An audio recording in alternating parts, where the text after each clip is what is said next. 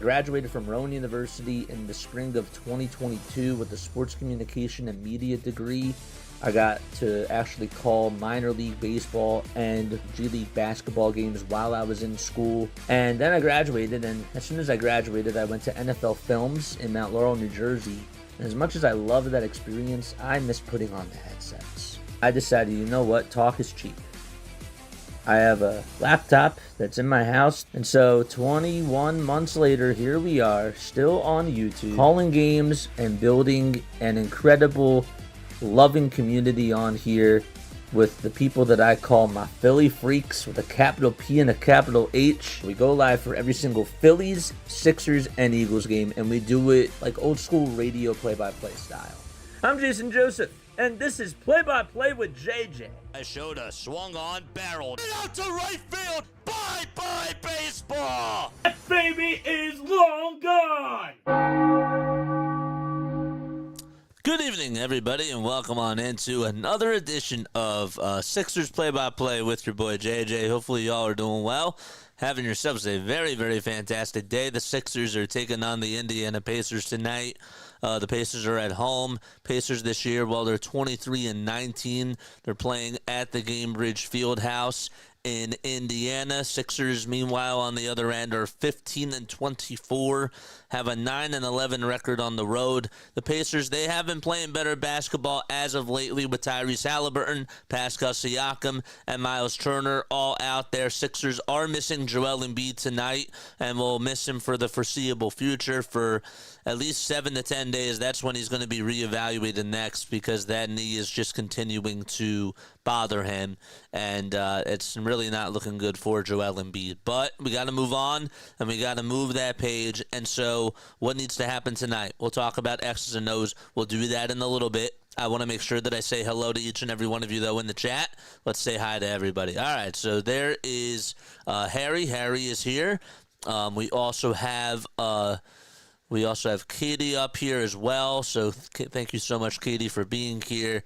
Yes, everybody is doing pretty good.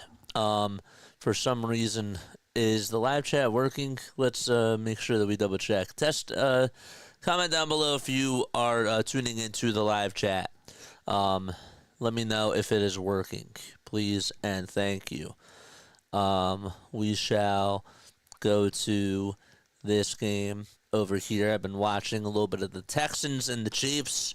Got that score up over here.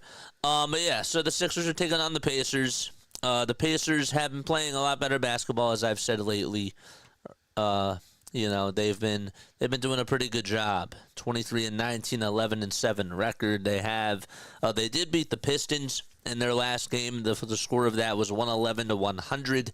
They did end up losing a big game to the Cavs, but they played the Cavs before that game, and basically they've won 8 out of their last 9 games. That's how good that they've been playing. They did not start off the year strong. We figured that the Sixers were sort of going to do something a little bit similar, where they started off bad, and then they came out from January and ended up lighting the NBA on fire. That has not been the case, though. That has not been the case. But the last time that they played, they won 111-100. Miles Turner actually had 28 points. I expect him to sort of feast like what he did in that game against the Detroit Pistons, who are, by the way, 21-20 now. And they've just continued to struggle as well. They shot 46% from the field, and they're a very good three-point shooting team, this Pacers team. They put up 43% from beyond the arc in their last game, and they have very good three-point shooters. Tyrese Halliburton this year has done a very, very good job for them in regards to just three-point shooting. He had 17 points. Ended up going 2 for 6 in his last game, but Miles Turner was 8 for 11 from downtown. That's how impressive he was from three. If he puts up, and he's been shooting the ball very well this year, Turner. He's been doing a very good job from the three-point shooting department.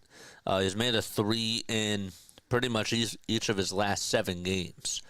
So he's been very strong from downtown and from beyond the arc as well.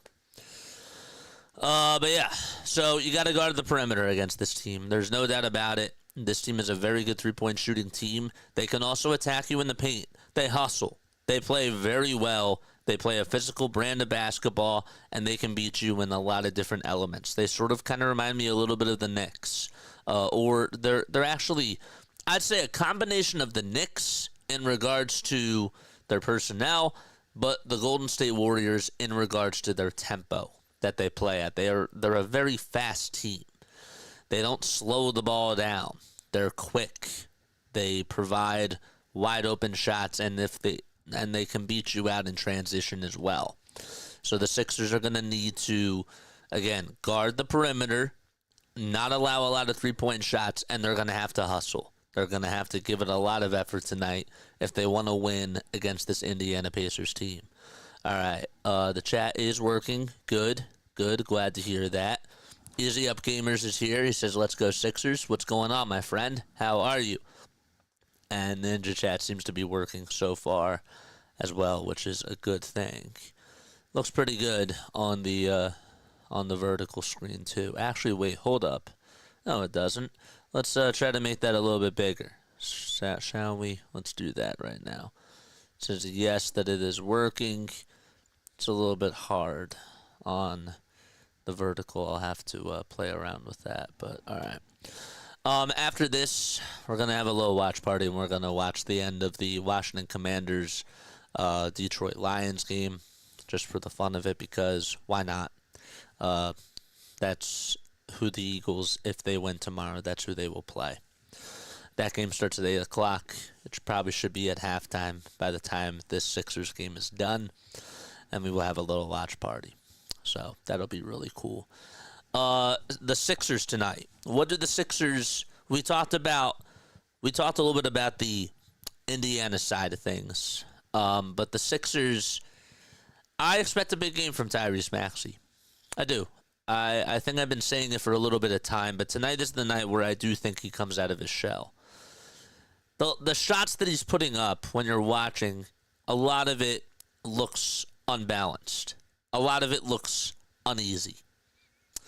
And Maxey will have an efficient night tonight. It's not that he's not scoring.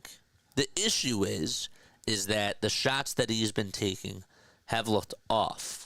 They've looked a little bit, I don't want to say cringeworthy, but they don't look like Tyrese Maxey's shots. So if he's not getting the whistle tonight, he needs to be taking more mid-range shots. He needs to be taking more threes. If he doesn't get the whistle, stop taking it to the lane and do a better job at shooting the mid-range and pull up from three. That's my critique on Tyrese Maxey coming into this game. Why is there a little bit of a shadow? I noticed that there was a little bit, maybe I need to plug in another light. Maybe I'll do that for the next time. Or when I go into a break, maybe that's just what I'll do. Paul George. Paul George has had a very good January. He's had a very, very nice January. Yeah. He's had a very good first 3 quarters in January. Fourth quarters have been really bad. Fourth quarters have not been so strong. Defensively, he's good, man. I like Paul George from a defensive perspective. But you got to come through during crunch time. And if it don't result in wins, guess what? Everybody else is not playing well. So Embiid participated in the non-court workouts on Thursday. And he had a foot sprain. The foot sprain was healed. However, he experienced increase in left knee swelling following that workout. And you all know my thoughts about Joel Embiid at this point. I'm not going to reiterate that. But what I will say is that we got to move forward. And we can have this conversation another day, but Daryl Morey needs to wake up. And we got to do something at the deadline. I think that we got to revamp the team. All right, we are ready to get started. Let's go, baby. Let's go. Okay. Case is off, and we are just about ready to get underway. The Chiefs just got another field goal. Wow. So let's get into the starting lineup. So it's Tyrese Maxey, Ricky Counts in the fourth, Eric Gordon, Kelly Oubre Jr., and Andre Drummond for the Sixers. And for the Pacers, they have Andrew Nembhard, Tyrese Halliburton, Ben Mathurin, Pascal Siakam, and Miles Turner out there for the Indiana Pacers.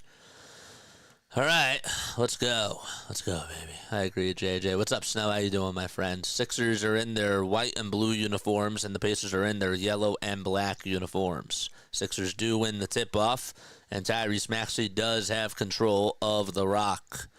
All right, so we are ready. So we are underway. Let's, Oubre puts up a 3 on the near corner, and that one goes down. And the Sixers start off in front.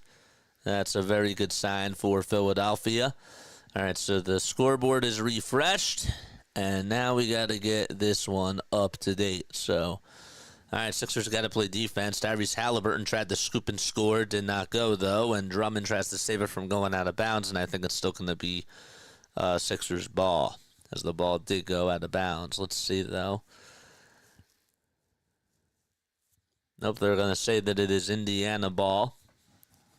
And it was last touched by Andre Drummond. So there's 6 seconds left on the shot clock here because the shot didn't even hit the rim. So Halliburton will be the inbounder underneath the baseline as he'll give it up over to Pascal Siakam. Siakam gets a lane, puts up a shot. No, and Tyrese Halliburton grabs the rebound. Halliburton outside to Turner, who was really good from 3 the last game, and he can't get that one to fall from the top of the key. Sixers rebound.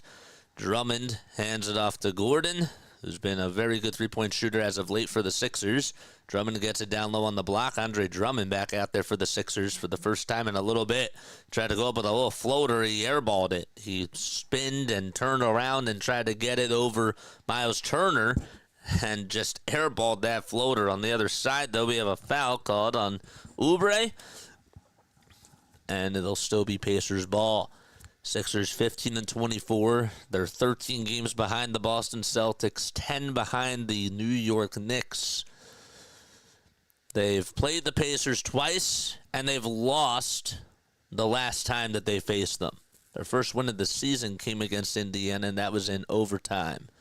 So Siakam is over at the line, and he'll shoot a pair of free throws. The first one is no good. Pascal Siakam, former Toronto Raptor, is averaging 20 points per game this year, along with 7.5 rebounds. Foul shot number 2. He'll knock that one down, and it's a 3-1 game. Sixers, we mentioned that they lost the last time they played against the Pacers. The score was 121-107. And Halliburton put up 32 points and was having a very good day shooting-wise from 3. The Pacers shot 51.5% in that game. Gordon gets it for the Sixers and tries to throw it over to Drummond, but it was in no man's land, and there is a turnover. Sixers cannot do a lot of that today. as Council gets a steal off of the bad inbound pass from Halliburton, and Council goes into the lane and puts it up and puts it in. Nice play by Council. RC4's in the chat, and the Pacers will turn it over again as the throw. It was a football pass that was supposed to go over to Andrew Nembhard and then went out of bounds. So we said that the Sixers couldn't turn it over, and just within 20 seconds, we've had 2 turnovers by the Pacers. Gordon towards the right side, still dribbling. He's bringing up the ball for the Sixers, trying to get Tyrese Maxey free, and he'll hand it off over to him. 3 seconds left on the shot clock. A catch-and-shoot 3 from Eric Gordon, and he puts it up and knocks it down. Eric Gordon, over his last 4 games, shooting about 39% from 3, and the Sixers have an 8-1 lead, and Rick Carlisle, the coach for the Indiana Pacers, will call for time, and with about 9:50 left to go in quarter number 1. Okay. Good start. I like it. I like how we've come firing out of the gates. It's very nice. Very good to see. We got 7 concurrent viewers. Make sure you guys hit the thumbs up button, subscribe to the channel as well, and hit the bell icons too. And that way you'll know when we're live for a Sixers, an Eagles, or a Phillies game. There's not a lot of people tuning in, huh? Wonder why. Everyone knows that there's a game tonight, right? It's weird.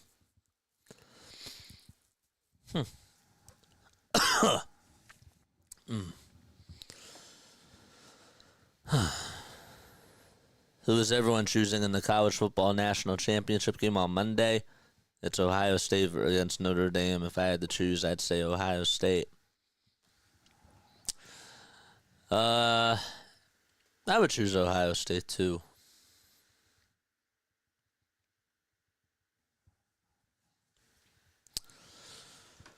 It's a good start. Very good start by the Sixers. Welcome aboard if you are tuning in for the very first time. The name is Jason Joseph. This is Play-by-Play with JJ. Sit back, relax, and enjoy the game. What do? I'm a radio broadcaster. I wanted to come on, though, and make a YouTube channel and just call games because that's what I love. So we do a radio style of a call. And if you guys enjoy, make sure you hit the thumbs up button and hit that subscribe button. This is for those of you who can't access cable, of those of you who want to have an extra alternate route of tuning into games. That's why we do it. That's exactly why we do it.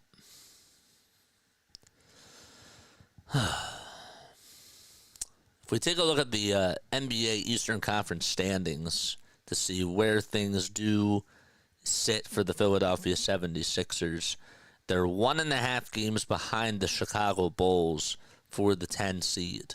So that is just good enough to get them into the play-in tournament. They're also 4.5 games behind the Miami Heat and the Detroit Pistons as well. And they're 5.5 behind the Atlanta Hawks, who currently have the 7th seed. So it's the Hawks, the Pistons, the Heat, and the Bulls that are in the play-in tournament if the regular season ended today. Pacers will get the inbound. It's over to Andrew Nembhard, who's in between the circles. Gives it up over to Halliburton. Halliburton back down low over to Ben Mathurin, who goes downhill with a reverse layup and is able to connect. 8-3 ball game. Pacers going from right to left. Sixers going from left to right. Oubre inbounds it over to Gordon, and Gordon gives it back over to Oubre. Hasn't gotten past half court just yet. Now does. And Maxey gets it for the Sixers. Almost lost it. It was almost a backcourt violation, but he was just in front of it. Oubre for 3 on the near side. No. And Halliburton climbs the ladder, leaps up, and gets the rebound. He's at the top of the key. He will swing it over to Nembhard. Nembhard dribbles through traffic. Now goes back outside to a wide-open three-pointer by Turner. And that one's off the mark, too. It hits off the back iron. Council trying to go from coast to coast. He goes up with a layup, and he's fouled by Pascal Siakam in the act of shooting. So nice to see that Ricky Council, the fourth, has been getting involved in the offense so far. 8 minutes and 50 seconds to go in this first quarter. hit that thumbs up button, subscribe to the channel, and don't forget to turn on the notification bell icons too. You know, I noticed that YouTube has not given a notification that we are on. That's a little bit weird. Huh. That's a little bit odd. First foul shot, no good. Second foul shot by Council. He'll swish it. There we go. That's 9-3. Excellent. Sixers out in front by 6 points. Halliburton is being guarded by Maxey. More dribble handoffs by the Pacers. There's a dump-off pass over to Miles Turner. He's looking to set a pick, and he'll set one for Ben Mathurin, who dribbles over towards the right side. He's at the elbow, now tries to throw it, and it's intercepted by Kelly Oubre. Tried to go from far wing over to near wing. Sixers again going from left to right. Oubre will bounce it over to Gordon at the top of the key. He'll try to drive it down the lane, and the layup is no good, but there's another foul called. It'll be on the Pacers, and it looks like Gordon's going to head on over to the charity stripe, and he'll shoot a pair of foul shots with about 8:21 left to be played in the opening frame. We have 3 other NBA games going on right now. Excuse me. There's actually 5 that are going to be occurring today. One's going on right now, and that is the Celtics against the Atlanta Hawks. That's just in the early stages. First foul shot, and that's off the mark by Gordon. Sixers have put up 9 points in the first 3.5 minutes of this game. Gordon's second free throw, it's up, and he's able to knock it down and make it now 10-3 Philadelphia. Excellent. 8:15 left to be played in quarter number 1. Halliburton over to Miles Turner, and Turner backs up over towards the logo. Will hand it off again over to Halliburton, dribbles over towards the left side, passes it down the lane over to Turner, little Euro step, and somehow, some way, he razzled and dazzled that one in. Man, it looks so shiny and a sparkling type of a play by Miles Turner, the 28-year-old center. Maxey puts up a shot there. That one's off the mark. It was a three-pointer. Halliburton got the rebound. Mathurin takes a little jab step. Now wants to go up against Oubre. Gets some space on a screen by Mathurin. Puts up a three. No. And the rebound was tipped by Oubre and went into the hands of Nembhard. Nobody could cover him, and he makes an easy deuce. And that's the second offensive rebound by the Pacers as they get their first putback of the day. Again, Gordon on the drive towards the basket. Gets it rejected by Turner. A very good blocker, and Turner deflects it off of Gordon, and it goes out of bounds over towards the baseline. What's up, Jane? How you doing? There we go. Now we're getting more people on. Nice. So Gordon got it blocked from behind by Miles Turner, and Turner, with great awareness and a great IQ, was able to just get it off of the right kneecap of Eric Gordon. We've played less than 5 minutes in this opening quarter. Halliburton will drive it to the basket, scoops, and he scores as well. And that's now 10-9. 7 minutes left to be played in the first quarter of the Sixers-Pacers game. Council still out there for the Sixers. He'll hand it off to Drummond at the top of the key. Another dribble handoff over to Gordon, and Gordon will try to pivot about 3 times. He's looking to pass it over to Maxey. Now gives it over to Council. 5 seconds left on the shot clock. Council gets called for a travel, and it'll be another turnover by the Sixers. Already Indiana on a 4-0 run. Sixers did put up 10 points in the first 4 minutes, and haven't been able to score in the last minute or so. Ready for tomorrow's game? Yes, I am ready for tomorrow's game. I don't know if it's going to... they're calling for snow. We'll see how that goes. 6.5 minutes left to go in the first quarter. Mathurin on the drive gets it blocked by Drummond. The drive continues, though, by Nembhard, who swings it from the near corner all the way to the far corner for a Halliburton 3. Tried to bank it in. Council gets the rebound and says no. Council to Oubre over at the elbow. A little uncontested jumper there, and he can't make it anyways. And a rebound by Indiana. Halliburton will try to get past Gordon. Gordon strips it, and the ball goes off of the left kneecap of Tyrese Halliburton, who tried to get a layup and was a little bit off balance. Good job by Gordon, the savvy veteran, able to make a nice play there. It's 4-2 on the turnovers. Pacers have 4. Sixers just have 2. Flyers did one. Yeah, yes, they did. They did win today. What's going on, my friend? What's up, David? Oubre catches. I almost thought about putting up a three-pointer, but we'll try to drive it to the basket. Then he missed a dunk. I think he was a little bit too early. Halliburton with an alley-oop pass on the other side, and Mathurin throws it down, and the Pacers have their first lead of the day. A 6-0 run by Indiana over the last 3.5 minutes. 2.5 minutes, actually. If the Sixers could just do a better job penetrating on offense, that would be great. Drummond will try to drive it to the basket, puts it up and knocks it down with a little layup, and he'll go to the line for one more. Andre Drummond, who was dealing with a toe injury, is finally out there for the Sixers. He missed the last 5 games, and he'll earn his 3rd point over at the line. 12-11, Sixers out on top by 1. Drummond this year has played about 19 minutes per game. He has made about 7 points per game and about 5.9. Is that correct? He's been a very good rebounder throughout his career, but they're saying about 5.9 rebounds per game. 7.9, that is. They had it wrong. 5:27 left to be played in the first quarter, and the foul shot by Drummond off the mark, hit off the front of the rim, and then danced off over towards the left side of the basket. Halliburton will bounce it to Toppin, who comes out there for the first time. Halliburton gets it back for a wide-open three-pointer. That's no good.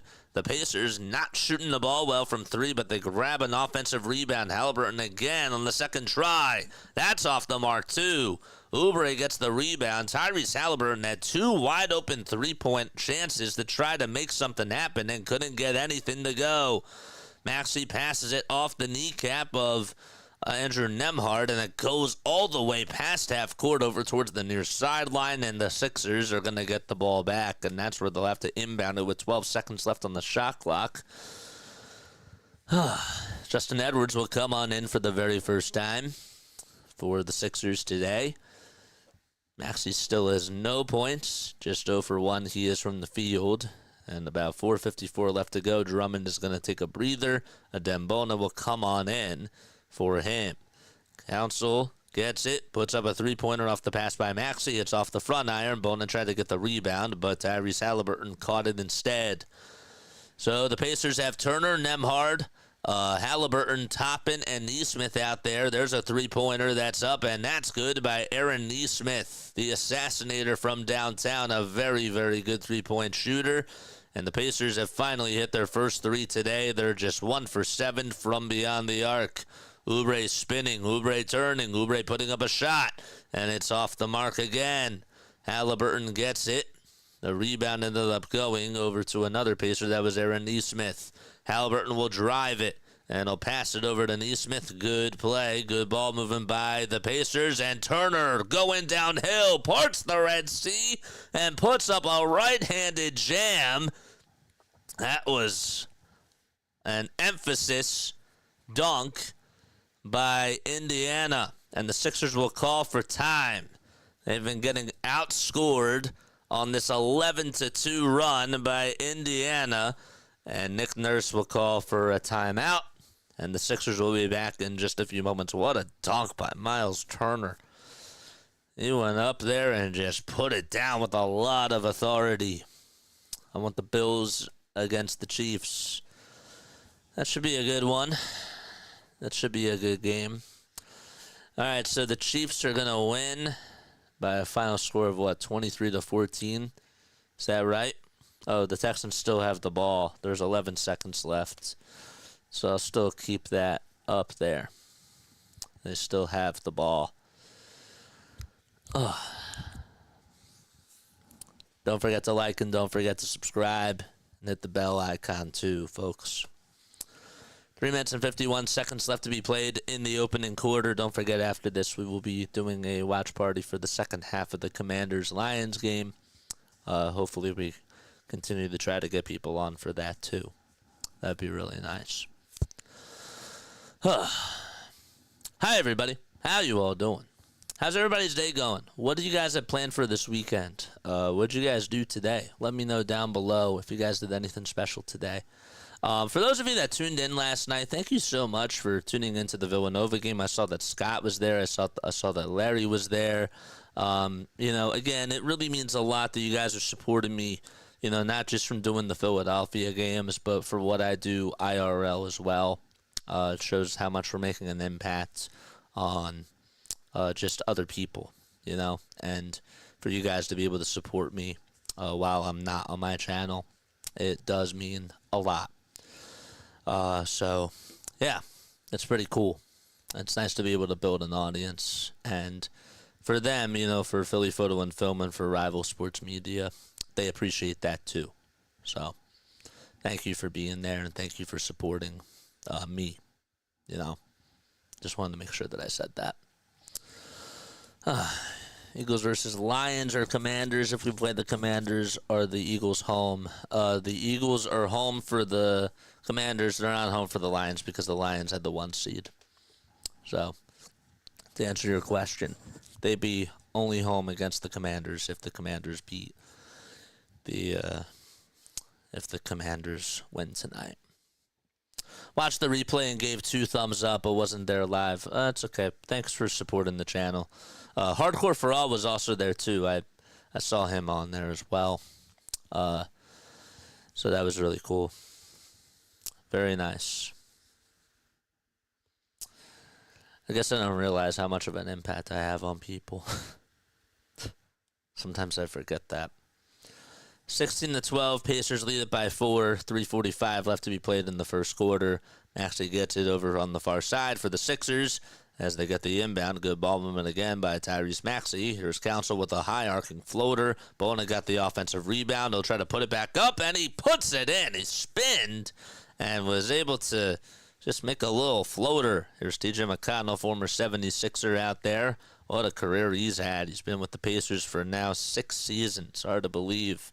McConnell will bounce it over to Toppin, the former New York Knick. And Nembhard gets it over on the far corner. Tries to put up a shot over on the baseline. No. And we have another foul called. It'll be on the Sixers. Nembhard was in at the shooting. McConnell did get the rebound, but that was after the foul was called. Yes. I'm rooting for the Eagles. I feel that. I do. If you're tuning in on the vertical stream as well, welcome aboard. If you're tuning in on Twitch, welcome on in. The name is Jason Joseph again. Let's try to get to 120 followers on Twitch.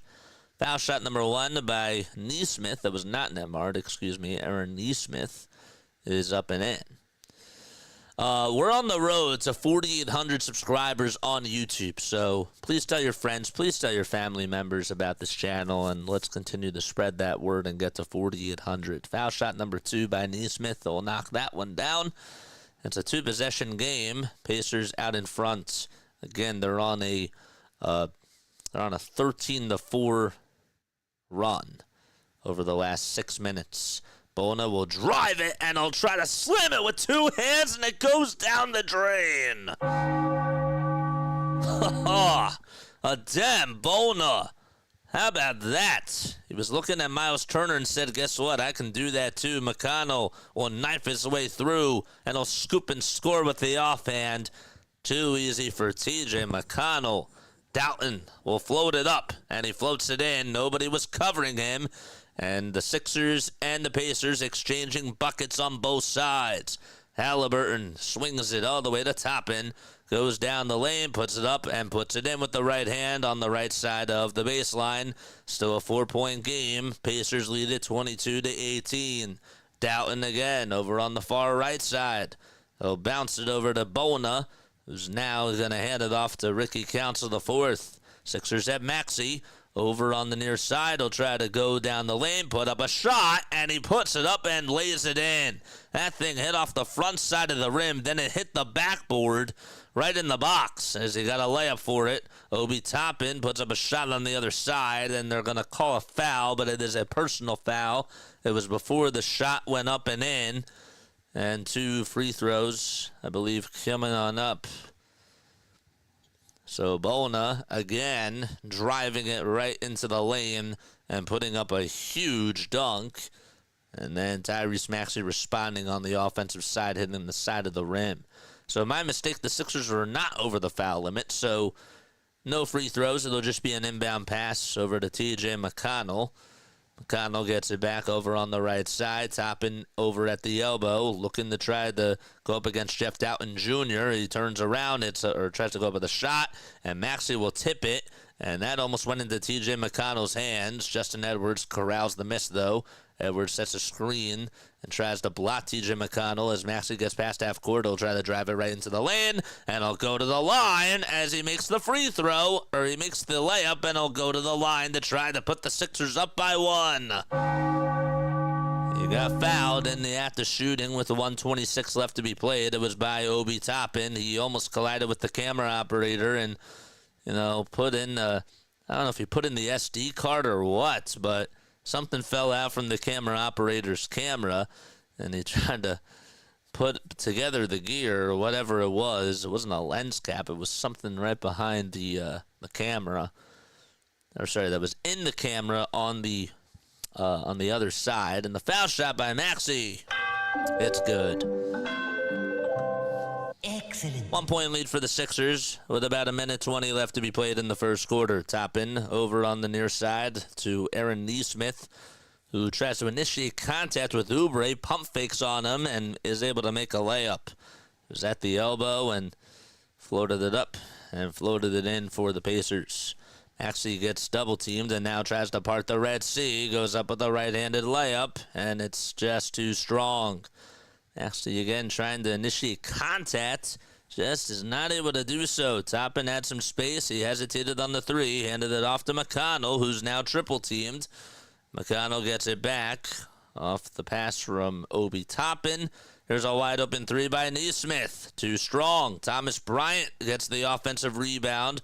Former Laker, former Washington Wizard as well. The ball came loose as Bonaparte loose, but at the bad time, Aaron Nesmith got it underneath the basket, and it just pinballed over to him, and he made the layup. 23 seconds left to be played, about 4 seconds differentiating the shot clock from the game clock, and Doughton Jr. has it for the Sixers over at the Gainbridge Fieldhouse sign as they go from left to right. Doughton dribbles over towards the logo. 10 seconds left. Doughton steps back. He fires a three. No. McConnell rebound. Outlet pass over to Toppin. And Toppin, who won the slam dunk contest a couple of years ago, flashes that rim and throws it down. 28-23. Edwards goes up with a floater over at the foul line. Connects as he hits the buzzer beater.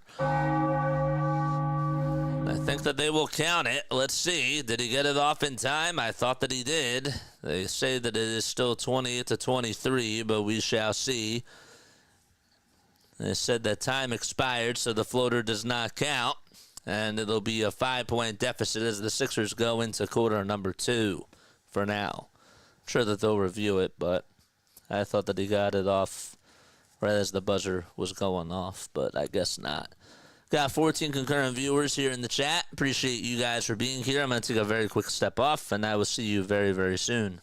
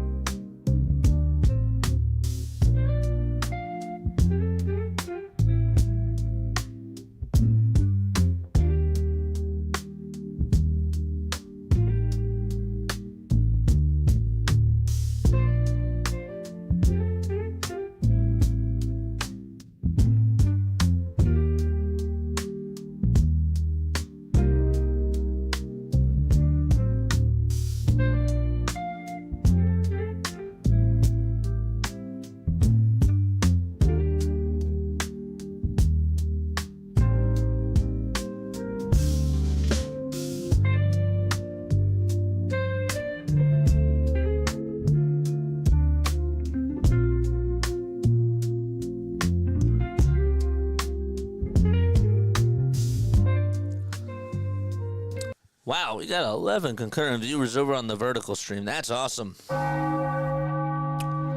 we got 13 on the regular horizontal one. Thank you all so much for being on here. Means a lot. That's pretty good, man. I'll take that. I'll take that. Means that more and more people are recognizing that we're doing the vertical stream. After this, after the game is done, we will definitely be doing a watch party of the Washington Commanders Detroit Lions game. I assume that that'll be in the second half by the time that game gets started. For now, I am going to put that game on, actually, on the stream scoreboard, so we shall do that now. Let's do that. Okay, so we got that score coming up over here. I believe that this is where it is. Yes, it is. Good. That game will start at 8 o'clock p.m. Eastern Time on the dot. Let's go Sixers, Stoney. Yes, sir. Yes, sir. If you guys want to donate to the channel, you're more than welcome to do so. We start off with the second quarter. TJ McConnell gets the rock, hands it off over to Pascal Siakam. A wide open three by Thomas Bryant. Swish goes the basketball from the far wing.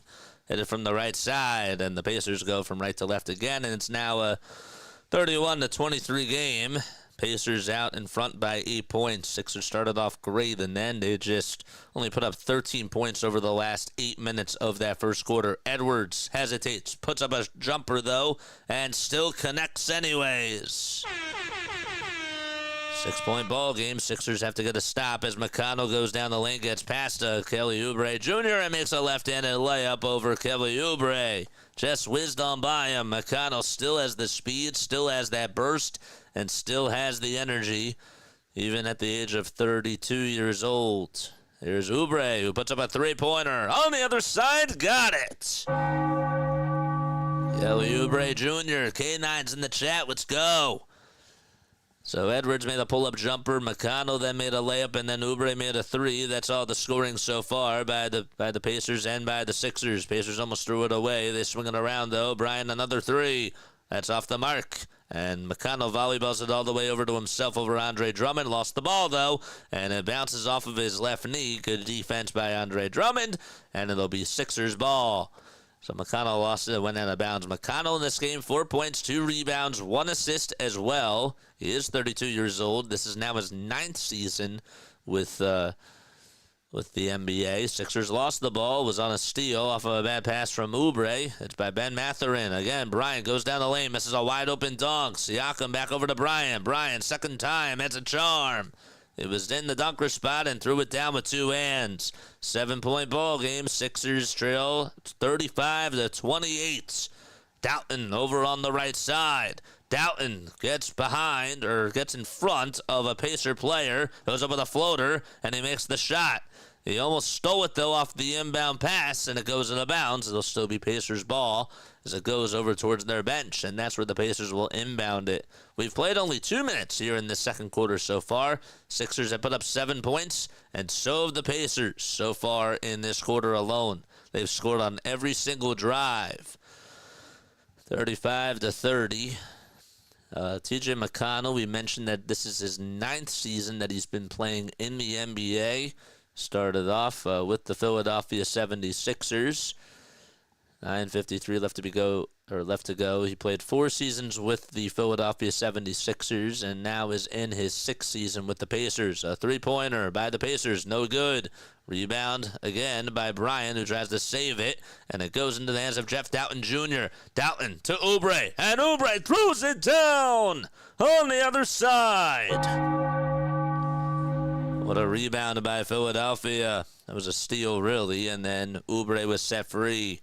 McConnell, top of the key, over to Pascal Siakam at the elbow. Siakam gets it back, tries to float it up and in. Oubre gets his miss. It was a good pass again by the Pacers. Oubre tries to throw it in traffic to Drummond. It's deflected and stolen by the Pacers again. Siakam on the drive. Siakam will finish through traffic, and he gets the right-handed layup. Sixers have it over to Andre Drummond, who pushes the tempo on the other side, lays it up and lays it in, and the Sixers respond with a counterpunch.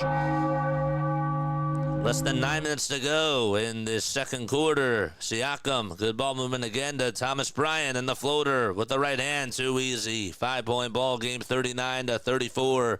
Very fast-paced game. It's like a hockey game between the both of these teams in this second quarter. Again, every team has scored, or both teams have scored on every single offensive possession. Doughton Jr. turns it over, though. It was actually a turnover on Andre Drummond because he committed an offensive foul on the illegal screen. Well, their offense certainly has been putting up a lot of points, but their defense just has not held up their end of the bargain. And again, that's because the Pacers are a very fast-paced team. They have a very fast tempo to them, and that's just what they do. That's a part of their identity. Ben Shepherd is out there. Here's a three by Siakam. Doink. It's off the mark. Edwards gets the rebound over at the Pacers foul line. He'll drive it through contact. He'll try to make the layup. No. Oubre puts it back up and puts it in for the Sixers as they trail by one possession again. McConnell to Mathurin. Mathurin with a little bit of some contact and a foul called on the Sixers. It was a personal foul. No, they're going to call it a shooting foul, and Mathurin is going to head over to the line, and it's on Justin Edwards. So the Sixers lineup, it's Drummond, Gordon, Oubre, Edwards, and Doughton Jr.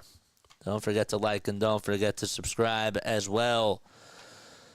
Got 7 people tuning in on the vertical stream and 13 on the regular one. Foul shot number 1 off the mark by Ben Mathurin.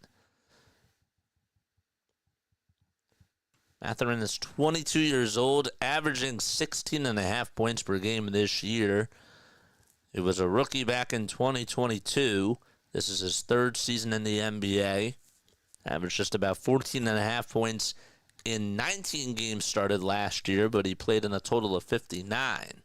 This year, he started in 36 of the 41 games that the Pacers have played. And the second foul shot is good.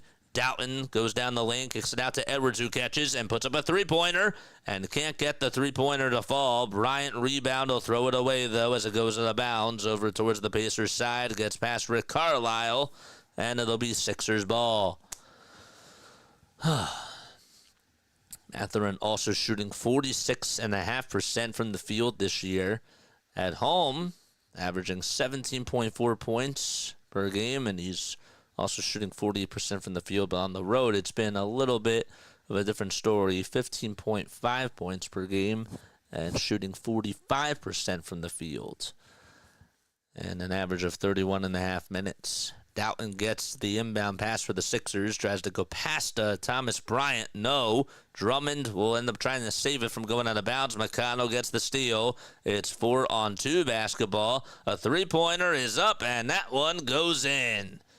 That is by Ben Shepherd, the 23-year-old from Belmont. That's where he went to college, just averaging about 5.5 points per game.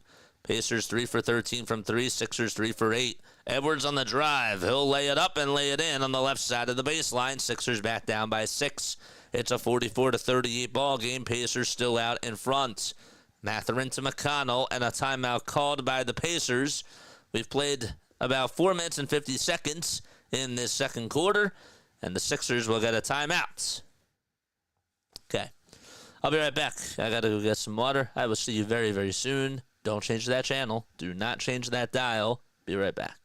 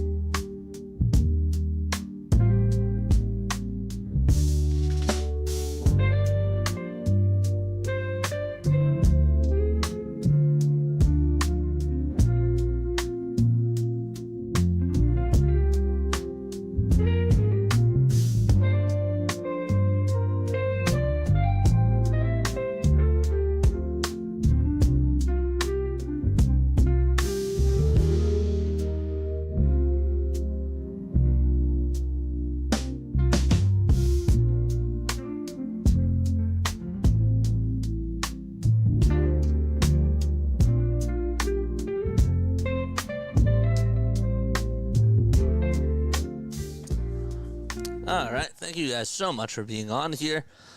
Sixers, they trail 44-38. We've played 4 minutes and 50 seconds into this second quarter. Is the moon out yet? I don't see the moon now just yet. Usually I've been seeing it around this time.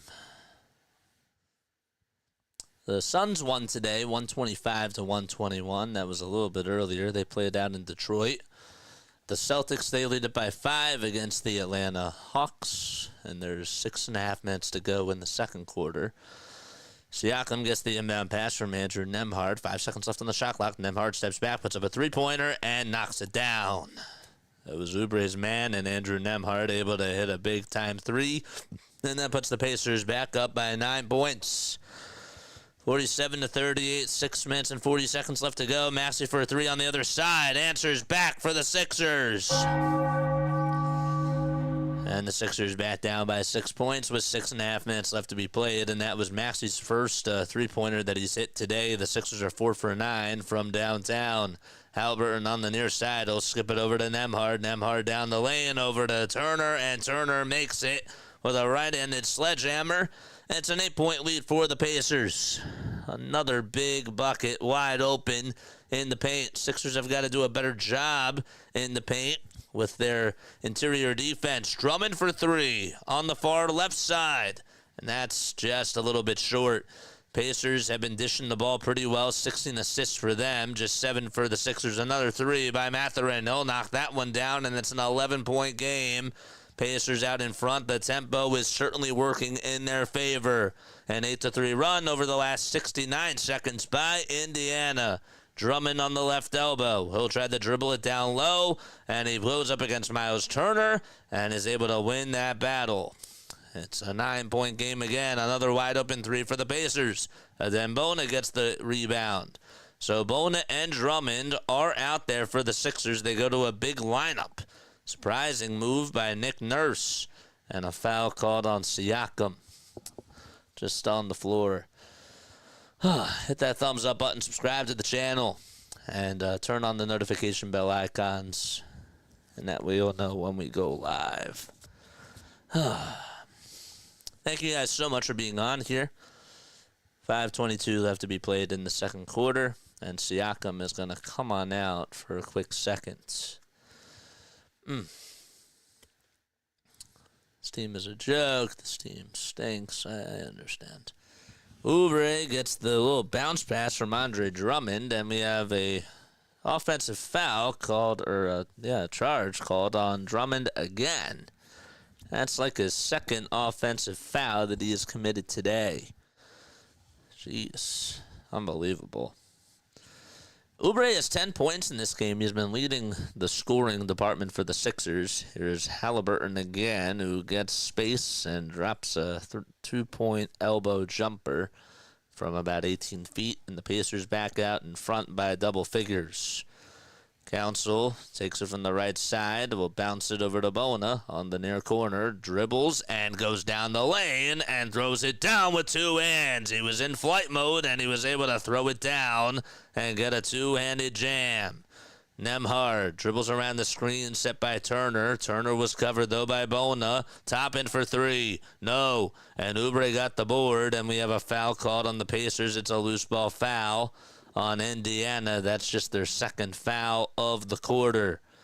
How about a Bona just being a man amongst boys, getting past Obi Toppin, and Miles Turner tried to block it, and Bona just able to throw it down and get a wide open dunk. Both teams have 30 points in the paint today. It's just been the 3-point shooting by the Pacers that have outscored the Sixers' 3-point shooting. Maxey will try to lob it down low over to Bona. 4 seconds left on the shot clock. Oubre catches, puts up a 3-pointer, and it's no good. Then Bona gets the offensive board, though, at the Sixers foul line. Maxey steps back, fires a 3. No. Council tries to tip it back up and in. That's no good either. And the rebound by the Pacers as they'll look to reset it on the offensive side. Halliburton with a little bit of space over Bona for 2. Yes. Tyrese Halliburton causes the Sixers to call for time with 3:45 left to be played in the second quarter. Halliburton in this game, 6 points, 6 assists, and 4 rebounds. Even though he's 0 for 3 from downtown, he still is playing at a very high level. And the Sixers will burn their second timeout of the first half. They'll be back. What's going on, Tree Fitty? How you doing, my friend? What's up? What's going on? I hope you're doing well and that you're having a great off season. There's no such thing as an off season for me. Even though I call this my quote-unquote off season, we're still live for Sixers. We're still live for Eagles games. That's what we do. But yes, man, I look forward to March for baseball. I love basketball, but not like baseball. That's fine, man. I appreciate you so much for coming on here and for saying hi. That means a lot to me. Shout out to you. Don't forget to hit that thumbs up button. Tell your friends and tell your family members about this channel. We go live for Phillies, of course, but we also do Sixers and we do Eagles as well. After this game is done, we're going to be having a watch party on the Lions and on the Commanders game. Hope you had a wonderful holiday season. Thanks. I appreciate it, man. I hope that you did too. You know, there is no such thing as an off season for us. We're on the grind almost pretty much every single day. We stay busy. We do. Even if it's not during Philly season, we're still keeping busy. We're still doing things on this channel. And we have fun. We do. We do. Who's tuning in on the vertical stream? We got 4 people that are tuning in on the vertical stream. Stream Element Spot's working over there, just not on this one, which I find interesting. Huh. Interesting. This team has just been disappointing, bro. But not really letting it affect me today. You know? If I come on here and I say that the Sixers are awful, then you know what? I'm banging on the same drum. I'm tired of doing that. I've come to accept, like they are who they are. And at this point, I want them to go out there and I want them to give effort. That's all I want. Play a hardcore game and get those wins.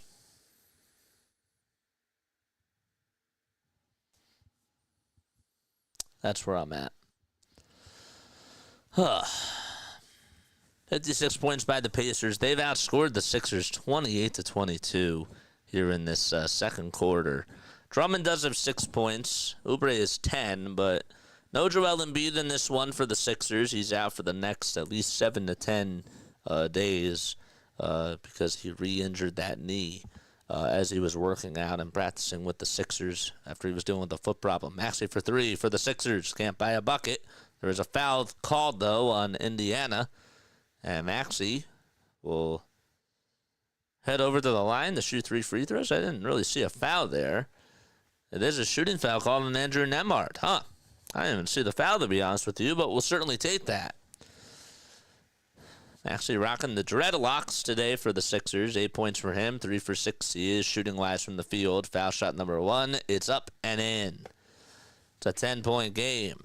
So Maxey will shoot through 2 more free throws. He's 24 years old, a former Kentucky Wildcat, was taken as the 21st overall pick by the Sixers back in 2020. The second free throw, that's good. And they'll try to go 3 for 3 with the next free throw coming up in just a few moments. So the Houston Texans, well, in another sport, they beat the Kansas City Chiefs today. Or sorry, the Kansas City Chiefs, wow, did I really say that? The Kansas City Chiefs beat the Houston Texans today and are moving on to the very next round. And the Lions will play against the Washington Commanders tonight. And that will be at 8 o'clock in just a few moments. So Maxey made the second free throw. The third one, I think we had a violation called on the Sixers, it looked like. Oubre's right finger was bleeding. I don't know what they called. But the Sixers are acting like it's a timeout here as they go over to the sideline.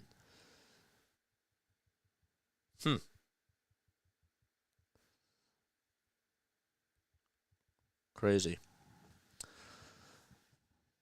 I don't know what's going on, but the Sixers are over at the sideline. Kelly Oubre had a little bit of blood on his ring finger.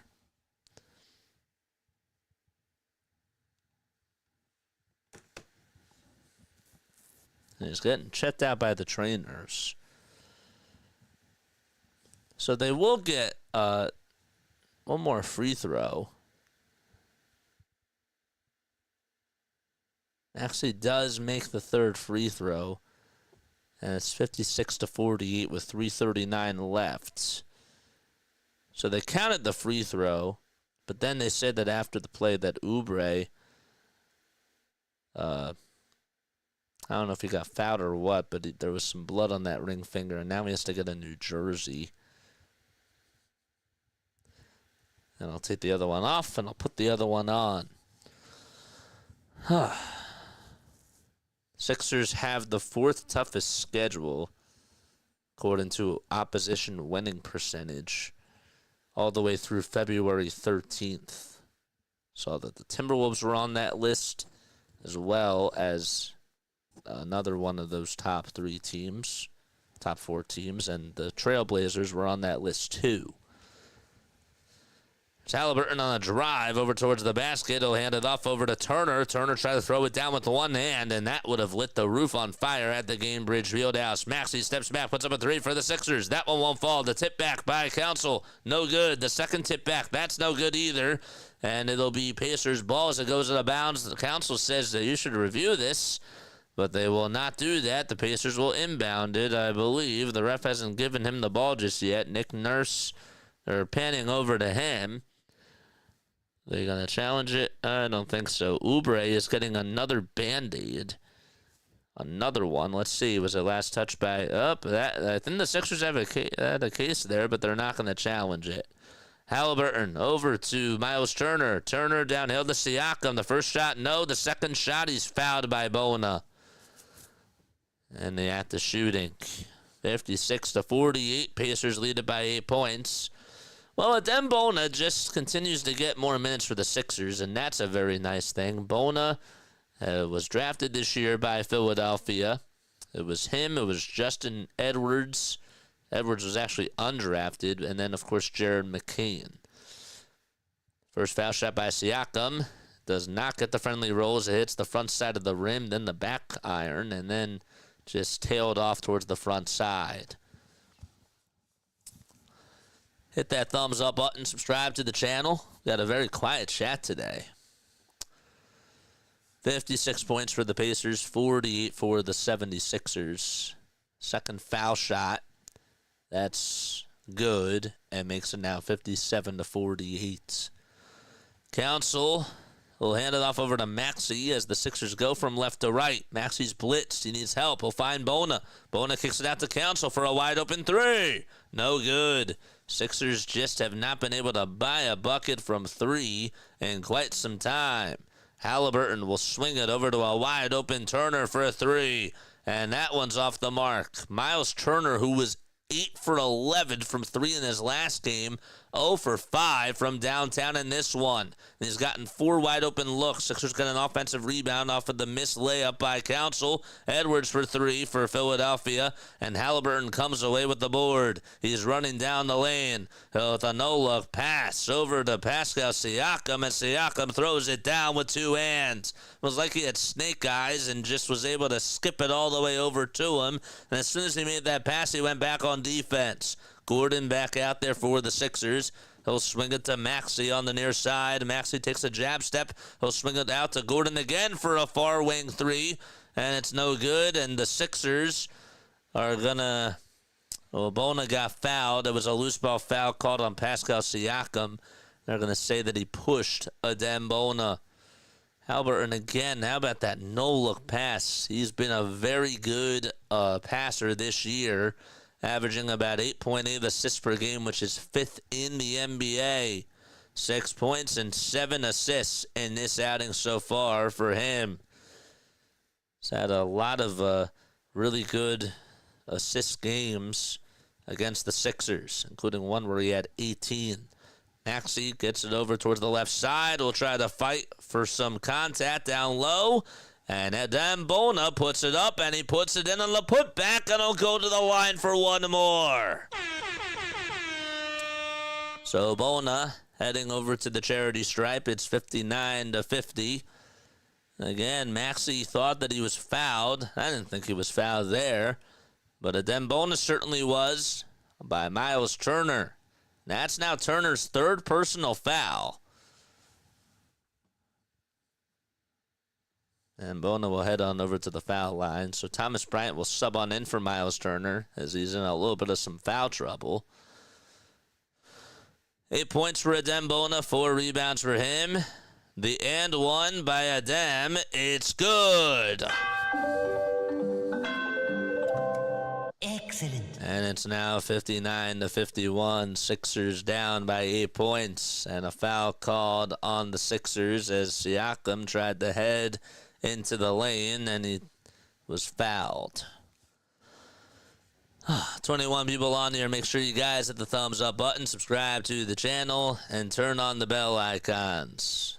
Ball goes out of bounds, so it is a Pacers ball.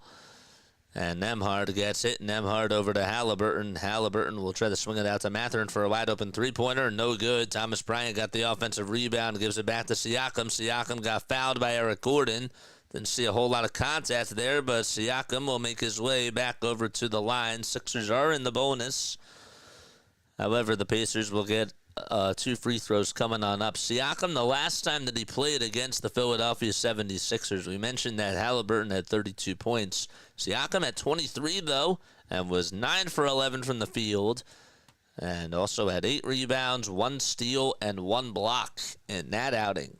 He also had Obi Toppin with 20 points on the bench. So he was 7 for 11 shooting-wise that day. 59-51. Pacers do lead it by 8. The first foul shot was no good. The second foul shot by Siakam, that one goes in and out. And Bona gets the board. Excellent. So the Sixers still out in front by 8 points. Can they try to take advantage of those 2 big missed free throws by Siakam? He's missed 3 out of the 4 today. Oubre catches it. 5 seconds left on the shot clock. He'll try to go over towards the baseline. The runner's up, and he's fouled by Halliburton with 3.1 seconds left on the shot clock. And with 61 seconds to go, Oubre will make his way over to the charity stripe. He'll have to retie his shoes, though. That's what he'll do now. But again, the Sixers, well, I do have to say this, that the Sixers, they put up 29 points in this quarter, even though they've been giving up a lot of points to the Pacers. They're keeping up with the pace, pun intended. First foul shot by Oubre. It's good. And I'll make it a 7-point ball game. Don't forget, after this game, we will be going on for the Commanders and the Commanders and Lions watch party. Foul shot number 2. Excellent. 2-possession game with 55 seconds left to go. Sixers could use a stop on defense. Siakam looking to hand it off to somebody. He'll give it up to Nembhard. Nembhard takes it towards the right side of the lane. Got the ball knocked loose by Oubre. It's stolen by Maxey. 2-on-1 situation. Maxey left-handed layup. Got it to go. 4-point game. 40 seconds left. Siakam spinning. He'll try to go up against Oubre. Oubre plays good defense, but they call a foul on Kelly Oubre before the block by Adem Bona. And the clock stops with 35 3/10 of a second left remaining in this first half. Oubre poked that ball loose. Gordon then gave it up over to Tyrese Maxey. It was a nice little deflection by Eric Gordon, and Maxey was set free on an island all by himself. Siakam now at the line because the Sixers are over the foul limit too. And Siakam, who's just 1 for 4 from the charity stripe. The free throw demons not active on the first foul shot as he makes it. That's a 5-point lead for Indiana. Like and subscribe and hit the notification bell icon as well. 60 points to 55. Siakam's second free throw, it's good. So he knocks them both down, and it's still a 2-possession ball game. Council takes it over from the right side. We'll try to drive it over to the lane. Here's Bona, who slams it home again. His third big dunk today. Adem Bona continues to flash like lightning in a bottle. 20 seconds left to be played in the second quarter. Halliburton over at the top of the perimeter, wants to dance on Council and get some separation. He'll throw it over to Thomas Bryant on the near corner. Now back to Nembhard. 5 seconds left to go. Nembhard with a little bit of some space. It's blocked, though, by the Sixers. Oubre got the rebound. 3 seconds left to go. Maxey on a fast break. He'll try to lay it up and in, and he does with 5/10 of a second to go. The Pacers will inbound it, and that's going to do it. Sixers down by 2 points at 61-59 as KJ Martin is going to massage Tyrese Maxey's shoulders as he walks back right into the tunnel. So the Sixers end that second quarter with an 8-2 run, and they go into halftime down only by 2. That was a great second quarter effort by the Sixers. I do have to give them credit where credit is due. They played very physical down that stretch, and they caused some big key turnovers. One of them was by Oubre. Another one was by Adem Bona. They played very good defense towards the end of that second quarter and caused the Pacers to be a little bit out of sync. So continue to keep that up as they go into the third quarter. I like the lamps out there, too, by Nick Nurse for the most part. I will come back for a little halftime report in just a little bit. But don't go anywhere. Don't change that channel. We'll be right back as we go into halftime.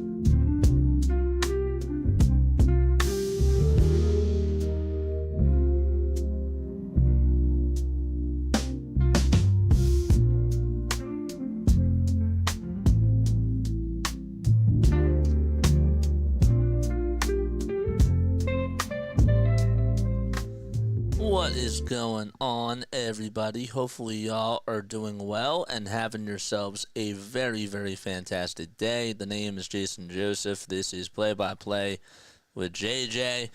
Dixon Wayrade, thank you guys so much for coming on over here. I appreciate it very, very much. We go on for Sixers basketball, Phillies baseball, and we also do Eagles football on this channel. So, again, make sure you guys hit that thumbs up button and subscribe to the channel as well.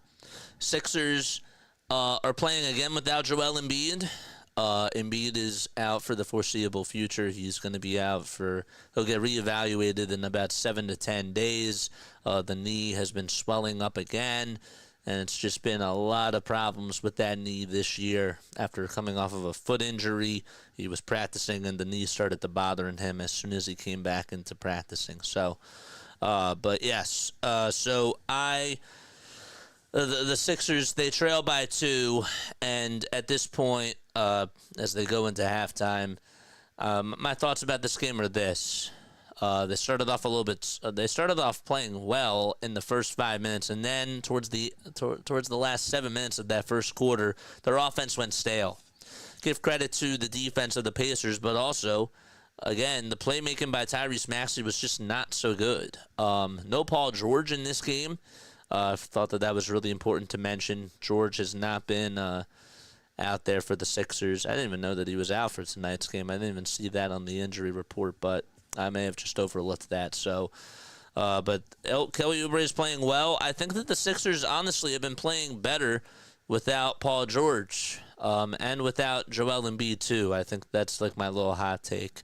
They look like they have more hustle out there. Justin Edwards, even though he's not putting up a lot of points today, he again is an athletic forward who's playing very good defense. And Adem Bona, at the center position, has been having a career day today with 11 points, but I think he's the future, man. I do. I think that he's a very good rim protector for the Sixers, and I like him as a draft pick. I thought that was a really good pick by Daryl Morey and by the Sixers front office. But my biggest takeaways of this game have really just been that the Sixers are hustling. The Sixers are doing a good job penetrating the offense in that second quarter specifically. I liked what they were able to do at the point guard position. No Reggie Jackson in this one, which I find interesting. They've been going with Maxey and Gordon pretty much over at the guard, and then they've went a little bit bigger. I like the lineups by Nick Nurse. I thought that putting Adem Bona and Andre Drummond out there for a little bit of time and going to a big lineup was actually appropriate. I do. I felt like that was a very good way to deal with things for the Sixers. And if they're going to be moving forward with this team like it is, I want to see more of that. I do, especially against teams who have, bigger power forwards and centers like Pascal Siakam and Miles Turner. I thought that was really good. You have to match athleticism with athleticism, and I certainly did like that. Shooting-wise, the Sixers, they've been shooting the ball all right from 3. The Pacers did not start off shooting well at all from 3 today. Miles Turner, we mentioned that he was 8 for 11 from the field, shooting-wise from 3 in the last game that they played against the Detroit Pistons. But today, it's been a different story for Miles Turner. He has not been shooting the ball well. He's actually not really had a good day at all whatsoever. He's in foul trouble as well. He's 0 for 3 from 3. Just 6 points in this one. A totally different type of a game for Miles Turner. We got King Philip. We got everybody on here from the Dixon Way. I appreciate that very, very much, guys. Thank you so much for being on here and for coming on by to stop over and say hi to me. That means a lot. Still plenty of basketball left to be played as we are in halftime. But the Sixers, they put up 36 points in that second quarter. What changed? What changed at the end of the first quarter up until the beginning parts of the second quarter? I thought that Tyrese Maxey got going a little bit more. He started off really cold, and then he made some big-time layups. But I thought that our transition defense was really strong. Oubre had 2 steals in that second quarter. Council had a steal in that second quarter. We caused more turnovers because we were blocking the passing lanes. This Pacers team is one of those teams that has very good passers, including the 5th best passer. I'd say he's one of the best passers in the league, but he's 5th in assists, and that's Tyrese Halliburton. He's just a wizard, man. He just knows where to put the ball into a shooter's hand, and that's why they're having a lot of success over these last couple of years. Tyrese Halliburton, I think, is one of the best, if not the best, point guards in the NBA. Maybe not over Luka Doncic, and maybe not over LeBron James, and if you want to talk about just point guard skills, but he's certainly up there. He really is. He's a very good passer. He's a good facilitator, a floor general, if you want to call it. I think that he's really, really gifted in that type of a category. And it just continues to show as he continues to evolve. And he's still young, So Aaron Nesmith off the bench has been their top scorer. He has 12 points. He's 2 for 3 from 3. But I think that we're playing pretty well against this Pacers team. I expected it to be a lot worse. I expected them to actually put up 75 points on us. I'm not going to lie. I didn't even do pregame predictions in this one because I didn't really think that there was any sort of point in doing that for the Sixers.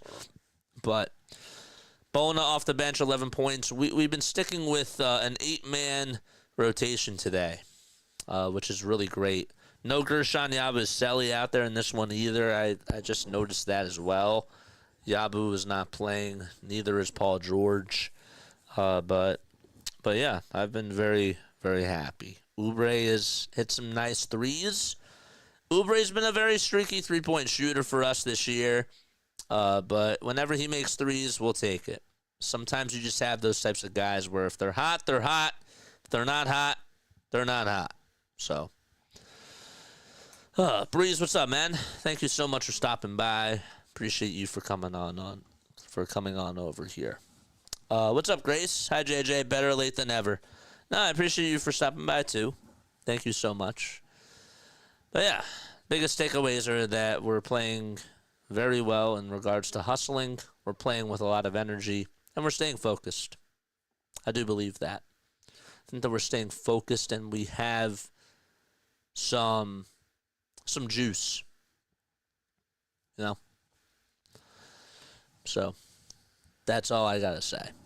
If we take a look at the other NBA scores, the Pacers, as we said, are leading it by 2, 61-59 in halftime. The Hawks and the Celtics just got started with the third quarter in that game. Atlanta has a 4-point lead. They lead at 54-50. Washington Wizards, the 6-33 Wizards, are in Golden State tonight, and that game will take place at 8:30 p.m. Eastern Time. And then at 9 o'clock, you got the Cavaliers in Minnesota at the Target Center. And then the Houston Rockets, who have had a really nice season, they're 27-13. They're out in Portland, and they'll be playing at the Moda Center at 10 o'clock p.m. Eastern Time against the Trailblazers. Those are all your scores around the NBA. And, after this game is done, we will also be doing a little watch party for the Washington Commanders game. Commanders are taking on the Detroit Lions, and we'll see who wins that game, and the winner of that will actually play against the winner of tomorrow's Eagles-Rams game in the NFC Championship. So that should be a very good matchup. Tonight, the game actually got started, and the Commanders have the ball. It's a 4th and 1.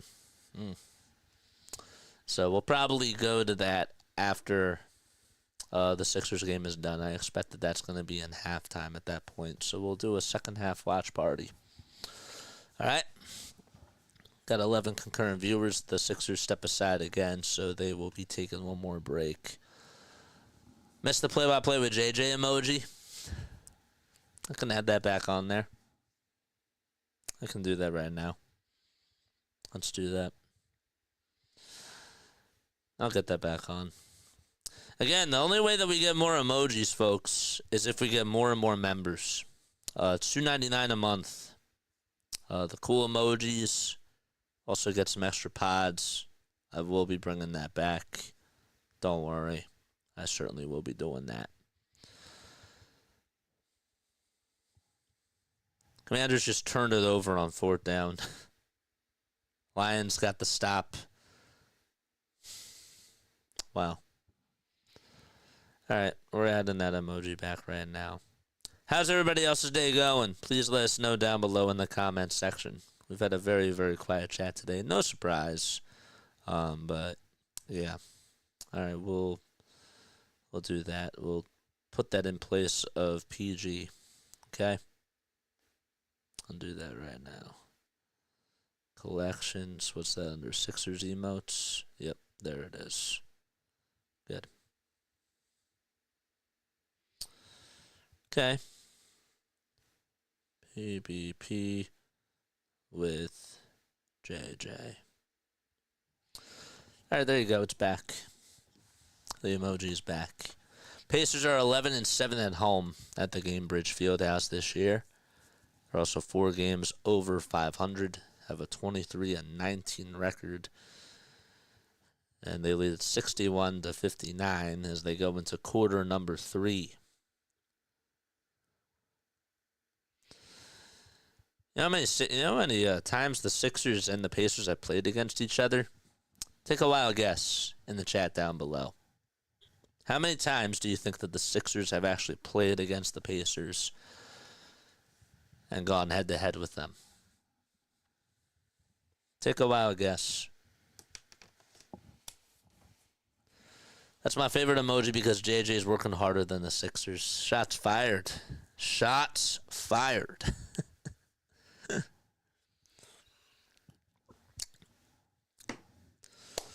11 points for Adem Bona in the first half. Aaron Nesmith had 12 in the first half. 78. A lot more than that. We started off the third quarter as the Pacers will inbound it, and they lost the ball as it goes out of bounds. Halliburton actually had a bad pass over to Pascal Siakam, and it went out of bounds over towards the near sideline. And it'll be Sixers ball, so they will pretty much get the ball to start off the third quarter and the fourth because they won the tip-off. And there was a big turnover by Indiana again. That's their third turnover in the last 1 minute, 30 seconds of play. Maxey had a little bit of some space over on the far right side as the Sixers go from right to left. He's double-teamed, gets out of the double team, and puts up a layup, and it's good. Tyrese Maxey with 17 points. 120. Nope, more. More than that.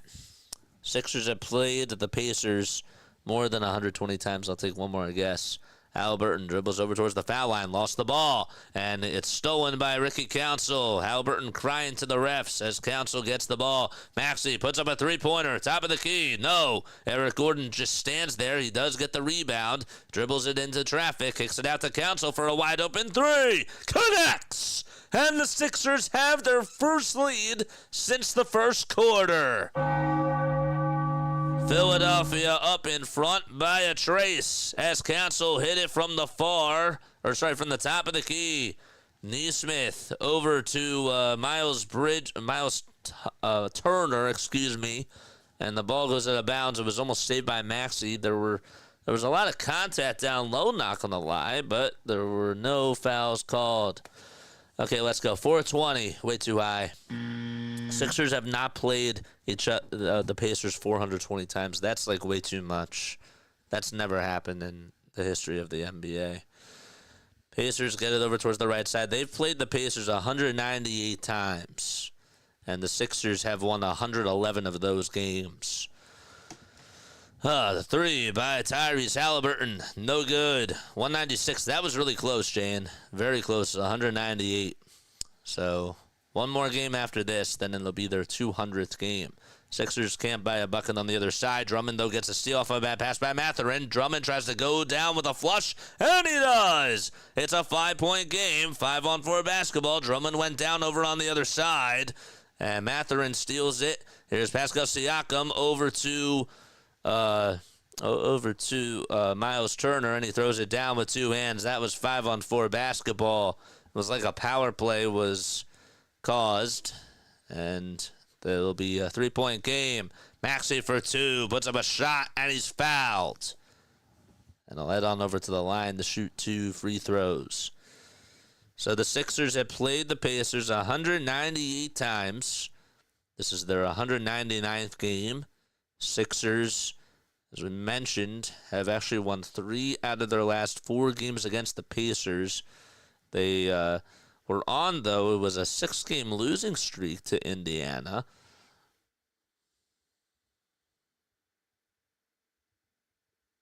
The Sixers have lost 3 out of their last 4 games against the Pacers. And the Sixers won 6 games in a row before those 4 games. First foul shot by Maxey. He knocks it down. Second foul shot. That's good too. Excellent. Excellent. Close but no cigar. I like that. A 9-2 run by the Sixers. There's Scott. What's going on, my friend? We're in the third quarter. It's a 5-point lead for the Sixers. Nembhard goes down the lane, lost the ball, goes out of bounds, or it did not go out of bounds. I thought that it hit the white line. Turner puts up a three, and he got it. So it's a 2-point game. Miles Turner, who was 8 for 11 from downtown in the last game, is now 1 for 4 as he makes his first three of the day. Maxey crosses over 3 times and takes it over towards the left side of the wing for a three. It's way too short, and a rebound by Mathurin for the Pacers. Mathurin to Halliburton from one wing to another. Nembhard back to Mathurin again on the near wing.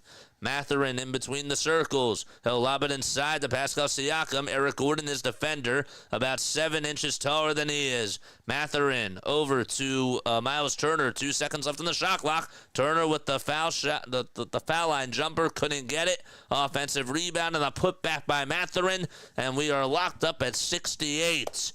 So the Pacers have had 9 second chance points today. Gordon dribbles through traffic. Whistles remain silent. Mathurin gets the rebound off of the missed layup. It's 4-on-3 basketball now. Nembhard for 3 on the far corner. Bullseye. They're going to call it a 2 and say that his foot was on the line. And it's 70-68. Pacers on an 8-2 run against the Philadelphia 76ers. Don't forget to hit the thumbs up button and subscribe to the channel. Council gets fouled on the reach-in call by Ben Mathurin. So Drummond in this game, 8 points for him, 2 rebounds. Tyrese Maxey give him 19 points. Oubre has 12, and Adembona with a career high of 11. And 6 rebounds, too, for him off the bench in 12 minutes of play. We have another whistle called, and it's going to be on the Pacers again. Tyrese Maxey got fouled away from the play. And with 8:01 left to go, the Sixers will inbound it. Sixers have not committed any fouls in this quarter. The Pacers have already committed 3. And Nembhard is going to take a quick step off. He'll catch a breather, and Oubre will inbound it for the Sixers. Maxey got tripped up, but they did not call that whistle. Maxey does get the inbound pass. He's over at the Cambridge Fieldhouse sign on the far wing as the Sixers maneuver from right to left. Maxey with 2 seconds left on the shot clock. He has to get some space. He puts up a 1-foot jumper. No. Drummond got boxed out by Miles Turner. Rebound by Halliburton with a lob pass downhill. And a 3 by the Pacers. No good. And Council got the rebound. It was deflected off of his hands. Drummond corrals it. And Maxey gets out in front of the Sixers side. They got past half court. Maxey dribbles over towards that far corner. He's being guarded heavily by Tyrese Halliburton. Halliburton locking them up. Maxey gets out of the traffic jam. Council for 3. He backs up and hits it from another area code. It's a 1-point lead for the Sixers. Ricky Council the 4th, swishing it from outer space from 29 feet. Turner for 3. He backs up and he hits one. But they're going to call a foul before the shot was even taken by Miles Turner. The refs are gathering together. I think that they're going to count it, actually. And they're going to say that the foul was called as Turner was making the 3. Let's see. I don't know. It was Pascal Siakam who got held up by Eric Gordon. And I think it was just a couple of seconds before Turner put up the 3. They are reviewing this. This is just a replay review. So the call is personal foul. So, and it's on Eric Gordon. Let's see what the call is.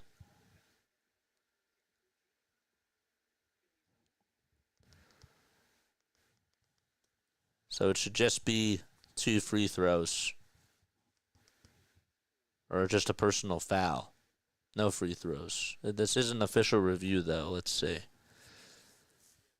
They just made a call, and they just said that they're reviewing this. So it's an official review. Sixers do lead it by 1 point. It's 71-70. Is that the RC4 emoji? Yep, that's Ricky Council the 4th. Yep, it's him pounding his chest. I don't like to just get headshots. I like to do other things as well. Hello, William. Hello, Katie. Refs are still looking things over at the replay center. If you guys did not do so, hit that thumbs up button over on the vertical stream too. We got 237 total views on there, 251 on ours, which is a good sign. Lions did get a touchdown. They lead at 7-0. After this game is done, we'll be doing a little watch party. So let's see what the call is. Just took off the headsets.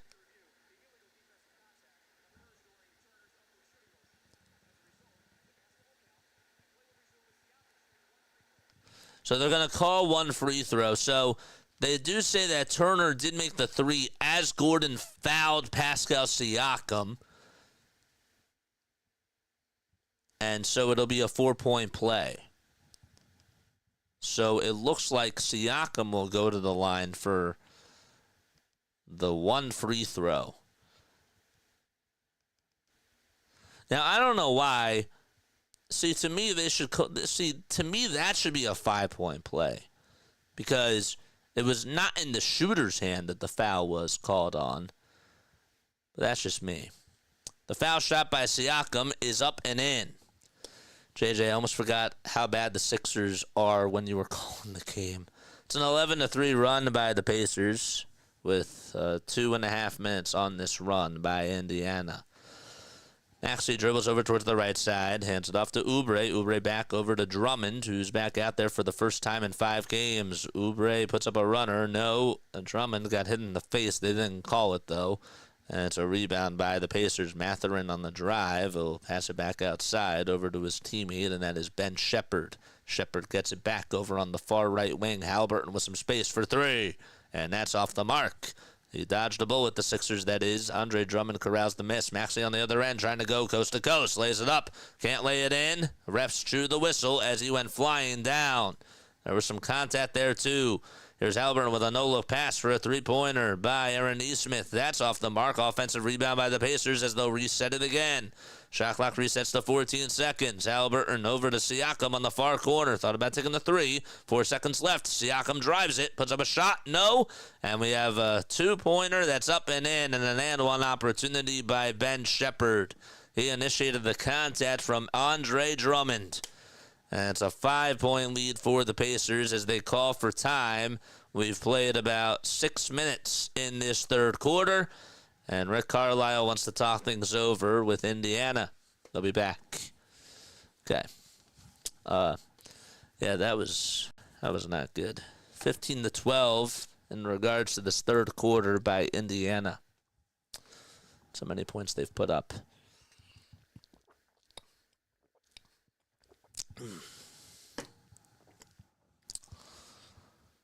We need a hero. Sports Roustabout. Scott, that's you. Did you change your name? Did you change your name, my friend? Hit that thumbs up button. Subscribe to the channel. Yeah, I don't know what happened to us there. I thought that we came out with poise, and then all of a sudden we just can't seem to handle things the right way. And we don't play good enough defense against this Indiana team. And again, I know that they're quick. I know that they're fast. But I don't know. To me, this is also effort as well. This team is soulless. Also, I'm back, baby. What does that mean, you're back? You're back. Yeah, I haven't seen you on here for a while. But what's going on, my friend? What's up, KGB? Is that what you mean by saying you're back? What's up, man? Thanks for stopping by.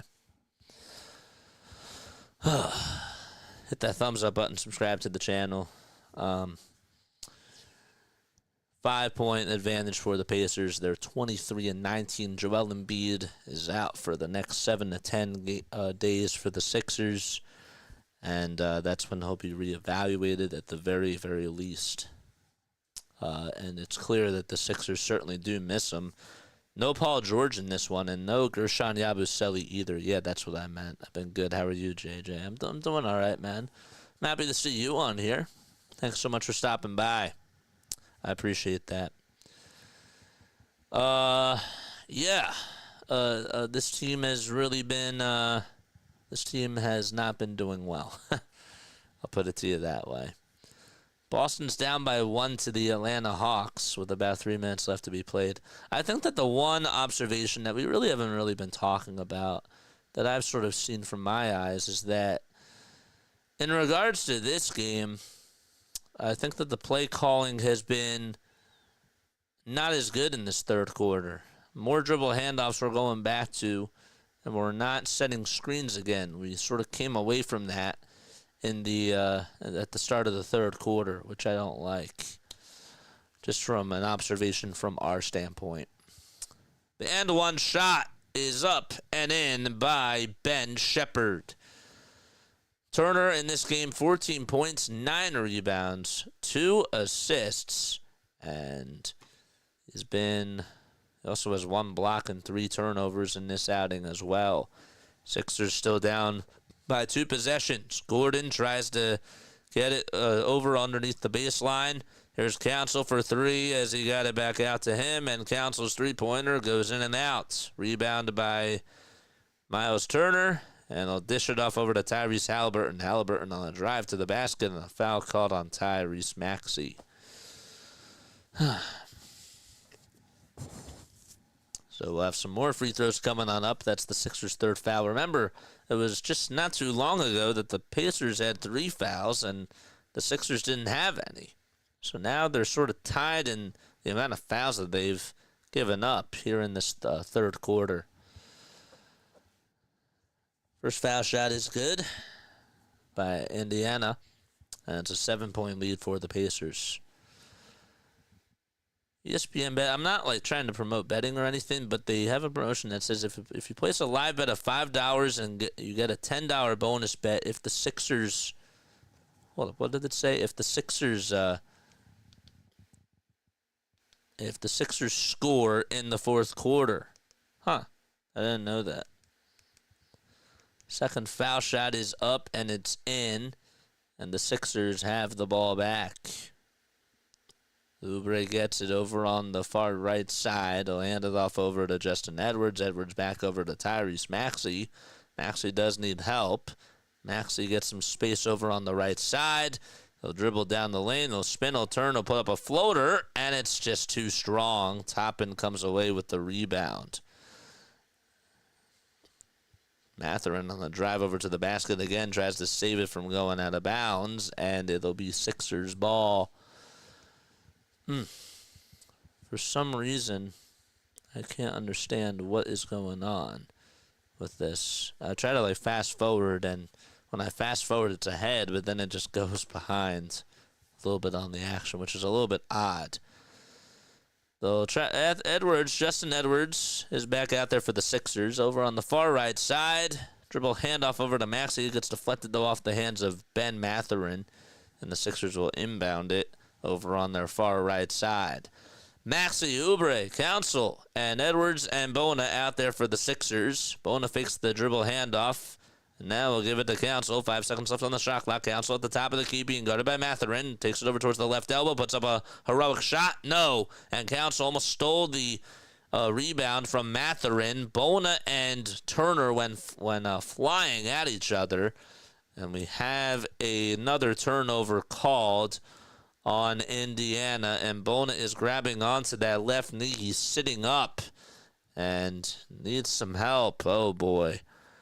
Bona is helped up by Maxey and Oubre. He was sitting down there for a quick second, and Andre Drummond and KJ Martin both got up. Bona is hobbling. I want to see this replay again. Don't really know if I want to, but Turner got tangled with a Bona, and then Turner sat right down on his knee. So they called an offensive foul on Miles Turner, and it is Sixers ball. It was Sixers ball, and then the Pacers got it back. Halliburton again for a 3, and another turnover called on Indiana. That's going to be on Miles Turner.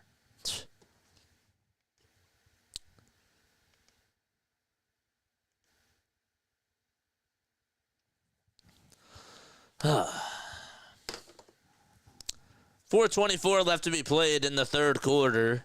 Sixers trail 79-71. Maxey at the logo again. Gets past half court. We'll skip it over to Justin Edwards. Edwards to Bona. Bona has 1 foot in and outside of the three-point line. Ends off to Maxey. Maxey to Edwards, who lets it fly for 3. Too strong. And another missed three-pointer by the Sixers. They've gone ice cold from shooting beyond the arc. Brian almost thought about taking the 3. And now it's Tyrese Haliburton, who's trapped over on the far corner. Gives it back over to Toppin for a three-point shot. No good. Justin Edwards with a long rebound. The Pacers have missed a lot of wide-open threes today. Maxey gets it over towards the left side. He'll try to drive it through the lane. He'll bounce it over to Bona. Bona to Oubre on a catch-and-shoot 3. Connects! 5-point game. Sixers trail 79-74. 3:25 left to be played in the third quarter. Haliburton on the right side of the elbow. Steps back, puts up a 2. No. And Oubre got fouled. It is a loose ball foul, and they're going to call it on Obi Toppin, who pushed Kelly Oubre Jr. Can't do that. Can't push our guy. That's not what you can't do that. So Oubre hit a big 3 and then just got pushed on the other side trying to grab a rebound. All right, 3 minutes and 18 seconds left to be played. Both teams have committed 4 fouls in this outing here. Like and subscribe. We got 4 people tuning in on the vertical stream. Maxey with a downhill layup, puts it up and puts it in. Got a reverse layup to go. Timeout called by Carlisle. It's a 3-point game and 3 minutes and 5 seconds left in exchange of this third quarter. And the Pacers and Sixers will be back in a flash.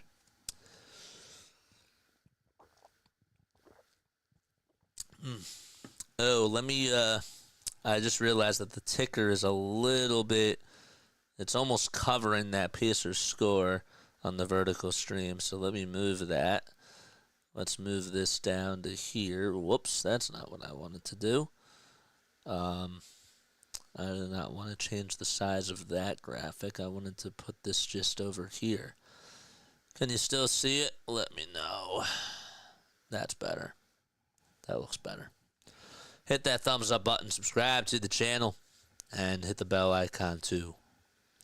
My name is Jason Joseph. This is Play-by-Play with JJ. Turnover on the Lions. That's why the Commanders have the ball back. It's 7-3. Thanks so much for letting us know, Jane. Appreciate it. We got the score down here, but again, they don't tell us like what yard line it's at, and I kind of wish that Sports Scores bot would do that, but I don't know if they have that in their software. Tomorrow we got we got the Eagles playing. We'll be on at 2:00, or sorry, at 2:30. We'll be doing a little pregame show. That'll be really cool. And then after that, if they win, we'll do the Sixers game. They play at 7:00. They go from 7 to 9:30. And they play, who do they play tomorrow? The Bucks. There's a traveling back-to-back for the Sixers. I think that's why they're sort of resting Paul George today.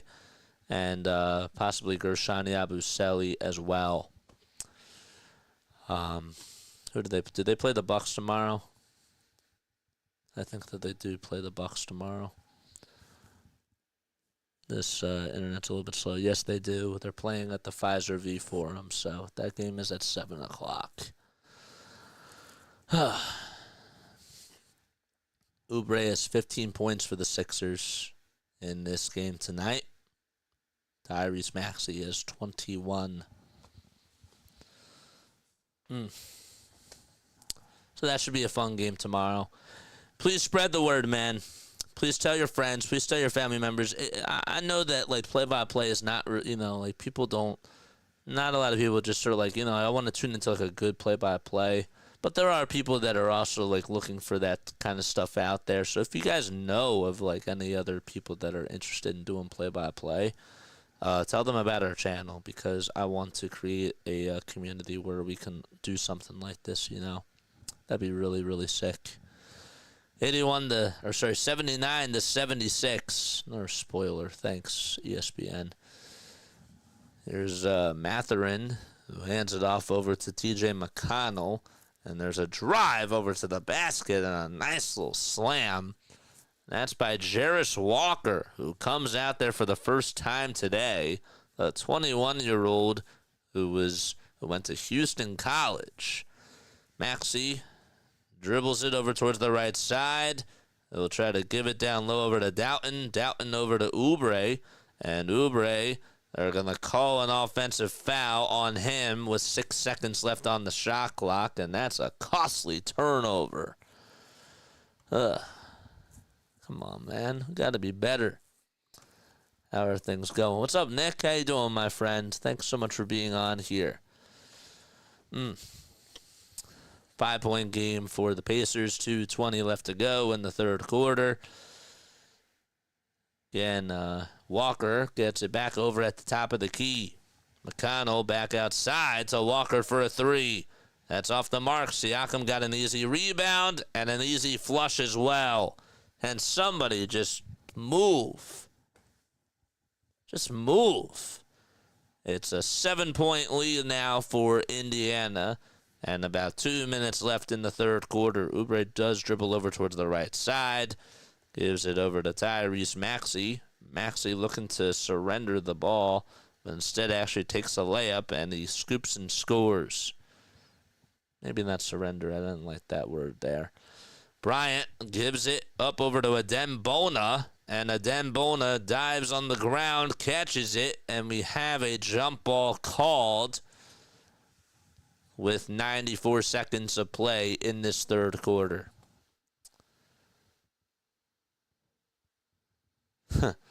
Jane's like, yo, kitty, popping in and out. It happens. It certainly does happen.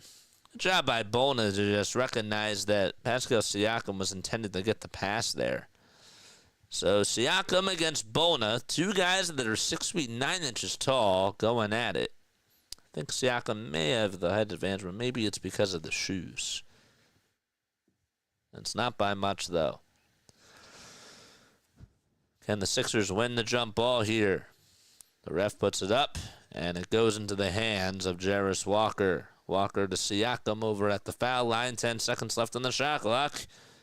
Siakam passes it over to McConnell, and McConnell, it's a baseline jumper, and makes it a 7-point lead for the Pacers. McConnell with his first 2 points in this third quarter, and another timeout called by Nick Nurse with less than 70 seconds to go. Less than 75 seconds, I should say. And the Sixers will be back in just a few moments. I'm going to take a very quick step off. I'll be right back.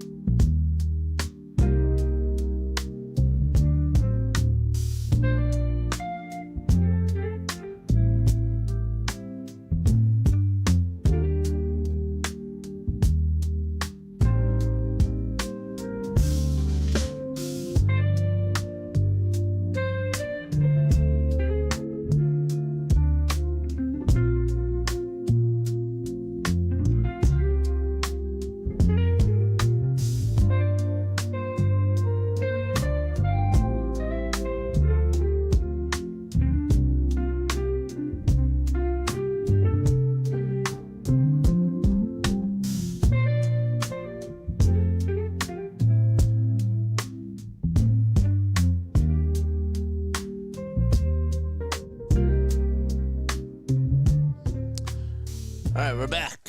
Sixers have the inbound. It'll be over to Jeff Doughton Jr. Bona fakes a pass, and now hands it off over to Maxey. Maxey will step back, let it fly for three, and then out it goes. Sixers can't get a rebound. Sixers have gone ice-cold shooting-wise from the perimeter in this third quarter. Maxey almost got a steal off of Siakam. Almost doesn't count, though. Walker gets the dribble handoff, gets a screen, and fakes a three-pointer. Instead, passes it over to Thomas Bryant, and Bryant throws it down with two hands. Nobody was covering him. 45 seconds left to be played. It's a 9-point lead for the Pacers. Doughton on the drive, banks it in, and finishes over the high arcing glass shot. 35 seconds to go, 17 seconds differentiating the shot clock from the game clock. McConnell dribbles towards the right side, has a little bit of some space, now gets covered, puts up a baseline jumper over Doughton, and knocks it down. 1 second differentiating the shot clock from the game clock. Now it's a 9-point lead for the Pacers. Doughton Jr. taking his time, milking that clock down as he's over at the logo of the Pacers. Pacers, the home team, they're in the yellow and blue uniforms. Sixers in their white and blue uniforms. Doughton gets it back as he puts up an elbow J. No. And the rebound is fought for, but the clock expired, so it was tipped and battered around by Bona. And as soon as it was given up all the way over to half court by a Pacers player, time expired. And so we go into the fourth quarter. Sixers trail 89-80 as they go to the fourth.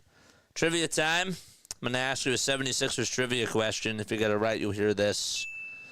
If you get it wrong, you'll hear this. Okay. So I want to know today my trivia question is the Sixers, okay, I just lost it. I lost it. I'm sorry. How many games has Tyrese Maxey scored 25 or more points?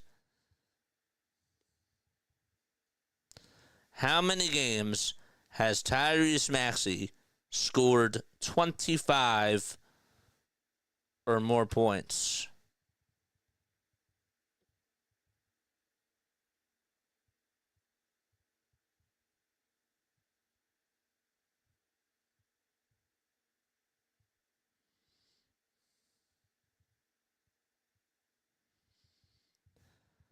Anybody know?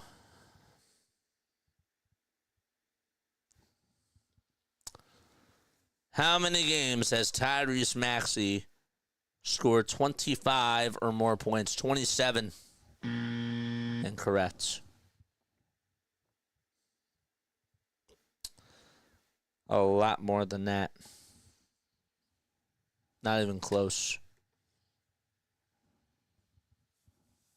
Keep going.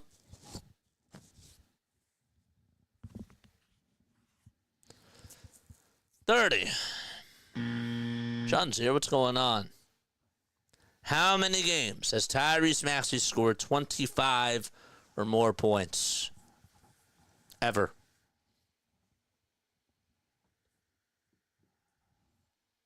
$43. Nope. We'll take 3 more guesses. Or 2 more. In 10, 9, 8, 7, 6, 5, 4, 3, 2, 1. Tyrese Maxey has scored 25 or more points in 95 career games. 95 career games, he has scored 25 or more points. I am shocked that none of you guys knew that. And it makes sense when you add it up because he came to the Sixers in 2020. That's when he was drafted. So this is what, his fourth season that he's played? 95 games, he has scored 25 or more points. Wanted to make it tough. Did not want to make it easy for you guys. 95.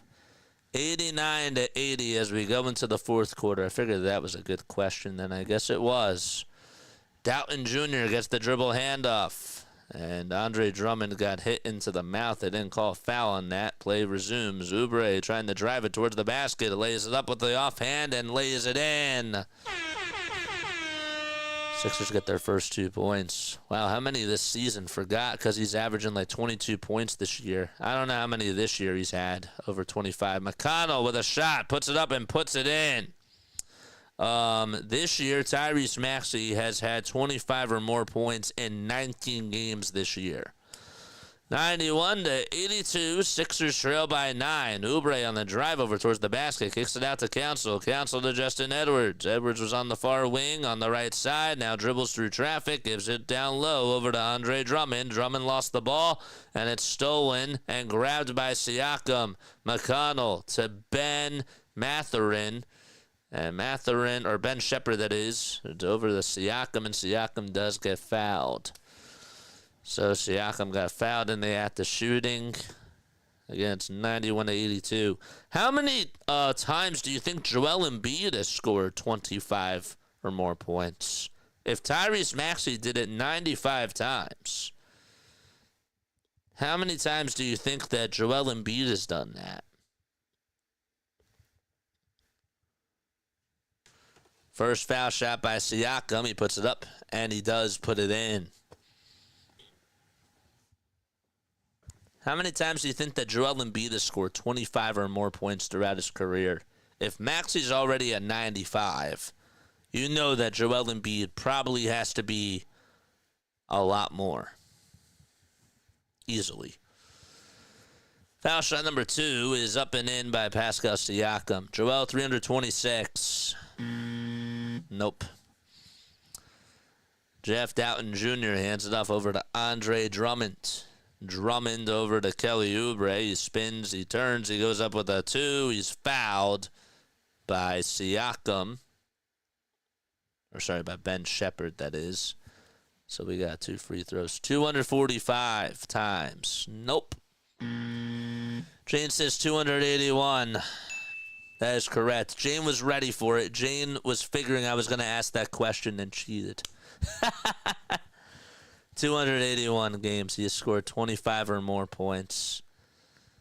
That's equivalent to 9,413 total points in those 281 games in about 33 and a half minutes per game. Or sorry, that means he's averaging 33 and a half points in those games in 34 minutes. That's really impressive. All right, 93-83, 10:33 left to go in the fourth quarter. TJ McConnell tries to pass it, and it goes off the hands of Justin Edwards, and it's out of bounds over towards the near sideline. Yeah, right. Wow, 281. Yeah. You knew it was coming. You did. You know. Council steals the inbound pass. And Council tries to get past half court. Dribbles with the left hand. Drives it over into the lane. And he's fouled. 8 games with 50-plus points. Yep. Pretty insane. 281 is correct. Cheater. Ay, ay, ay. First foul shot by Council. It's up, and that one is in. By Ricky. Like and subscribe, folks. We got 18 concurrent viewers. Make sure that you keep liking and make sure that you keep subscribing to the channel. 10 points for Council in this game. 6 rebounds and 3 steals. Second foul shot by Ricky. That one's good. Excellent. Makes it 93-85. Siakam over at the logo. Hands it off over to Ben Shepherd. McConnell still out there for the Pacers. McConnell with an elbow J. He's been destroying the Sixers today, but he can't buy a bucket on that drive. It's an 8-point lead for the Pacers. No Paul George, no Gershon Yabusele, no KJ Martin, and no Joel Embiid, and no Kyle Lowry either for the Philadelphia 76ers. Drummond over to Oubre, and Oubre with a contested three-pointer airballed it. And it is going to be rebounded by Siakam. 9:35 left to go. And Siakam spins and goes into the lane, and he'll go to the line for one more. Pascal Siakam. What a day for Pascal. He's been on fire in the mid-range game. Ay, ay, ay. It's a 10-point lead now for the Pacers. 95-85. Drummond is great for the tank. It's not what I want to hear, Romp. 15 points for Siakam, 6 rebounds, and 4 assists. They called the shooting foul on Justin Edwards.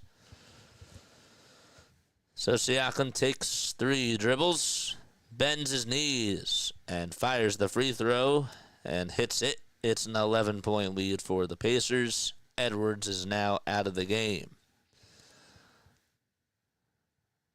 Doughton on the drive, lost the ball, and Siakam did touch it last.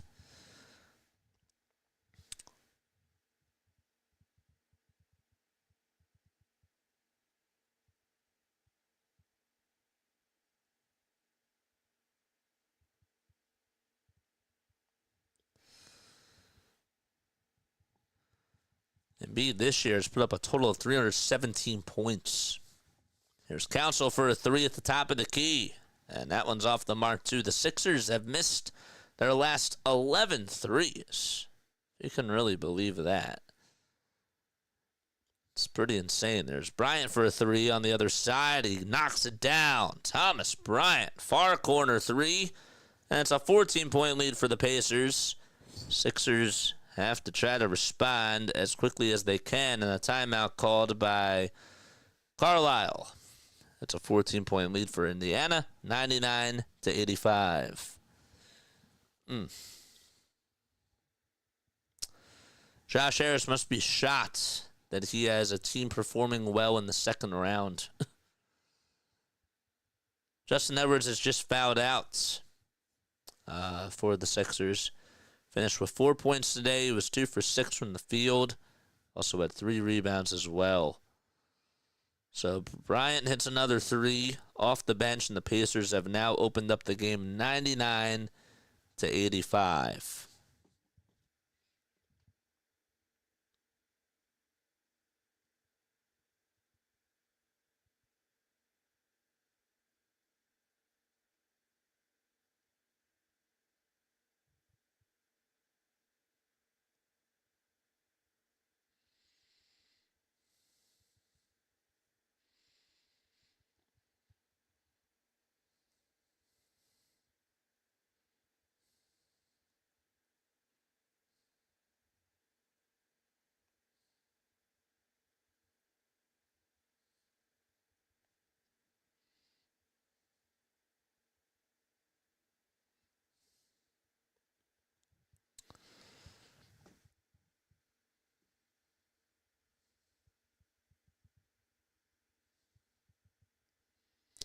They say that Tyrese Maxey has played 46 games with Joel Embiid with 25-plus points.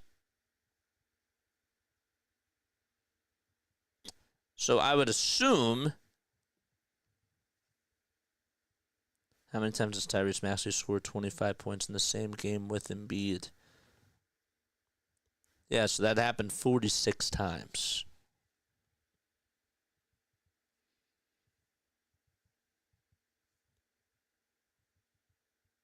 And the Sixers' record in those games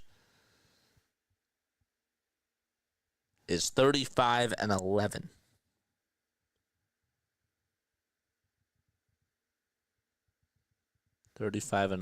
is their record when that has happened. Huh. It's great.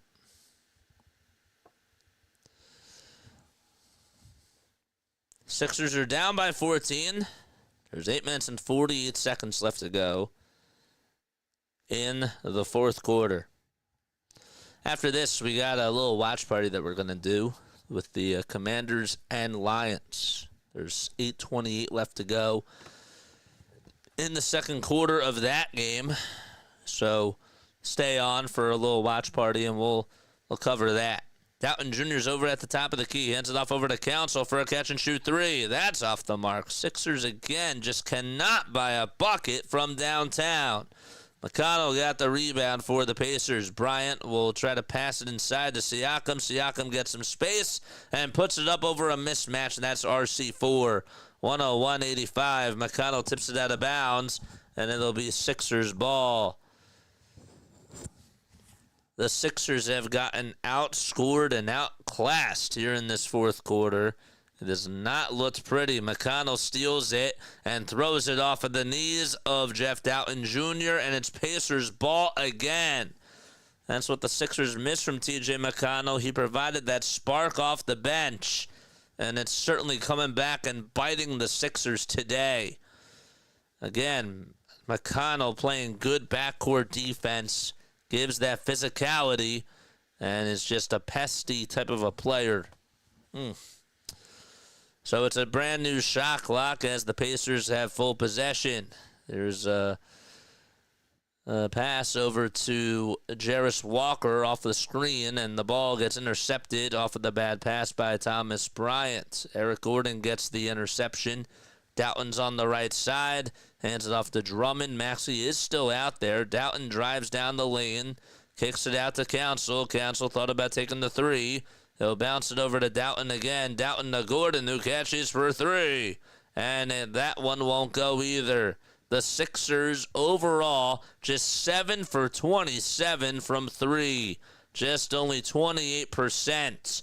And the Pacers are 8 for 29. Sixers steal it. Doughton trying to dribble into contact. Council for three on the near corner. That's good. Finally, the Sixers able to hit their first three after 13 tries, I should say. And a timeout called by Indiana again. 13-point lead for the Pacers. Still time left to go. 7 minutes and 23 seconds to be exact in this fourth quarter. It's been one-sided. The Pacers looking to get their 12th home win of the season. And the Sixers stopped that from happening. Okay. Hit that thumbs up button. We got 3 concurrent viewers tuning in on the vertical stream. Thank you so much for doing that.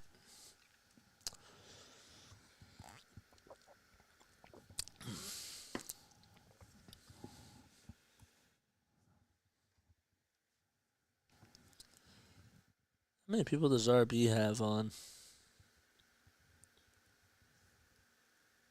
LV take with RB. 234. It's really not much for him. Oh, the thumbs up button though for him.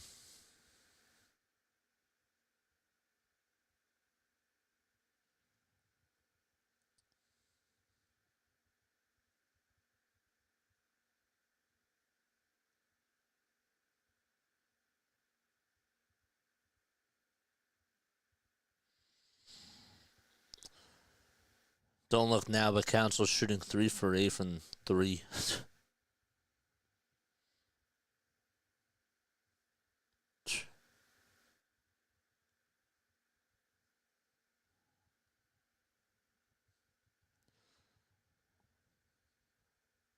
DJ is 249. Bro, he has only 104 likes. Come on, man. We gotta get his channel up, too. Come on, man. 13-point lead for the Pacers. They only have 2 timeouts left. Why is the Stream Elements bot going off on this channel? It's not going off on the Restream one. It's a little bit weird. Like, subscribe, hit the bell icons too.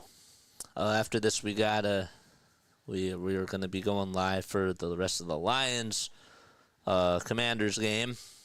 It's 14-10, Detroit. So Nick Nurse will decide to bench Andre Drummond. Tyrese Halliburton will come back in for Siakam. Miles Turner will step in for T.J. McConnell. And Obi Toppin coming back in for Jarris Walker. So the starters are going to return again for the Pacers. Turner today, 16 points, 10 rebounds.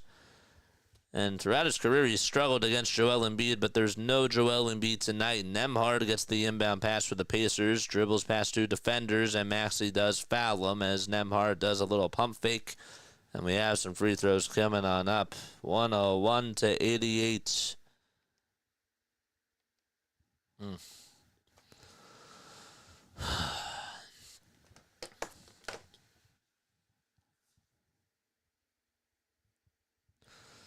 First free throw by Nembhard is no good. About 7:16 left to go. Nembhard 7 points and 2 assists for him. He's also 3 for 4 from the field. And the second foul shot, that one goes in and out. So the Sixers get a rebound from Council, and Doughton Jr. gets it into the Sixers front court. Maxey on the near side, drives it into the lane, goes up with a left-handed layup, and finally gets a friendly roll. It's an 11-point game. Pacers lead it 101-90. Mathurin throws it over to Nembhard, who tries to conduct the traffic. Halliburton gets it over on the near side.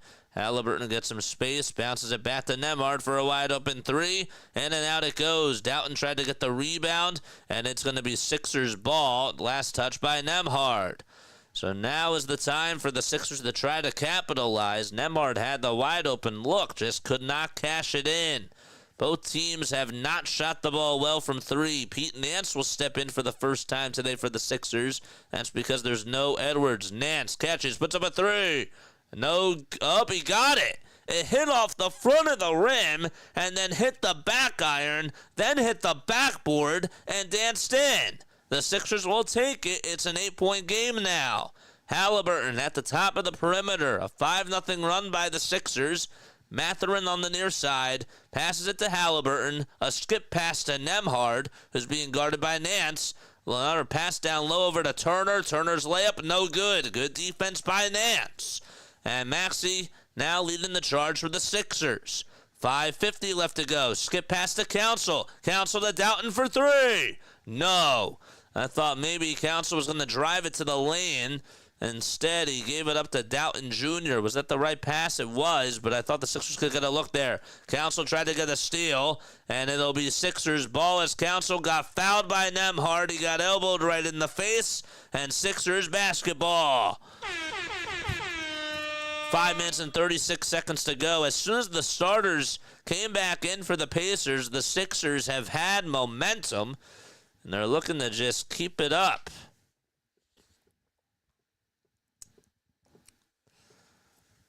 (101-93). Sixers ball. Doughton Jr. has it for the Sixers. Nance tries to set a pick.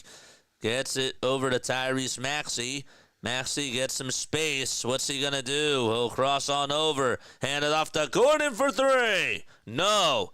Rebound again by Council. Council initiates the contest, scoops and scores. It's a 6-point game. No whistle was called, though. 5:05 left to be played, and now a 7-0 run by the Sixers. Halliburton over at the logo, crosses over 2 times. He'll fake the pass, he'll put up a 3, and he hits it from the top of the key. That was a much-needed 3-pointer by Tyrese Halliburton, and the Pacers back up by 9. That was a big shot. Doughton over to Maxey. Maxey pump fakes, lets it fly, and knocks it down. Punch, counter punch. That's now back to a 6-point game. A 13-3 run by Philadelphia as Maxey was scoreless from 3 and finally hit his first one in quite some time. Halliburton gets some space again on the far side, decided not to fire the trigger. Nembhard back to Mathurin, a wide open 3 on the far corner. The basketball gods say no. Siakam offensive rebound, and he lays it up and lays it in. And we have a whistle called as a timeout was called by Nick Nurse, I believe. He's out there on the court and wants an explanation from the refs. Let's see what they call here. It looked like Gordon got pushed by Siakam. And the Sixers, are they going to challenge it? Are they going to challenge that play? Maybe they are. There is a timeout called, though. 106-98. They didn't show if it was a challenge.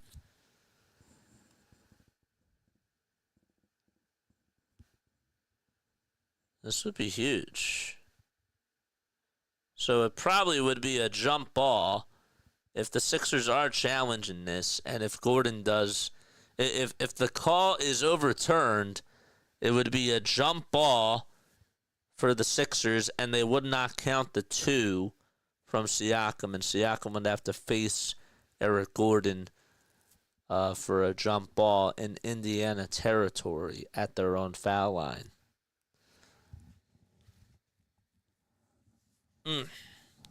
Like and subscribe and hit the notification bell icon too, and that way you'll know when we go live.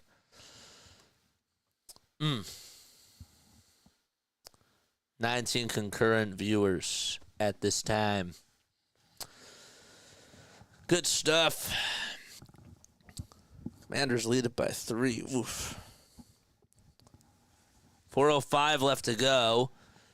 So the Sixers, I don't know if they challenged it or not. It was just a full timeout. And it'll be Sixers ball now. It's 106-98. Maxey gets it over on the top of the key. Hands it off to Pete Nance. Less than 4 minutes to go. Nance will hand it off to Doughton Jr. over in between the circles. Gives it back to Maxey. Maxey knows that he has to try to score here as a foul line jumper. It looked way off balance. And the ball goes out of bounds. It was deflected off the hands of Council. And it'll be Pacers ball over at half court. That's where they'll inbound it on the near sideline. 8-point game. Sixers got to lock up on defense. Nembhard gets the inbound pass over at the Pacers logo. Dribbles with the left hand. Will bounce it over to Halliburton. Halliburton back over to Nembhard. Nembhard to Halliburton over at the top of the key again. Halliburton zigzagging through the lane. And gives it back over to Turner. And the ball goes out of bounds. Last touch by Turner. Good deflection by Gordon. And the Sixers get the ball back. Still was an 8-point ball game. Maxey is blitzed. He gets a screen by Gordon. And Shepard is on him. Maxey will step back. He's at the logo. And gives it back to Gordon. Gordon to Council. And we have a whistle called on the Pacers. It's a foul on the floor called on Tyrese Halliburton. 3 minutes and 13 seconds left to be played. Doughton Jr. will take a seat for the Sixers. Wonder who's going to come on in for him. I'm not going to look at the scoreboard. It looks like Oubre's back out there. Council on a drive towards the basket. Throws it down. 106-100 and about 3:10 to go. How on earth was he wide open there? I don't know. Got around the screen and just was able to throw it down the lane. And Siakam was late.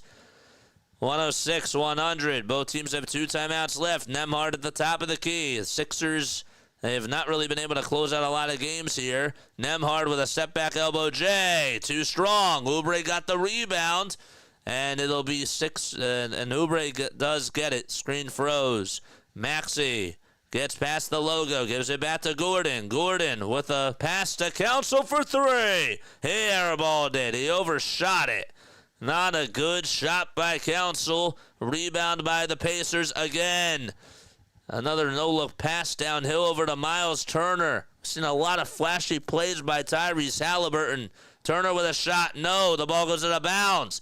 And the Sixers say review this because they think it's their ball. Nance saying they should challenge this. 106-100. With 2:24 left to be played. Let's see. Did Turner touch it last? That looked like it was touched by Turner. And so they will say that the Sixers have the ball. Maxey steps back, tries to go with a runner inside. No good. Sixers just cannot hit crucial buckets down the stretch. 2 minutes to go in the fourth quarter. Siakam hands it off to Nembhard. And the Pacers go from left to right. Nembhard with a skip pass to Turner for a 2. Got it. 108-100. and the Sixers are in desperation to try to get some stops, but they got to score, obviously, first on offense. 1:45 left to be played in the fourth quarter. Oubre passes it to Nance. Nance to Gordon for a three.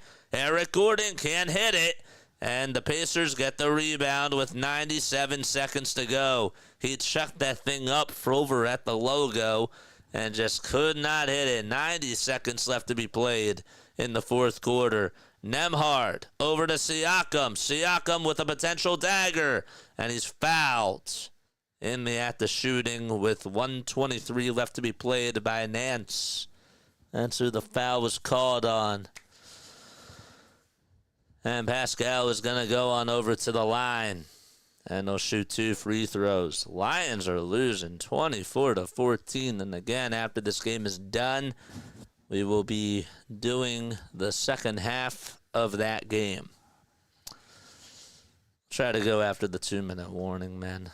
108-100. Foul shot by Siakam. No good. So he's missed 4 free throws today on 6 attempts. Door technically is still open for the Sixers if he misses this one. Second foul shot by Siakam. He got it. So it's a 9-point game with less than 90 seconds. Council trying to put up some points quickly here. He puts up a shot. It's blocked by Siakam. And Tyrese Haliburton got the rebound. Siakam hands it off. Here's a three-pointer by the Pacers. It's good. And the Pacers potentially say goodnight to Philadelphia with 70 seconds to go. It's Ben Shepherd who hits the tray from the near corner. And a timeout burned by Nick Nurse. 112-100. I will take a very quick step off. Be right back.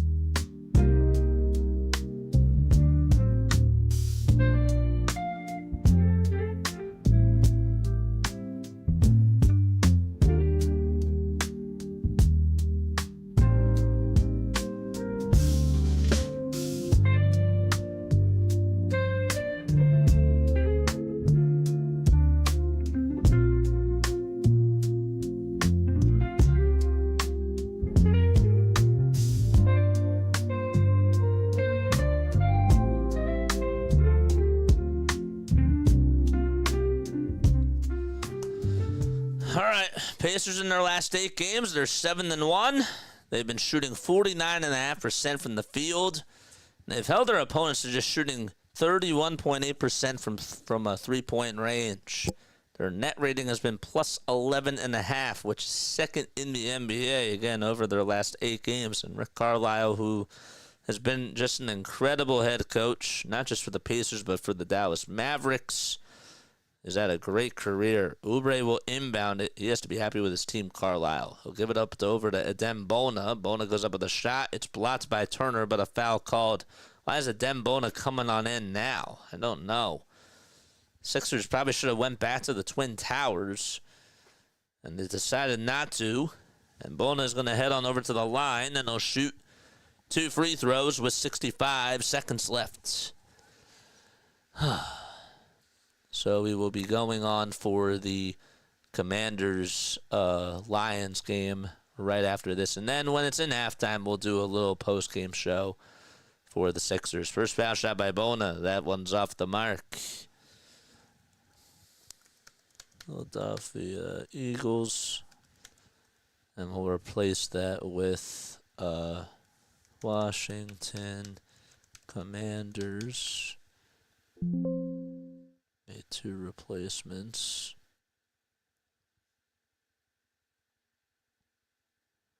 Oh, wait. Whoops. That's not what I meant. The Minnesota Vikings.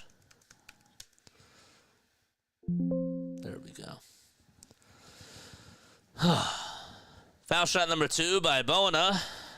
It's good.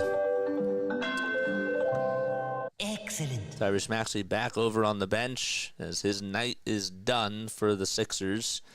Pacers, they pulled their starters, and their whole bench unit is out there, except for Ben Shepherd. Shepherd gets it over on the far wing. Thought about taking the 3, 5 seconds left to go. And he hands it off. And Shepherd gets it back with 1 second left. Shepherd with a prayer from three-point range. Got it. And that is going to put the Sixers to sleep. 115 to 101. 40 seconds left to go. And the Sixers will go on and lose another game as Nance gets fouled with 30.1 seconds left to go in the fourth quarter. Unbelievable, man. And again, we'll do a little post-game show after this. Dump pass blocking. All right.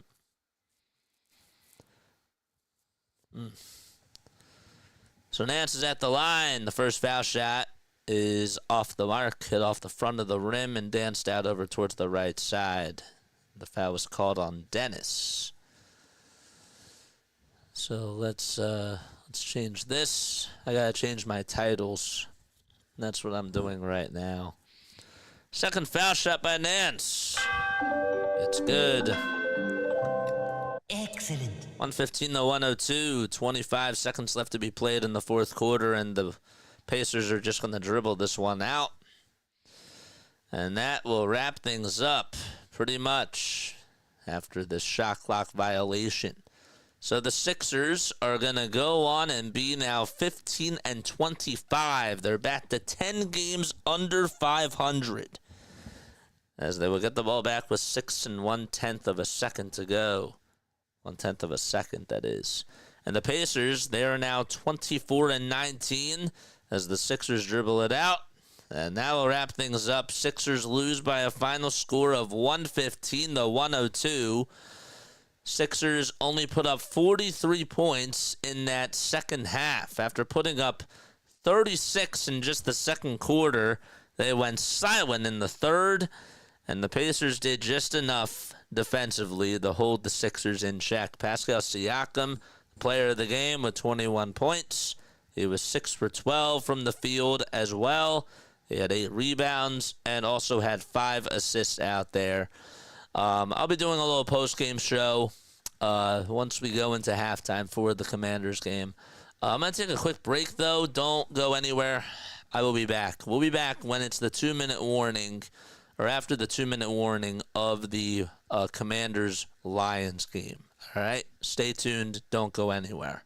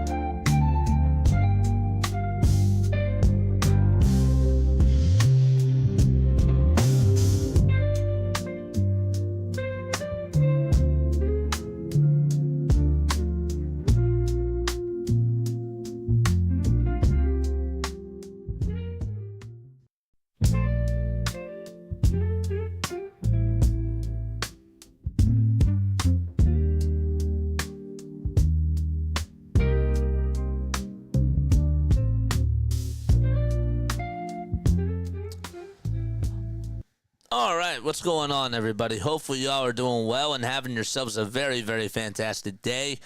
After the 2-minute warning, I'm going to take one more quick step off, and we're going to change the thumbnails. We're going to change the title and everything, but it's 24-21. Commanders lead it by 3. We're after the 2-minute warning. They have it at their own 8-yard or at the 8-yard line. It's a 1st and goal for the Commanders. Daniels makes the handoff and he'll dive on forward, and he gets about 2 yards. And it'll be a 2nd and goal right at the 5. All right, so again, this is just an indicator on who the Eagles/Rams will play in the NFC Championship game. First timeout is called by Dan Campbell and the Lions. So Daniels, 13 for 19 in the passing game today with 237 yards. It's a 2nd and 5 at the Detroit 5-yard line. Hit that thumbs up button, subscribe to the channel as well, and don't forget to hit the bell icon. Drummond only had 3 rebounds today. We'll talk about it. We will. They'll fake the handoff again, Daniels, that is. And the play-action passes. He fires it over towards the end zone, and it's incomplete. 3rd and goal now with 1:49 left to be played in the first half. Robinson has ran for 35 yards on 5 carries. He's averaged about 7 yards per rush. And Jahmyr Gibbs, 85 rushing yards on 8 carries. Jamal Williams had a 61-yard rushing touchdown. All right, let's go. All right, Daniels again. We'll get the snap. He's looking. He'll throw it over towards the end zone, and it's caught by Zach Ertz. Touchdown, Commanders. So Ertz gets the 5-yard receiving touchdown, and it's a 30-21 game. Commanders still out in front, and now they're up by 9. 7 plays, 70 yards in a matter of 2 minutes and 15 seconds. As Daniels finds the end zone once again. Ugh. What a game. 30-21, and we're still in the first half, by the way. 1:46 left to be played. Extra point coming up. It's up and good by Zane Gonzalez. 10-point game. And the Lions are going to head to another break as we have a timeout on the field with 1:46 left to go, which means I'll be right back because I want to get this thing up and running.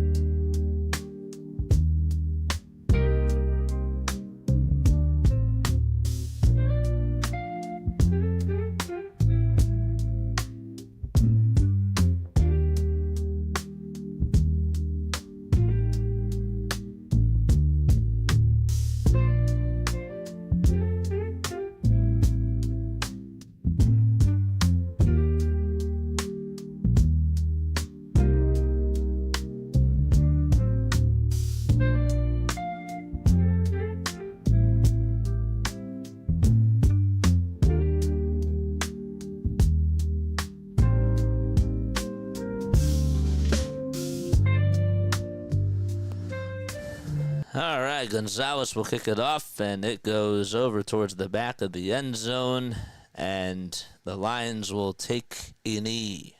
All right, so we got the Commanders-Lions game up right now. That is good. Let's do NFC Divisional game. And it is Washington Commanders at Detroit Lions. So Goff will get the snap. He starts off at his own 30, throws it. It's caught for about 10 yards by Amon-Ra St. Brown. Lions do not take a timeout, and they'll just continue to tick that clock. They're at their own 40-yard line. Goff again will get the high snap. He's looking downfield, throws it towards his right side. It's caught again, just shy of the sticks by Sam Laporta. And time still ticking. 1:15 left to go. Still have 2 timeouts left. Goff again in the gun, gets the snap. He has blockers out in front of him. Still has time to throw it. Shimmies over towards his right side. Throws it, and it's caught past the sticks. What a play. That was by Diggs, I believe. And it's a 1st and 10 and a timeout called. Let's see, did he catch it or was it incomplete? Up, he caught it. He hauled it in. That was Jahmyr Gibbs who caught it. That's a catch. That is absolutely a catch. Detroit Lions. Lions. And hashtag. Nope. Okay, that's just going to be it. So now we'll save this. Yep, I think he caught it. It is a booth review with 1:01 left to go.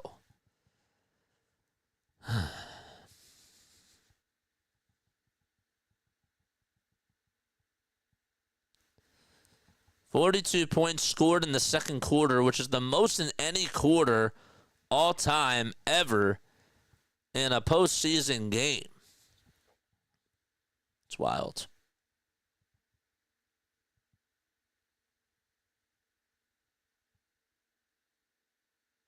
It's really wild. So this is, again, a booth review to see if that was a catch or not. I think it is a catch.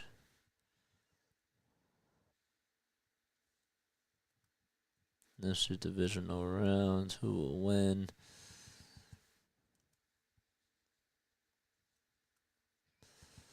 They're still reviewing this.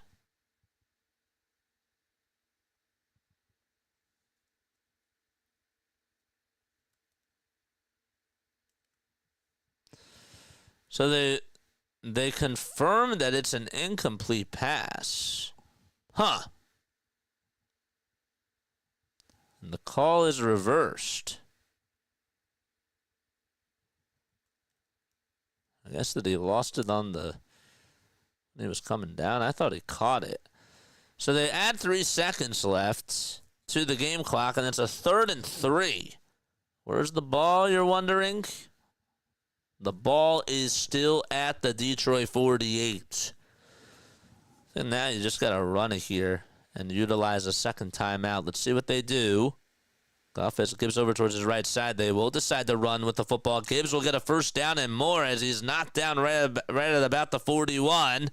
And it's a 1st and 10. 55 seconds left to play. They decide to not burn the timeout. 50 seconds left to go. The ball's at the 41-yard line. Goff will get the snap. He's looking. He'll throw it. It's deflected and incomplete over to Jahmyr Gibbs. What a block by Farrell.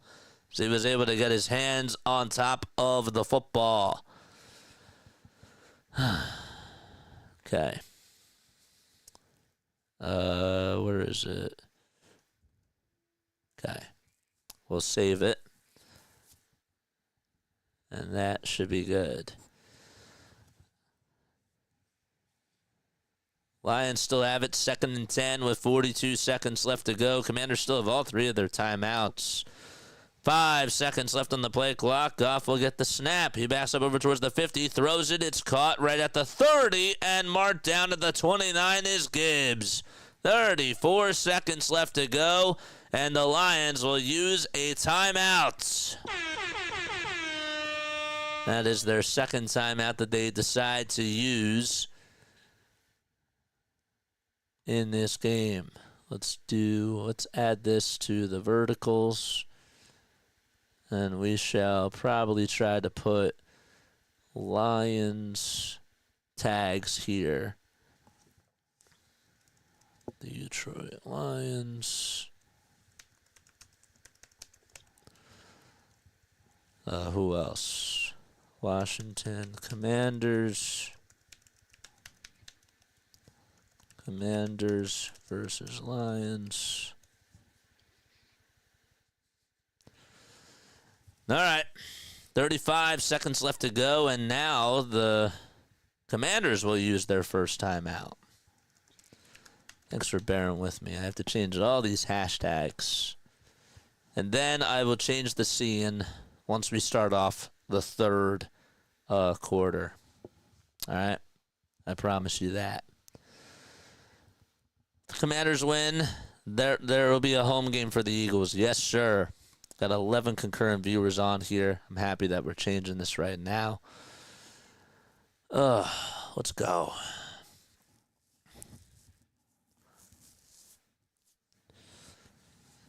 35 seconds left to be played. It's a 1st and 10 at the 29 in Washington territory. Lions still have the football. St. Brown's in motion. Goff will get the snap.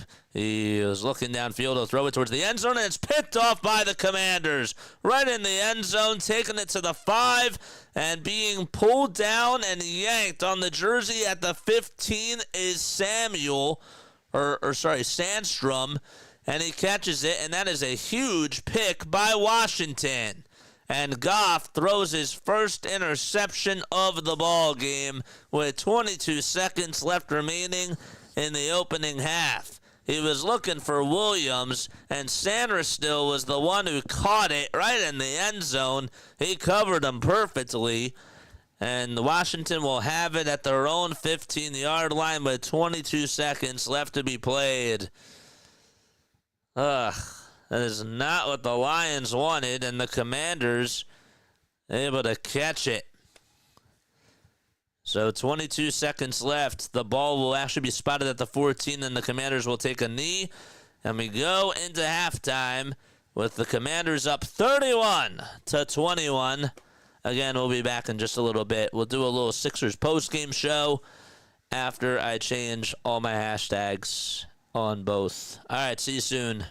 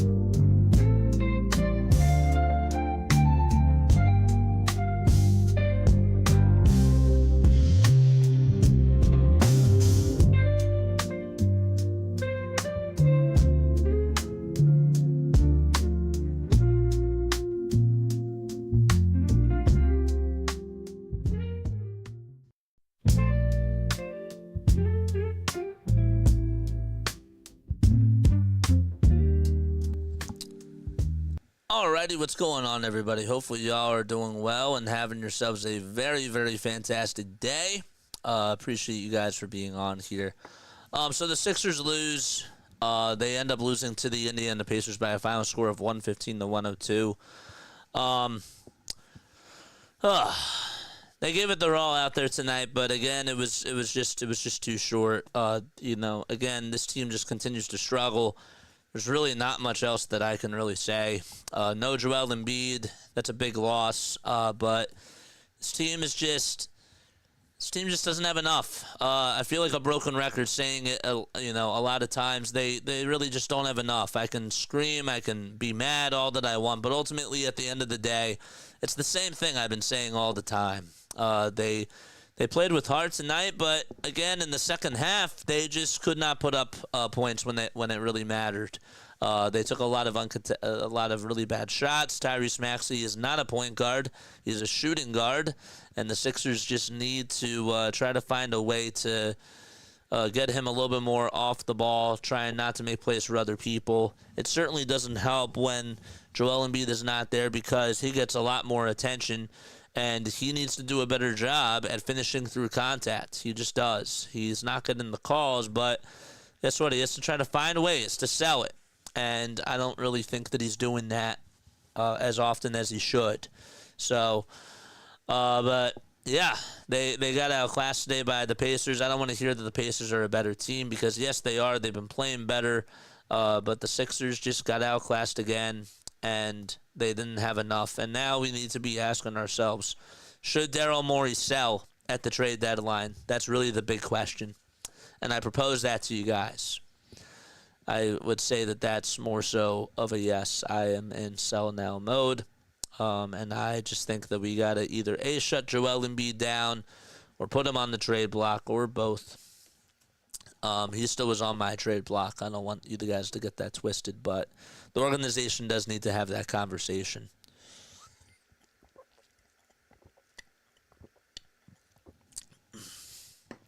But yeah, tough. It's weird being in this spot. It's just really weird to be in this spot. You know, you get out rebounded again by a Pacers team, and Siakam put up 21 points. He had like 8 rebounds against you, and also had 6 assists. This game was winnable, but you were also missing Paul George. You missed Gershon Yabusele, and you just couldn't get the W tonight.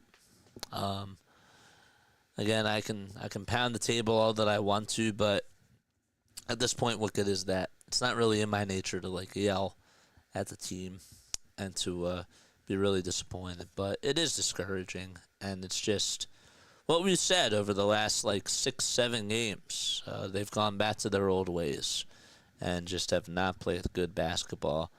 And the main reason why is because their big guy's not out there. And I'm not trying to make excuses, even though it sounds like it, but the way that they wanted to build this team was build around the big fellow, and it has not worked out. So you got to have conversations going into the deadline, which isn't that far away. It's like 3 weeks away, as crazy as that sounds. But yeah, that's pretty much all I got. I want to hear from you guys, though. What do you guys have to say about the Sixers, man? Wow, couldn't even get 3 points out of it. Second interception by Goff. Yeah, it's in the chat. Second by an interception by Goff, says Jan. So nobody has anything that they want to say about the Sixers? Nothing.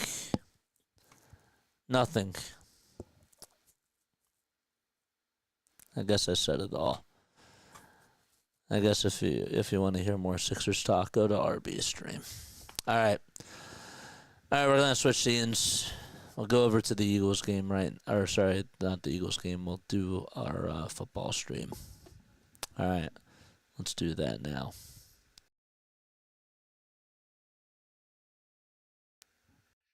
Nope, wrong one.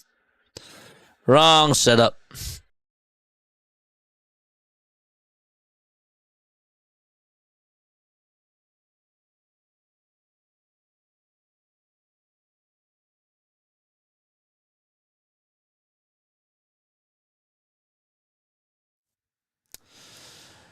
All right. Here we are. This game. Yes, whoever wins this game plays the winner of tomorrow's game. And it should be a good one. I need a sip of water, I'm not going to lie. I'll be right back in just a few moments.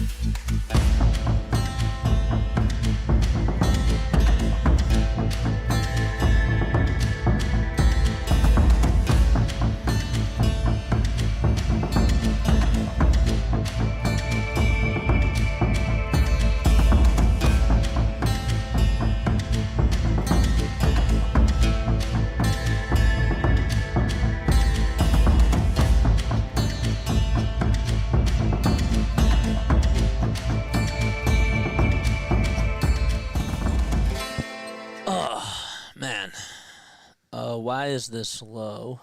Can't seem to figure that out. Why that is. Hold up 1 second. All right, there's nothing I can do about that. I have to close OBS in order for that to be the case. All right, so the Lions will get the ball, I believe, to start off the second half. I don't even know. I'm just tuning into this for the very first time. So, yeah, another loss by the Sixers. And we got Lions and Commanders coming up right now.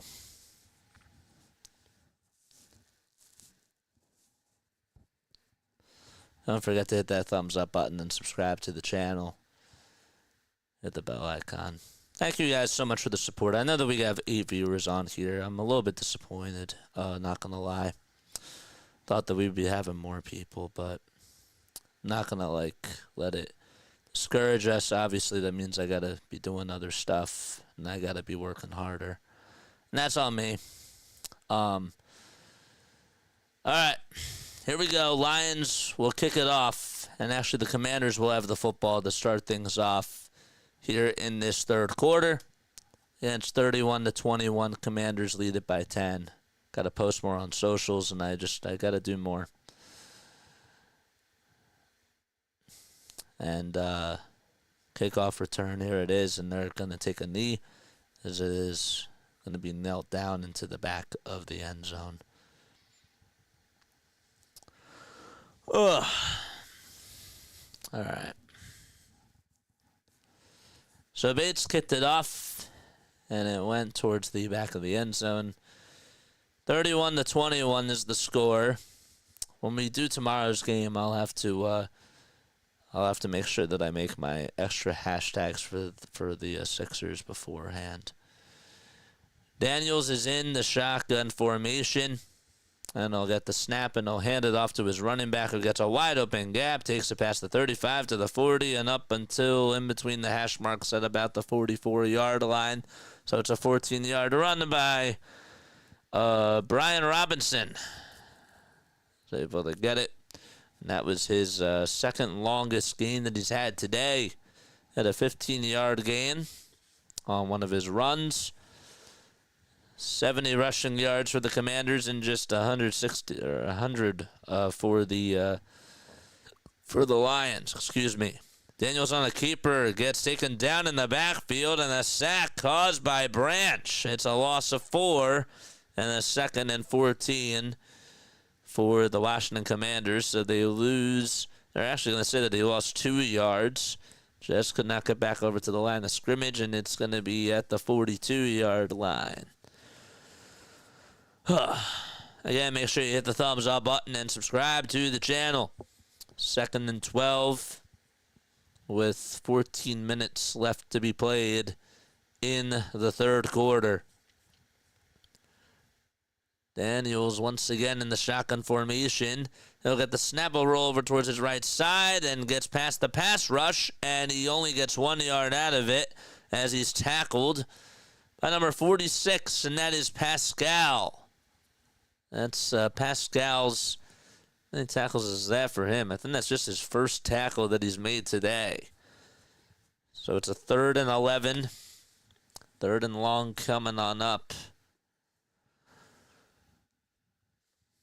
3 turnovers by the Detroit Lions today. I thought that was the first pick that was thrown by Goff. I guess not. Daniels will get the snap as he backs up. There's a flag thrown, though, and it is incomplete. Incomplete. Let's see what this flag is. I think it's going to be called against the Commanders, and they might replay 3rd down. We'll see. Nope, the penalty's declined. There was an illegal shift called on Washington, and it's a 4th and 11.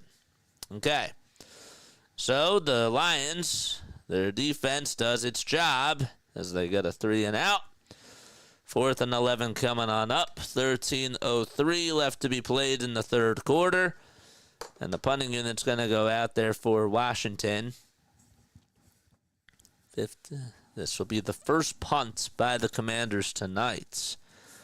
They were 2 for 5 on 3rd down before that play. The punt is high. It's deep. It's going to bounce inside the 2. It goes back over towards the 8. And the ball will be spotted at the 9. Nice punt there by Way. And Detroit has a lot of work to do as a timeout is taken on the field with 12:53 left to go in the third quarter. Again, hit that thumbs up button, subscribe to the channel, and turn on the bell icons. What's up, Katie? What's going on? Tell your friends, tell your family members that we're doing the Lions and Commanders game tomorrow. I'm expecting to go on for like an 8-hour stream. So I'm expecting that it's going to be like an 8-hour stream tomorrow. So please tell your friends. We're putting in a lot of work on this channel, man. We really are. I know that there's only so much that everybody can do. But if you can, just continue to spread that word, dude. I want to get more and more people to tune into our football stuff and our basketball stuff. I appreciate, our Phillies crowds, and I really like that, and I'm very happy about that. But I want to just continue to get the other ones up too. I know it doesn't help that the Sixers aren't winning. I know that it doesn't help that there's only so many football games in a week. But I really, really want to try to get more and more people on here to tune into our football calls, because I think that we do. And I'm not like trying to like toot our own horn here, but I do think that we do a pretty good job on the basketball calls and on the Eagles calls as well. So again, I know, I get it. Are the Sixers interesting? No, but I still got a job to do. I still got to cover the team. And I still want to be able to do that. So, don't forget to like. Don't forget to subscribe. Bills and Ravens are tomorrow night. Yes. But the Sixers play tomorrow night, too. I'm doing the Sixers game over the Bills game. I don't care.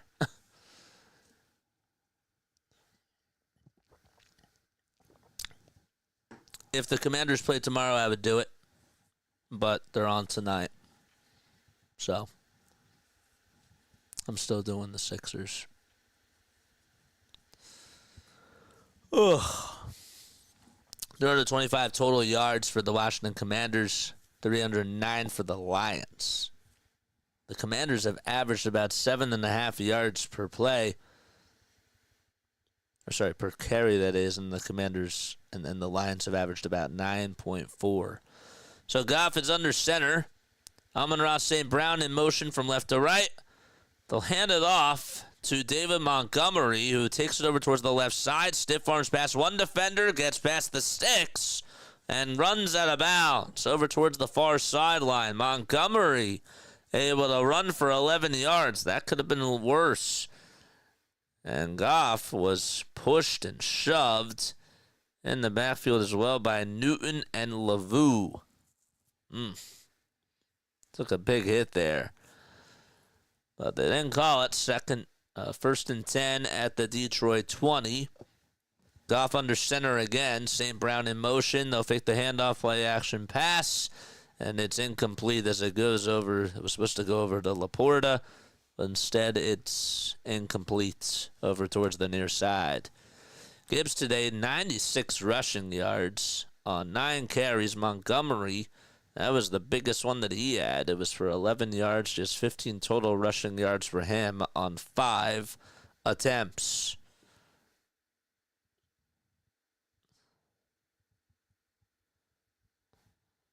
A lot of game left. There still is a lot left to go, absolutely.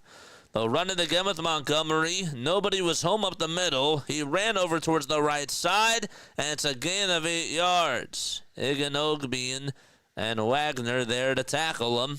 And it's a 3rd and 2 in Detroit territory, still at their own 28-yard line now. Like that little run there. That was pretty nice. 6 rushes for 23 yards. Goff under center again, as the Lions today are 2 for 4 on 3rd down. They'll hand it off to Montgomery, and he gets taken down in the backfield. There is a flag thrown, though, and I think it's going to be on the Commanders. We'll see, though. See what this flag is. They call a face mask on the defense.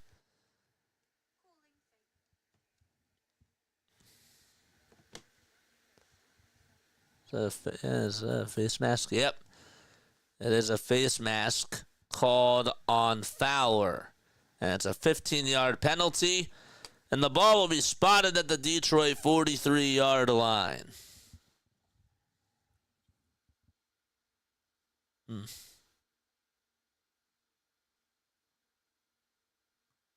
Still says vertical live stream for this. What's going on?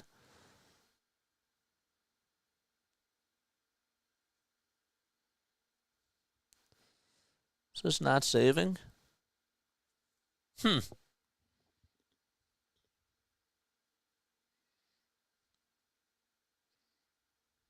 That's weird. I'll have to fix that. That's weird. 2nd and 11 as Gibbs lost a yard. Why does it say that? Oh, because did I save the changes? I saved the changes here.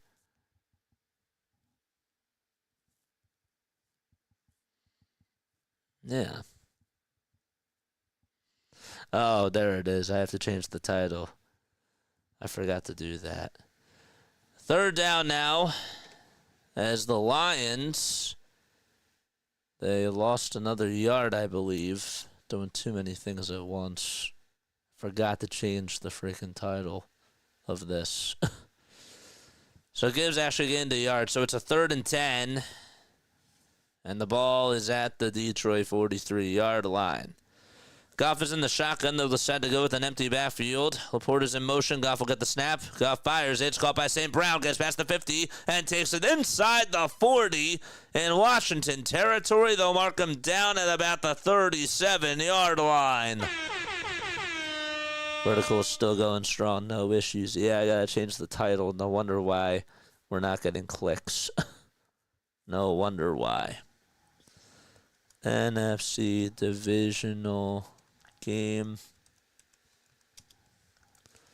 And it is Washington Commanders at Detroit Lions. They'll fake the handoff as Goff will get the snap. He'll throw it. It was a low pass as the pass rush was coming, and Gibbs could not haul it in.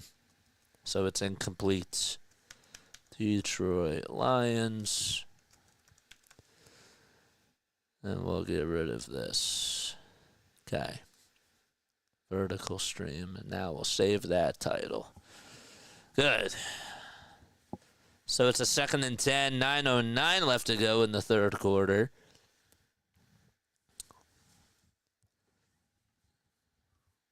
Goff is in the gun.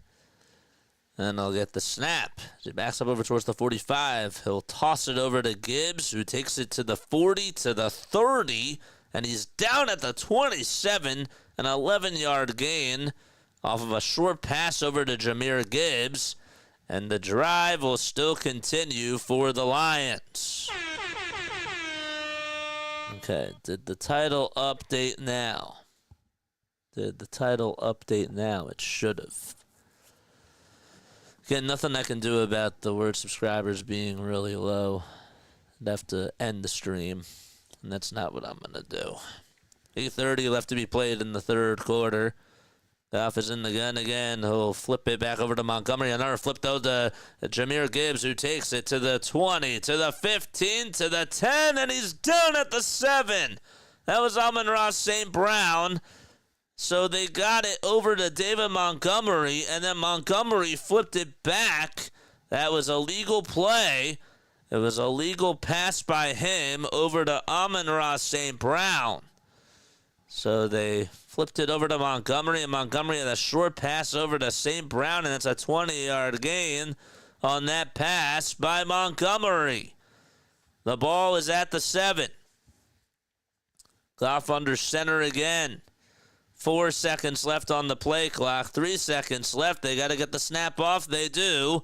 They'll hand it off to Gibbs. Gibbs avoids a tackle, but is taken down by Lavu in the backfield, and it's now 2nd and goal. It's a loss of 1. Marshawn Lattimore and Lavu are there to make the tackle. Title is good. Good. Great. Like and subscribe, folks. And hit that notification bell icon as well, and that way you'll know when we go live. Okay. Goff again under center. Hands it off to Gibbs. He runs up the middle, gets past a couple of defenders, and dives into the end zone. And the Detroit Lions are back in business. Touchdown by Gibbs. I did not mean to do that. 31-27. What a ball game.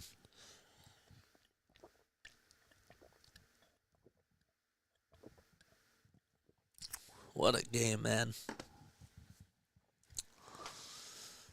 Extra point coming on up for the Lions. Still plenty of time left to go in this game. Ball spotted. Kick is up, and it is good. It's a 3-point game as the extra point went right down Broadway for Jake Bates. 6:57 left to be played in the third quarter. And the Commanders and Lions will be back in just a little bit. One more step off. Be right back, excuse me.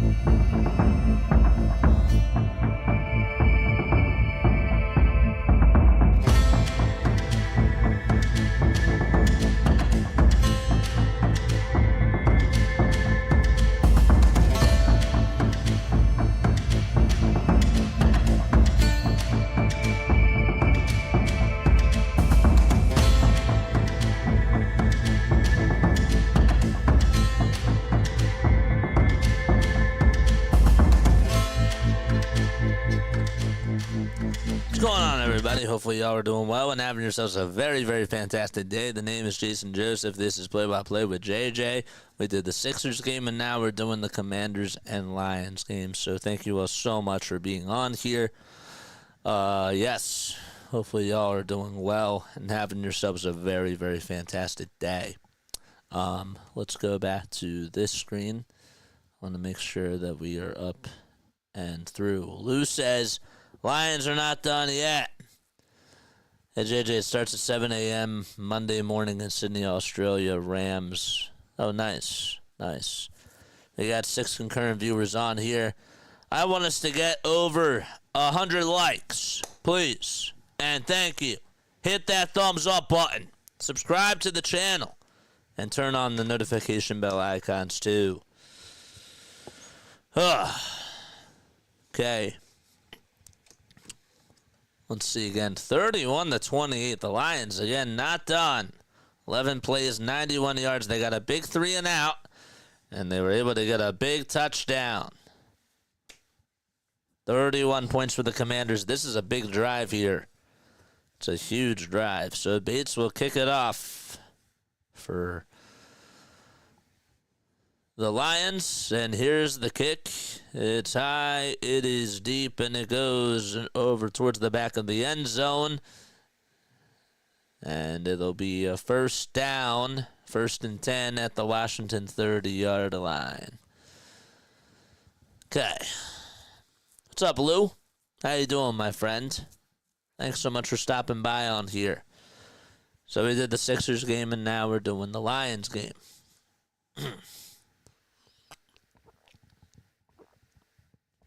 Continue to tell your friends and family members about this channel. Daniels in the shotgun once again for the Commanders.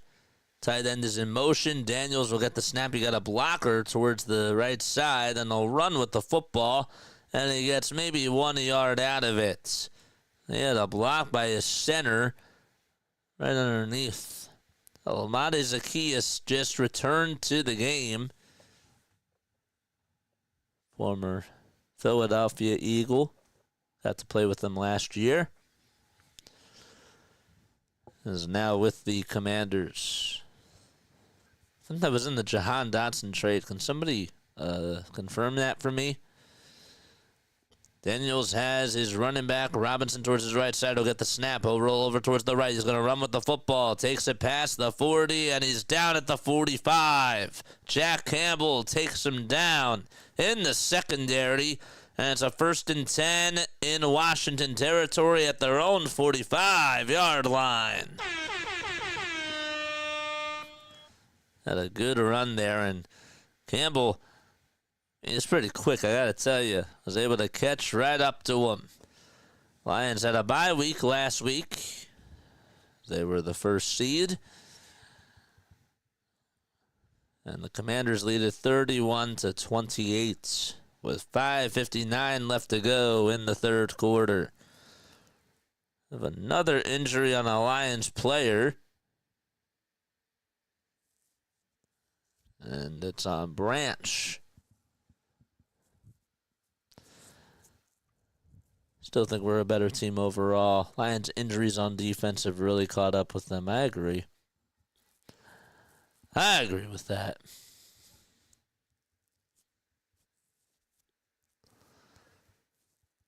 $5:59 left to go in the 3rd quarter, and Branch is going to go on over towards the sideline. At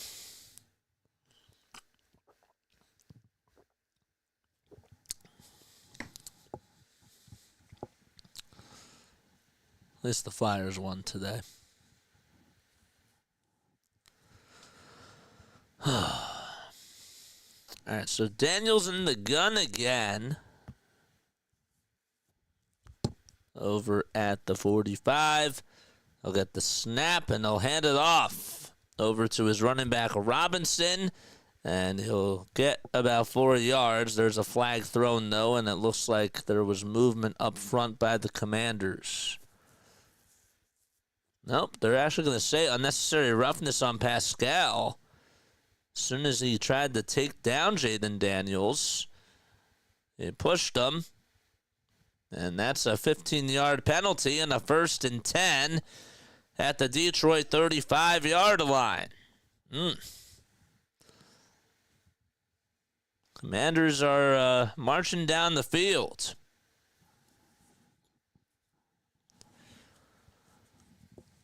Ugh. Continue to hit that thumbs up button and subscribe to the channel.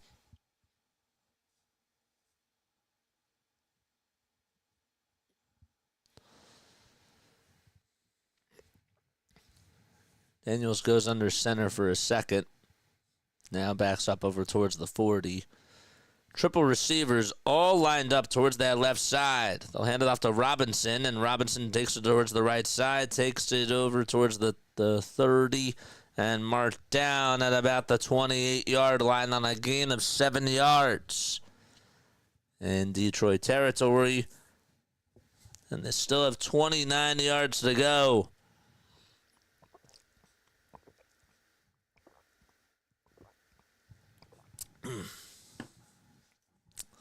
We'll be going on 3.5 hours now. All right, good.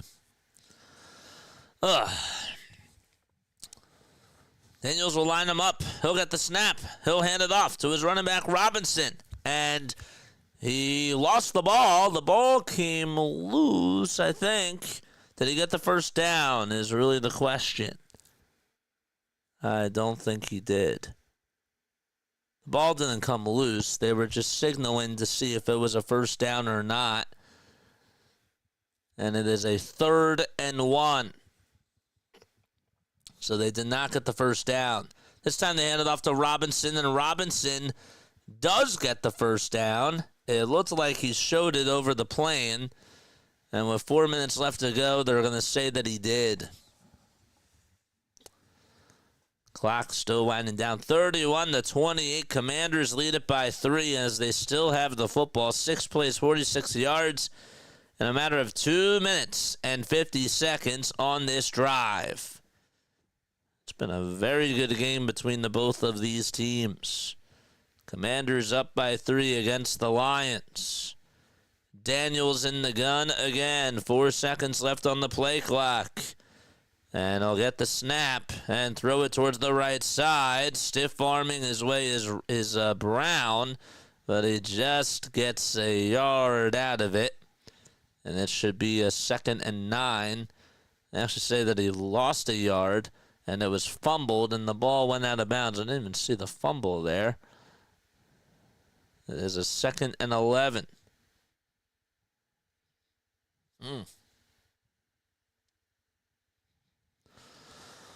3 minutes left to be played in this 3rd quarter. Excuse me. Daniels has Brown in motion, and he'll get the snap again. Throws it over towards the right side. It's caught past the line of scrimmage, and a 5-yard gain out of it. A 6-yard gain over to Austin Eckler. And Campbell's the one to make the tackle. 3rd and 5 at the 19-yard line.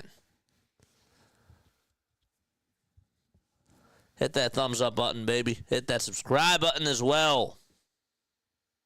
Give my 4-2 on here and on the vertical. I did my part. Everybody else has to hit that thumbs up button. Come on. Continue to like. Daniels in the shotgun formation once again. He has Terry McLaurin in motion. Daniels will get the snap. McLaurin's been covered all night, and the pass is complete. Brown was taken down right before the line of scrimmage, and it is going to be a 4th down, I believe. Let's see. Was he taken down by Branch? His elbow was down there, and then Brown got up after the play. His elbow was down. 1:53 left to go in the 3rd quarter. His elbow was down. That right elbow was down, but he got up as if nothing happened, but the play is under review.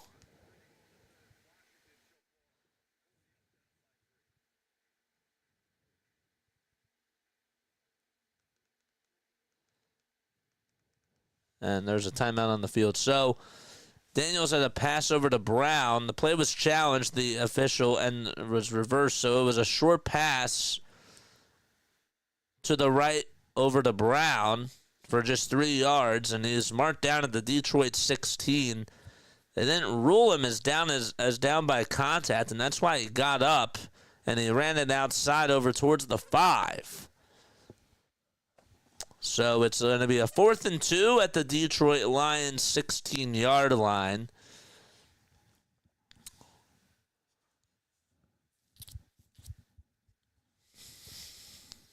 And again, the play was challenged by the replay official.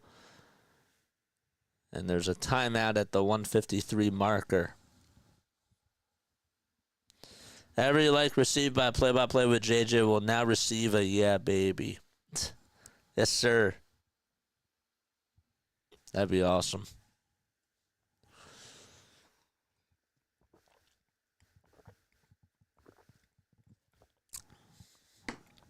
I expect us to have a big day tomorrow. George Karlaftis had a career-high 3 sacks. The first player to do so since Titans' Jeremy Simmons in 2021. Bro, I don't understand how they didn't call him down. All part of an 8-sack night by the Chiefs' defense. Isn't that wild?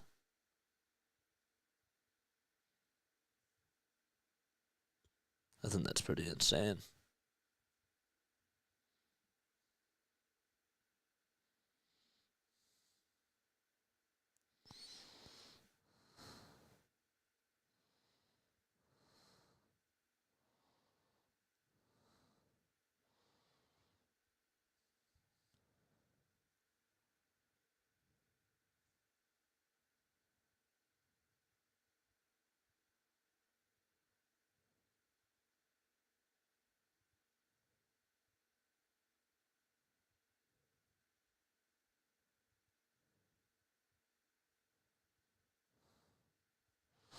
Fourth and 2 now at the Detroit 16-yard line. For the Washington Commanders, with 1 minute and 53 seconds to go in the third quarter. Daniels again under center. And he'll get the snap. He'll fake the handoff, roll over towards the right side. And he runs out of bounds. I think he got the first down. He did. He got it on a 3-yard scramble, and the drive will continue with 1:35 left to go in this third quarter. A long drive by the Commanders. They've taken 5 minutes and 10 seconds off the clock and have put up 10 plays and 57 yards. First and 10 with 1:15 left to be played in the third quarter. Daniels in the gun. Again, he'll get the snap. He'll flip it to his running back, and he'll take it to the 10. It'll be marked down at the 7. And it's a 7-yard run by Austin Eckler. They've been using Eckler a little bit more on these running plays. Eckler has had 3 touches. Robinson has had 10. Second and 3 and about 20 seconds differentiating the play clock from the game clock. 10 seconds left on the play clock. They'll break the huddle, and they'll get the snap again. Jaden Daniels will hand it off to Eckler, who runs past the right guard and gets taken down right at the ankles after about a gain of 1, a 3rd and 2 at the Detroit 5. And that is going to send us to the end of the third quarter. As we go into quarter number 4, the Commanders, they lead it by 3. They're knocking on the door, and they're at the Detroit 5. What will happen, we'll see when we return to action. All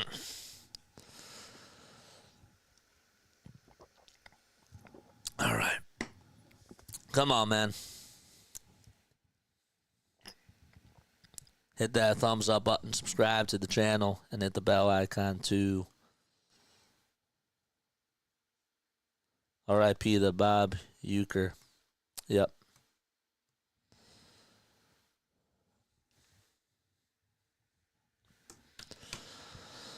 Oh, boy.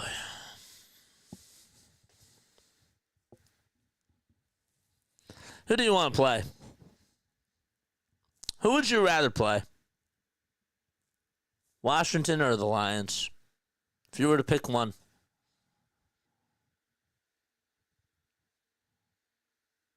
If you were to pick one, who would you rather play? The Washington Commanders or the Lions?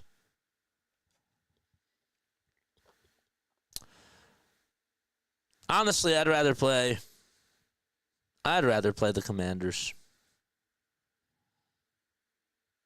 I would. I said that coming into this game. I'll say it again. I'd rather play the Commanders. This Lions team is pretty good too. I think we can beat anybody. I know that we got to win tomorrow, and that has to be our focus, but I'd rather play the Commanders. Williams says Washington.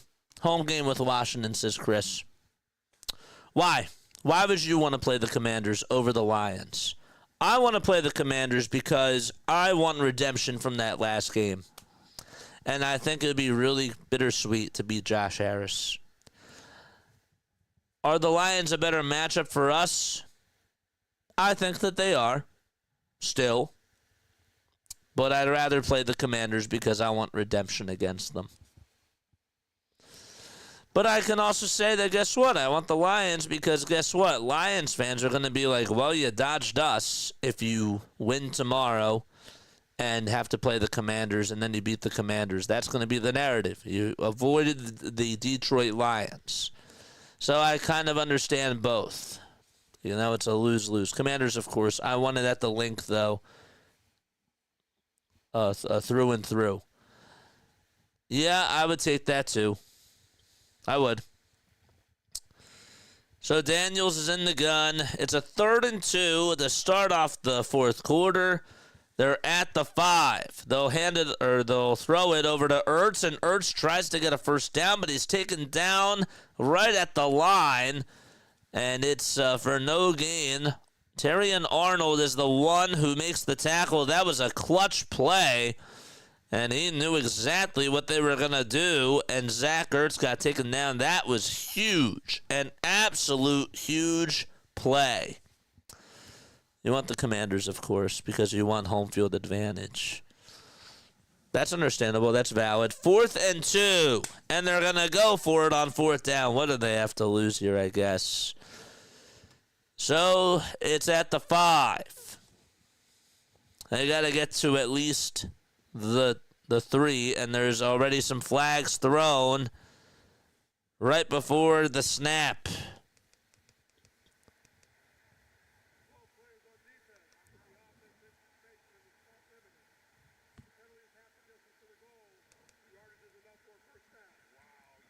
Wow. So they called too many men on the field on Detroit's defense, and it's going to be a 1st and goal at the 2. Wow. Wow. So the Lions have a big penalty. And here we go. Daniels hands it off to Robinson, and Robinson gets over to the goal line. They're going to say that he is short. He is just short. Did he show it over the goal line? No. Didn't even show it, no. And it's a 2nd and goal right at the 1. 13:38 left to go. 31-28. Now a 2nd and goal.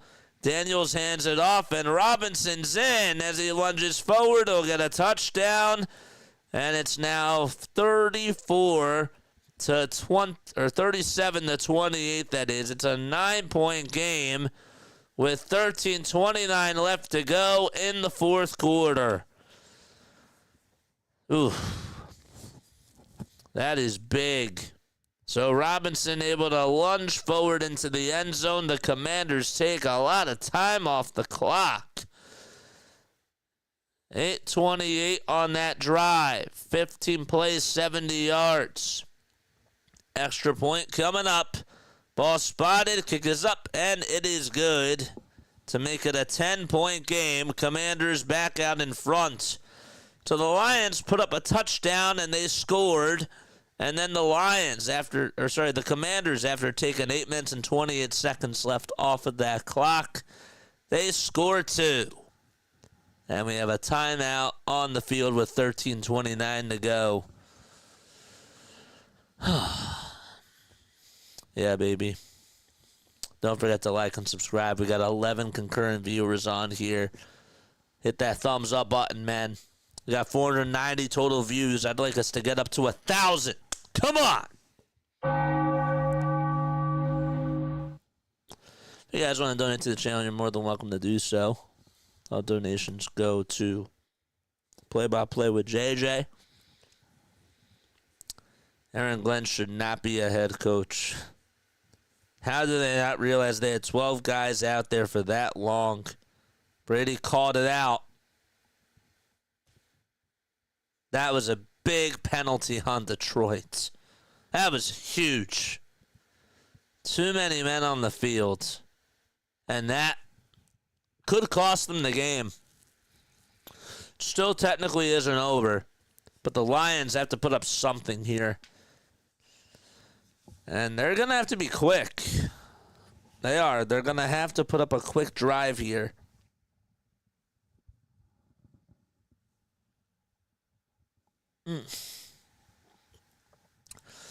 I want us to get 10 more subscribers by the end of the stream. I'd like us to try to get 10 more. We're at 47 under 30. Come on. Hit that thumbs up button. Subscribe to the channel. We haven't gotten any subscribers in the last 6 days. And we've been on here doing streams for I'd say 4 out of the last 6. So I'd like us to try to get some more subs. First and 10 at the Washington third. Well, they're going to kick it off. 34 likes is Grace. I got Philadelphia Eagles versus Buffalo. DC don't stand for no Dodge City, says BW. What's up, man? I would love Eagles and Bills for real. Bring on Philly. It ain't over. And we don't even know if Philly's going to win tomorrow. I expect them to. So Gonzalez will kick things off. Hit that thumbs up button. Subscribe to the channel. Haven't gained a subscriber in 5 days. Come on, man. The kickoff is high and deep, and it goes over towards the back of the end zone. It's going to be caught, though, by Amon-Ra St. Brown. He'll take it to the 10, to the 15, and he is down at the 19-yard line. So it's a 21-yard return. That was actually by Raymond. And Detroit has to start it at their own 19. I mean, they could have just taken a knee and started at their own 30, but they're doing themselves a disservice after just running with that ball. Goff is under center. This is a big drive coming up here for Detroit. They'll hand it off to Montgomery. Hits past the left guard, goes in between the hash marks, and he gains about 5 yards out of it. He was stopped at about a gain after 2 and then pushed it forward for an extra 3 yards. 2nd and 5 at the Detroit 24. 13 minutes left to be played. 22 first downs for both teams. Washington has just controlled that clock. Goff has Laporta in motion. Play action pass for Jared Goff. He'll throw it. It's caught right at the 30. Stiff arming to the 35, to the 40, to the 45 is Patrick, that is. And it's a 1st and 10 at the Lions' 46-yard line. A gain of 22 yards. And they get a first down with ease. Patrick did grab onto that face mask for a quick second on Martin as he tried to stiff arm right past him. 10 more subs in order for us to get to 47-40. Let's go, man. Let's get more people on here. Goff under center. Is going to pitch it back over to Williams, and Williams will throw it pretty deep, and it is picked off by the Commanders. Sanders still picked it off. There is a flag thrown, though, and let's see what this flag is on. Are they going to call it back? Let's see. Some people are saying that it's on the Lions. Let's see.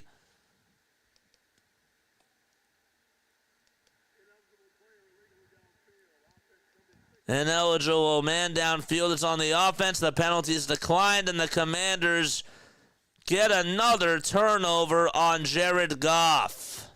Ooh, that is huge. That is huge. Sanders still caught it over Jahmyr Gibbs, and it's another turnover. The ball will be spotted at the Washington 34. With 12 minutes left to go in the fourth quarter. That is big. They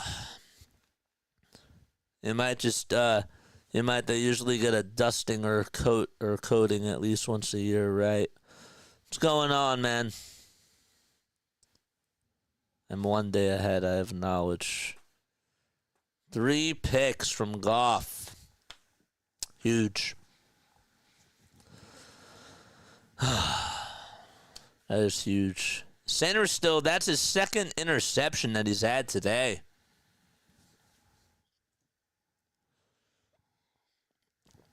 And that wasn't really Goff who threw it. That was Williams. Williams really is the one that threw it. Because it was a backwards pass over to Williams.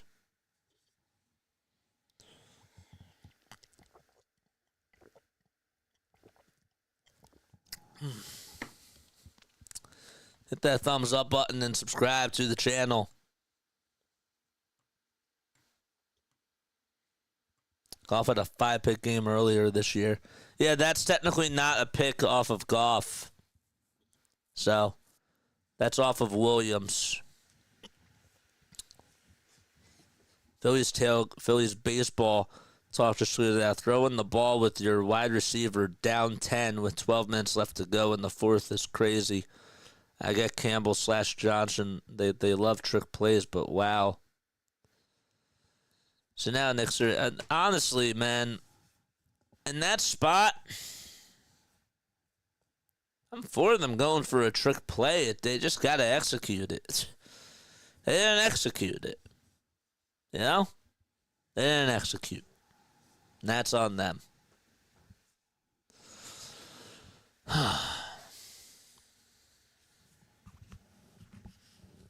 Detroit deserves to lose.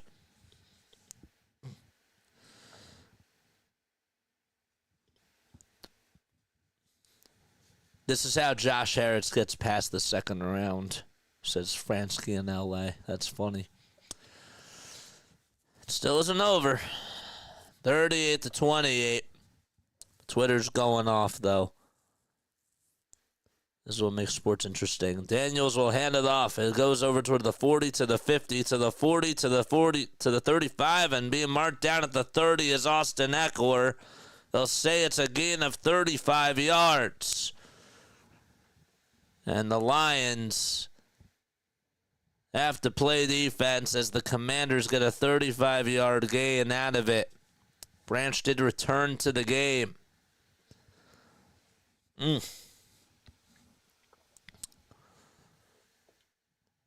38 points for Washington, 28 by the Lions. 1st and 10 at the Detroit 31. Again, like, subscribe, and hit the bell icons, folks. 3 seconds left on the play clock. Daniels hands it off to Eckler again as he spins, turns up the middle, and gets a gain of 5 yards. Pascal is the one to tackle him right at the chest and take him down at the Detroit 26-yard line. And just going back to that play, Williams just threw it. It was supposed to be a deep pass over to Jahmyr Gibbs, and he just could not get that thing off in a good spot.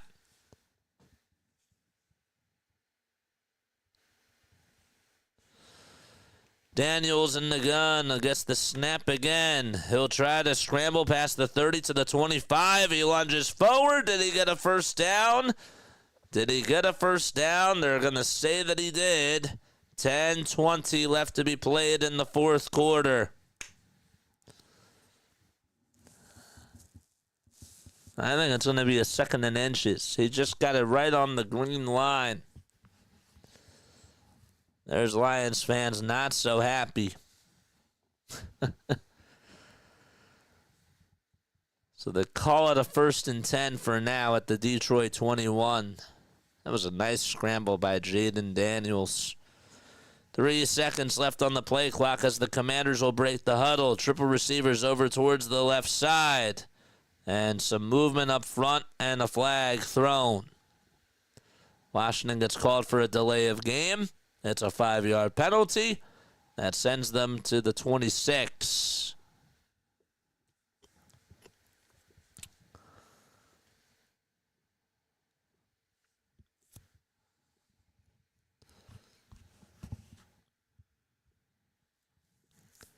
(30th 20), and now it's a 1st and 15.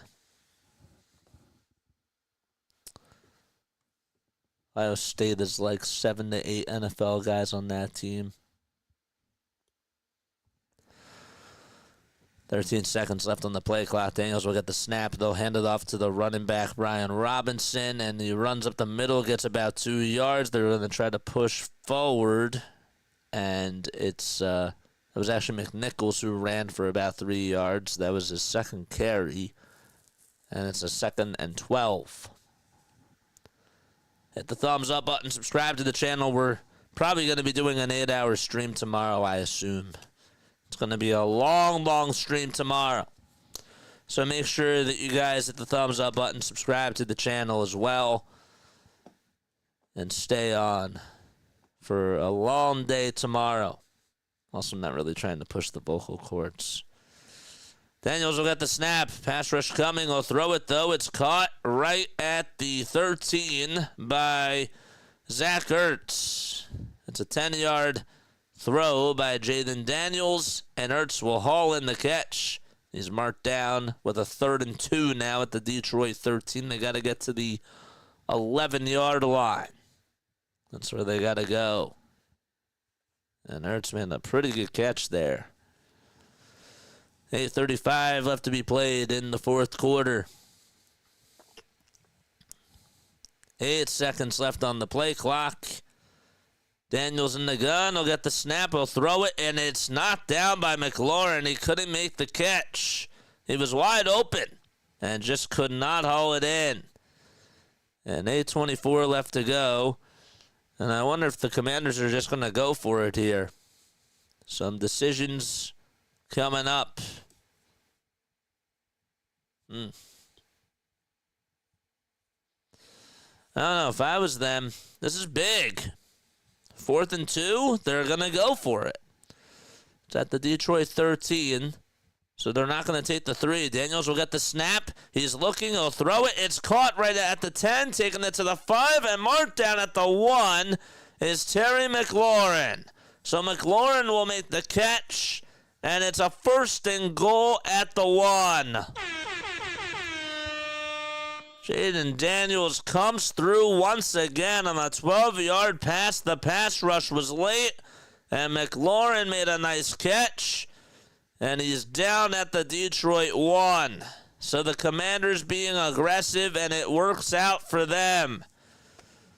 7:45 left to go in this game. 3 seconds left on the play clock. And Daniels will hand it off to his running back, and he gets taken. He was trying to show it right at the 1. The ball came loose, and I think he showed it over the end zone. He did, and Jeremy McNichols does get a touchdown, and it's 44-28. They call it a touchdown for now. Was McNichols down at one point? I think he showed it right on the goal line. It's a tough angle. I'm sure that they're going to review this from a lot of angles here. And we'll see what the call is. It is a touchdown. That's what they rule it as. And this extra point can make it now a 3-possession game. Wow. The Commanders put up 44 points in Detroit so far. Extra point coming up for Gonzalez. 7:31 left to be played. And the Lions still have all 3 timeouts. Both teams still have all 3. Ball spotted, kick is up, and the kick by Gonzalez is good. He got it. 17-point game.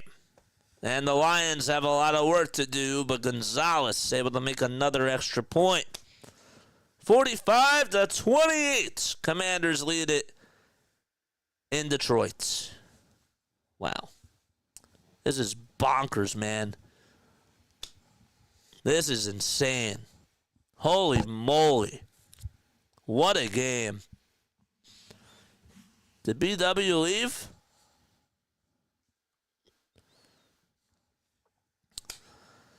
Did BW leave? I can't believe it, man. That's insane.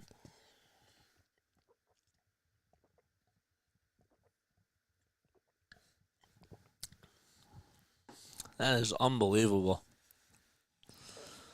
In case you are new to the channel, my name is Jason Joseph. This is Play-by-Play with JJ.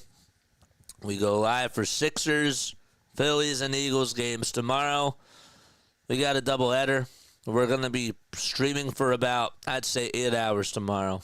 It's going to be a long, long day. We'll be on from, I'd say, like 2:30 till about 10. It's going to be a very, very long day. So maybe 7.5. But we'll see how things go.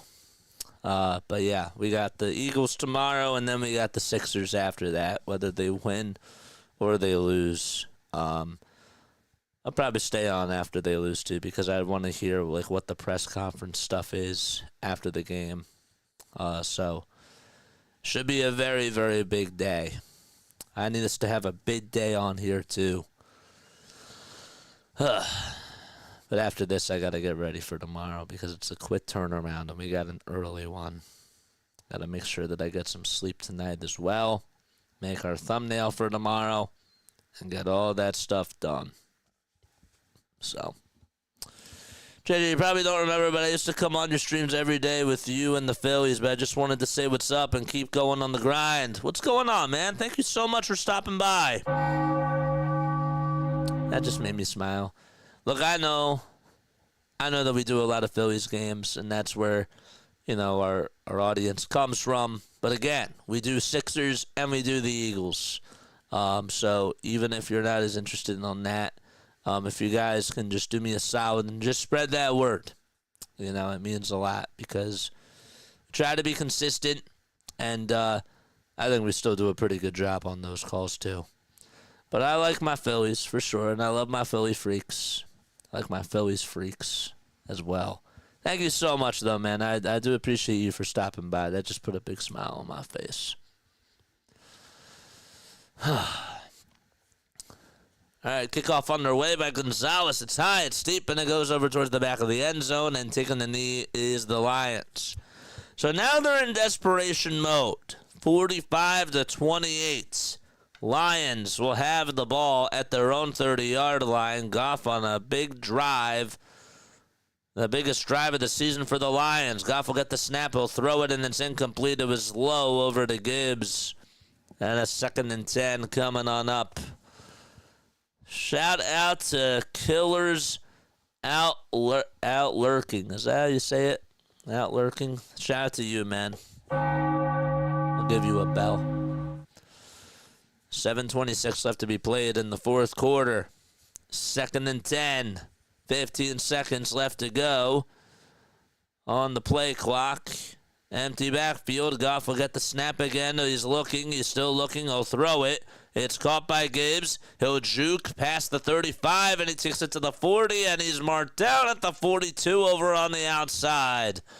And Goff is going to line up again, trying not to waste any time. No timeout called. It's at the 42. He'll get the snap. 7 minutes to go. He'll throw it towards the right side. Diving catch by number 11, and that is Raymond as he gets past the sticks. It's a 13-yard gain. It's a 1st and 10 at the Washington 45. He was still in bounds. 6:50 left to go. The Lions trying to not waste any more time. So Goff, 16 for 25 in the passing game for 227 yards, 1 touchdown, and 2 picks thrown as well today. Laporta in motion. Gibbs towards the right side of Jared Goff. 5 seconds left on the play clock. Goff will get the high snap again. He throws it deep, and it is caught by St. Brown, and he's marked out of bounds. It's a 1st and 10, and the ball is at the Washington 25. A 20-yard pass by Goff. It was pretty high. St. Brown was able to make the catch, and that's what good receivers do. 1st and 10 at the 25-yard line. Goff gets the high snap again, throws it towards the left side. It's incomplete, and the intended receiver was Amon-Ra St. Brown. Pass rush was coming for the Washington Commanders, and they did a pretty good job at getting to him early.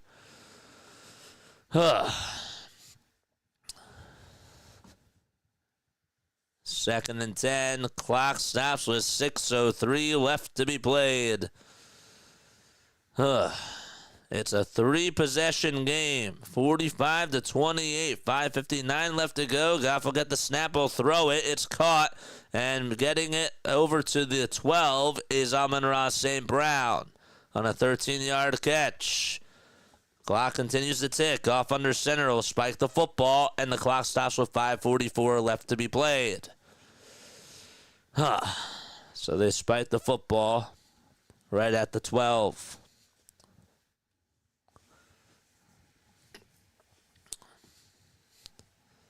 What will they do?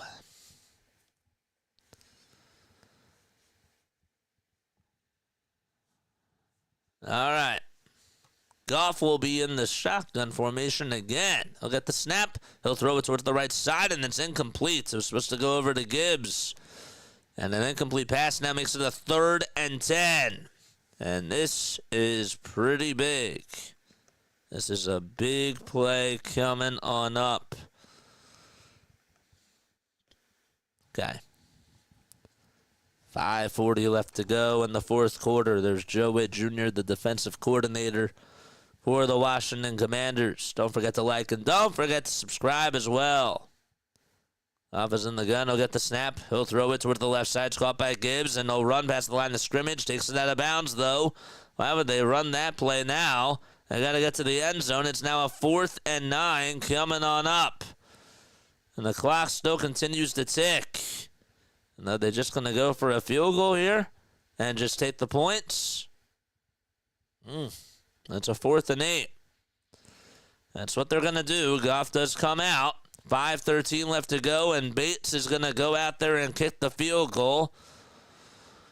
This will be a 28-yard attempt. 5:03 left to go. Ball spotted. Kick is up, and the kick is good by Bates. 5:01 left to be played, and it's back to a 2-possession game. And let's see what happens as we come back from a timeout in just a little bit. 45-31 is the score. Commanders out in front by 2 touchdowns. Go JJ, baby. Thinking Chinese food tomorrow. Game starts at 7 a.m. for me. Yep, we got an 8-hour stream tomorrow, man.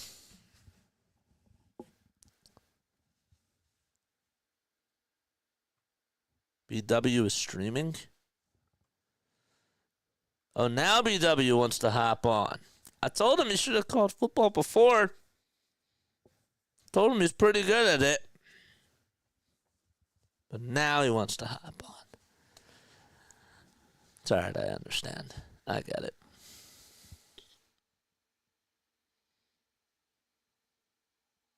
Wow. We got 12 people on the regular. We got 3 on the vertical. Continue to hit that thumbs up button, man.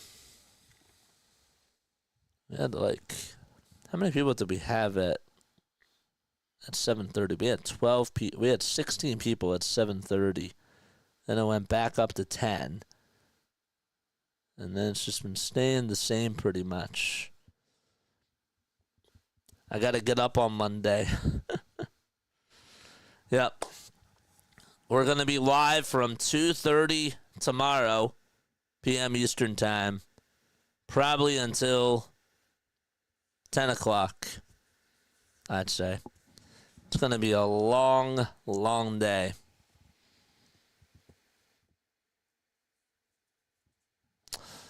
I'm still going to do the Sixers game because guess what? We're going to be missing a couple more because of Villanova.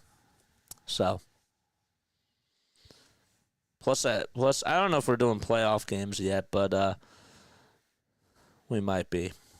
So, I got to do as many Sixers games as I can because I promised I'd cover them this year, even if it doesn't matter if we're good or not. Got to still do it, man. I'll keep my word. Hit the thumbs up button, subscribe to the channel. There's Josh Harris. Didn't see him at the Sixers game tonight, but that's because one of his other teams is playing in a playoff game. All right, Lions will try to go for the onside kick here. And here it is. It's bobbled around, and it is going to be caught by the Commanders. They say that they got into a pile-on there. The Commanders, I mean, that was a pretty good onside kick by the Lions. And whose ball is it? I think this is going to be tough. That's pretty close. It was juggled by number 86. It was deflected by number 45 on Washington. Ertz got on top of it. He did. And it'll be Commanders' ball with 4:57 left to go. And where's the ball spotted at, JJ? The ball is at the Washington 40. So that was a really good onside kick there. Zach Ertz didn't try to advance. It was over to the Washington 40. So that was a 25-yard onside kick. Still got the 2-minute warning, too. The timestamps for this are going to take a while to deal with. All right, so Daniels hands it off to his running back, Robinson, and he spins, gets past the right guard, but it's taken down after just a gain of 1 yard. We'll call it a gain of 2, actually. I'll say it's for 2 yards. Pan fry. What are we talking about? We're talking about food. Got to get up early on Monday. Yep, a long stream coming on up tomorrow. I'm thinking about going. I would really like to do a 12-hour stream. Not tomorrow, though. But I would like to do that sometime. I like doing these longer streams. Maybe during baseball season we'll do that. A handoff again to the running back, Robinson. And he edges forward for about 3 yards. And the first timeout burned by Detroit. It's a 3rd and 5 at the 45-yard line. Oh. I don't know if I would have called a timeout there. I would not have called a timeout there if I was Dan Campbell. Even if they take a lot of time down, your defense has to get a stop. They got a first down, I understand, but now they got a first down here. It's officially game. Pretty much. 4:08 left to go. 12 seconds left on the play clock. 10 seconds left on the play clock. Here come the Commanders as they break the huddle. Daniels now under center. 3rd and 5, and we have some movement up front. Oh, a timeout was taken by Washington. That's what the call is. Washington calls for time. We had a whistle called. And I was wondering what the heck that was.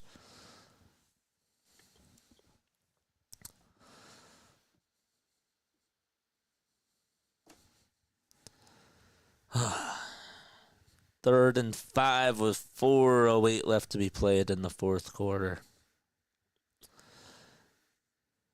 We'll be doing Discord calls, too, after the Eagles game tomorrow. So I hope that you're on for that. Game starts at 3. Sixers game starts at 7. We'll see how things go. Daniels in the gun. He'll get the snappiest time. He'll throw it, and a wide open catch right inside the 40 by Bates. And that's a first down, and that should pretty much do it. With 3:55 left to go, the Commanders able to get a big play. It's a 20-yard pass over to Bates. Is that the kicker, Bates? Wow.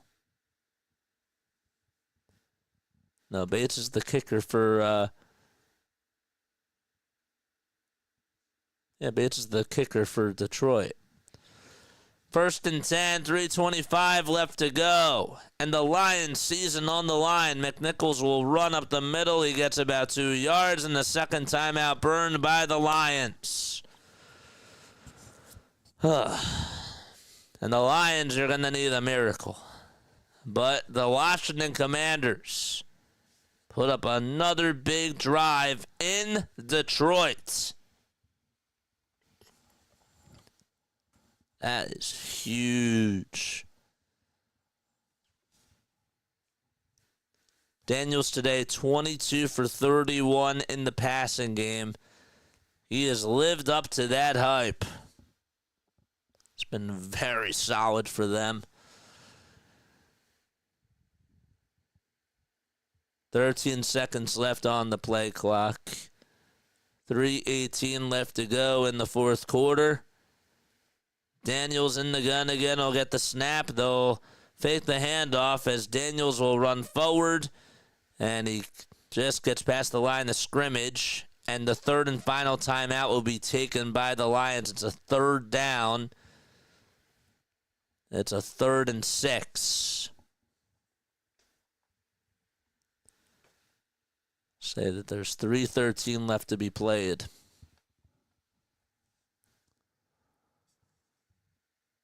Lions have never made it to a Super Bowl.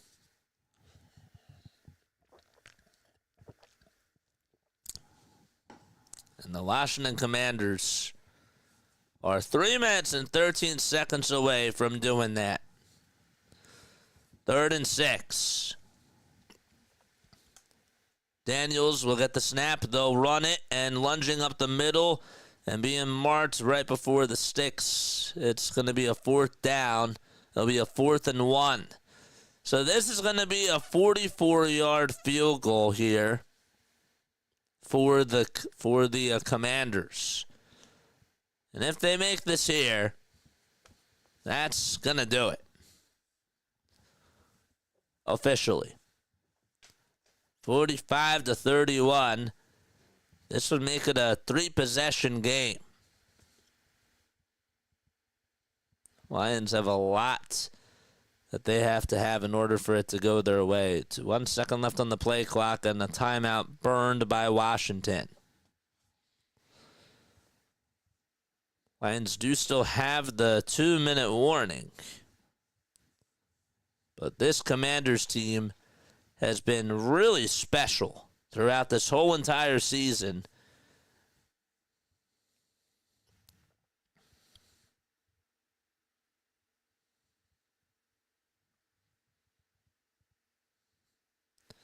I mean, you take a look at their history, man. They've been around since 1932.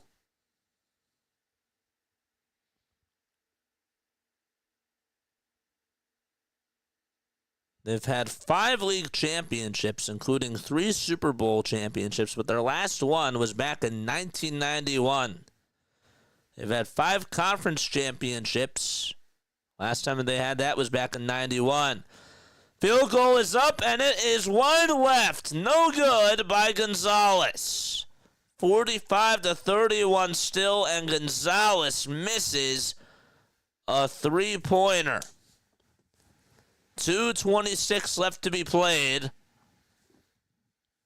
And that was the first in the go right for the Lions. 1991 NFC Championship game, and that was between the Lions and the Commanders. Interesting. I actually did not know that. Was that the last time the Lions even made it to the championship?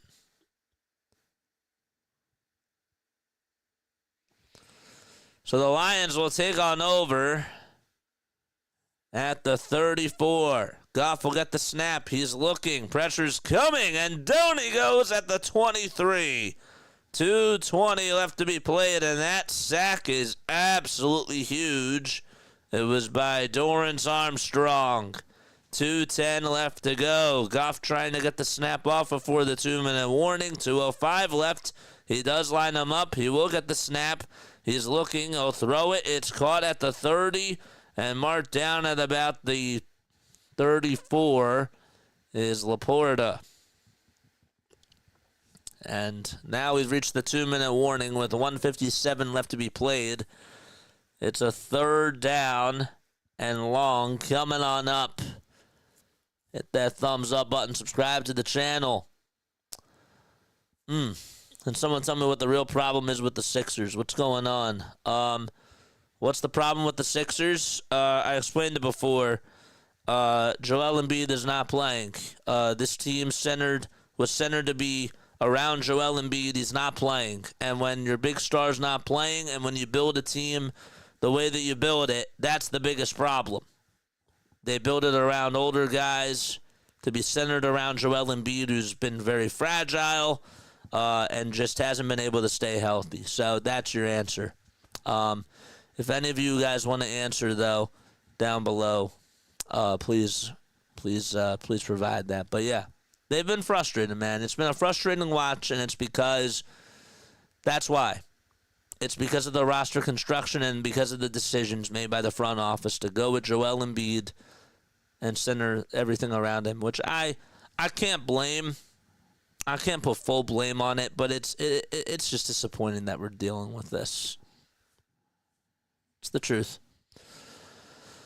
3rd and 10 with 1:57 left to be played in the fourth quarter. Lions have the ball at their own 34. Goff will get the snap. He's looking. He'll throw it. It's caught by Gibbs, and he tries to show it past the marker, and he does. They say for a first down, and he gets taken down at about the 44. Clock still ticking. 1:40 left to go. Goff has to line them up again. Got to get a first and go out of bounds, and they'll just spike the football and stop that clock with 1:36 left to be played.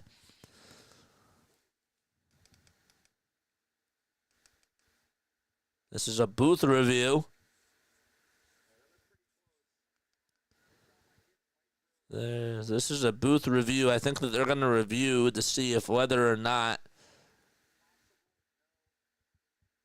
Gibbs got a first down here. Don't forget to hit the thumbs up button. Subscribe to the channel. There we go. We got 1 subscriber today. Nice. I'll take that. I'll take 1 more subscriber. So this is a booth review. 96 seconds left to be played in the fourth quarter. Again, tomorrow we got a long day.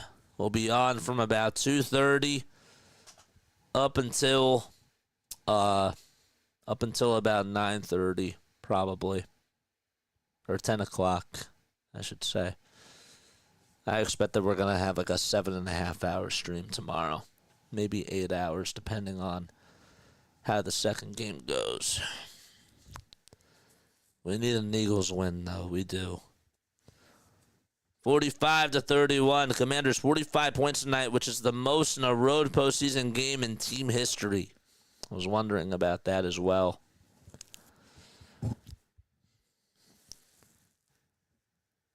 They're reviewing to see whether or not they got the first down.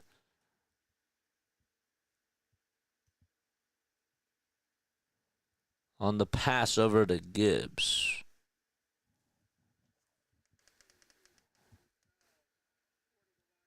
So they said that he was down short of the line.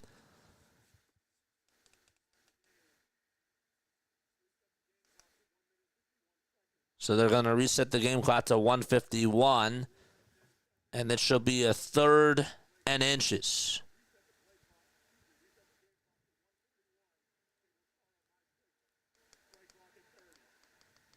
Play clock at 30. So, sorry, they reset it to 1:41. As it was reversed. So it was a 9-yard gain, and it's now a 4th and 1. It is a 4th and 1. Season on the line here for the Lions. Here we go. Goff is in the gun. He'll get the snap. He's looking. He's still looking. He'll try to run with the football, and he gets past the sticks and runs out of bounds at about the 50-yard line. It's a 7-yard scramble, and the drive will continue. The clock stops with 93 seconds left in the 4th quarter. Yeah, he's at the 50. That missed field goal by Zane Gonzalez was big, and that still kept the door open for the Lions. Goff again will get the snap. He's looking. He has a blocker. He's going to throw it. It's caught right inside the 40, and being marked down at about the 41 is Laporta. Or the 39, that is. Excuse me.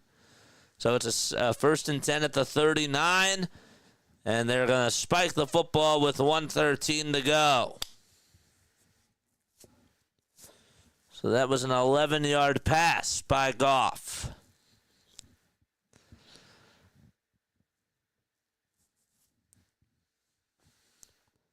Goff today, 291 passing yards, 21 for 34 with his completions. 2nd and 10 with 1:13 left to go.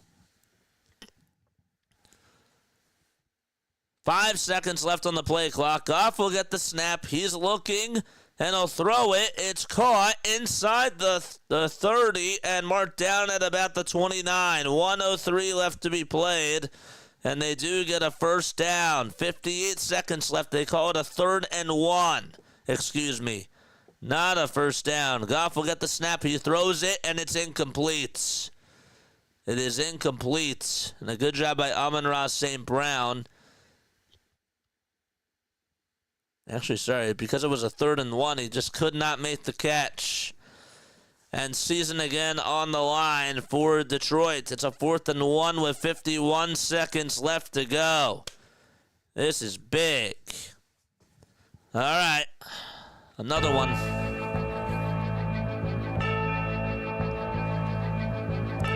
8 seconds left on the play clock. Goff will get the snap.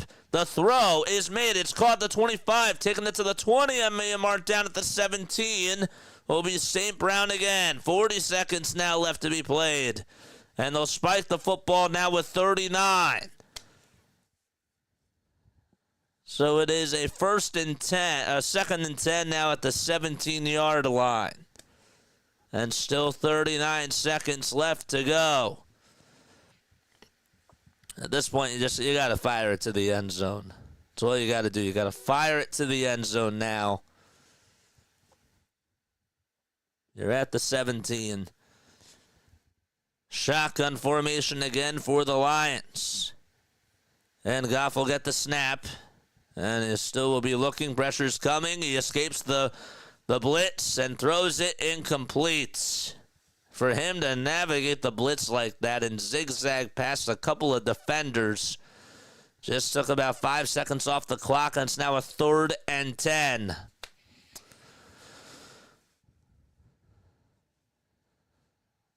Commanders almost got a hold of him. Almost. 3rd and 10 with 32 seconds left to be played in the 4th quarter. Still a 2-possession game. 45-31. Goff gets the snap. He's looking. He'll fire towards the end zone, and it's picked off by the Commanders again, and that's going to wrap things up. Goff throws another pick, And the season for the Lions is over as the Commanders will take on over after the pick by the Commanders. They get a stop on defense, and Chin is the one who makes the catch and returns it for 7 yards and got it right over to the 9-yard line. The Washington Commanders, with one knee, will be moving on to the NFC Championship game. And Dan Campbell looks stunned on the sideline. Wow, what a game. Trust the process, right? It definitely is about Joel. I can understand if you prefer not to say anything else. Can't say I blame you. And that knee is going to wrap it up. So the Commanders advance to the NFC Championship game for the first time since 1991. And they will play the winner of the Eagles-Rams game tomorrow afternoon. And that game will be at 3 o'clock p.m. Eastern Time. So, will it be the Eagles or will it be the Rams? What a game, though. That was an impressive showing by Washington. And a lot to be talked about with those Detroit Lions. The Commanders, though, moving on as their Cinderella story does continue. And they will, again, either be playing the Eagles or the Rams. Wow, what a game, man. That was pretty awesome. I'm not going to lie, okay? I'm going to wrap things up because I have a lot to do before tomorrow. All right? But 8-hour stream tomorrow. Be ready for it, man. Be ready for it. Eagles win or lose. Be ready for an 8-hour stream. Because we got Eagles and then we got Sixers at 7 o'clock p.m. Eastern Time. It's going to be a long day. All right? I love you all. I can't wait to see you all tomorrow. Hit that thumbs up button. Subscribe to the channel as well on your way out. I'm hoping that we can get to 200 likes for tomorrow's 8-hour stream. All right? I love you all, and I will catch you all on the next one. Bye-bye.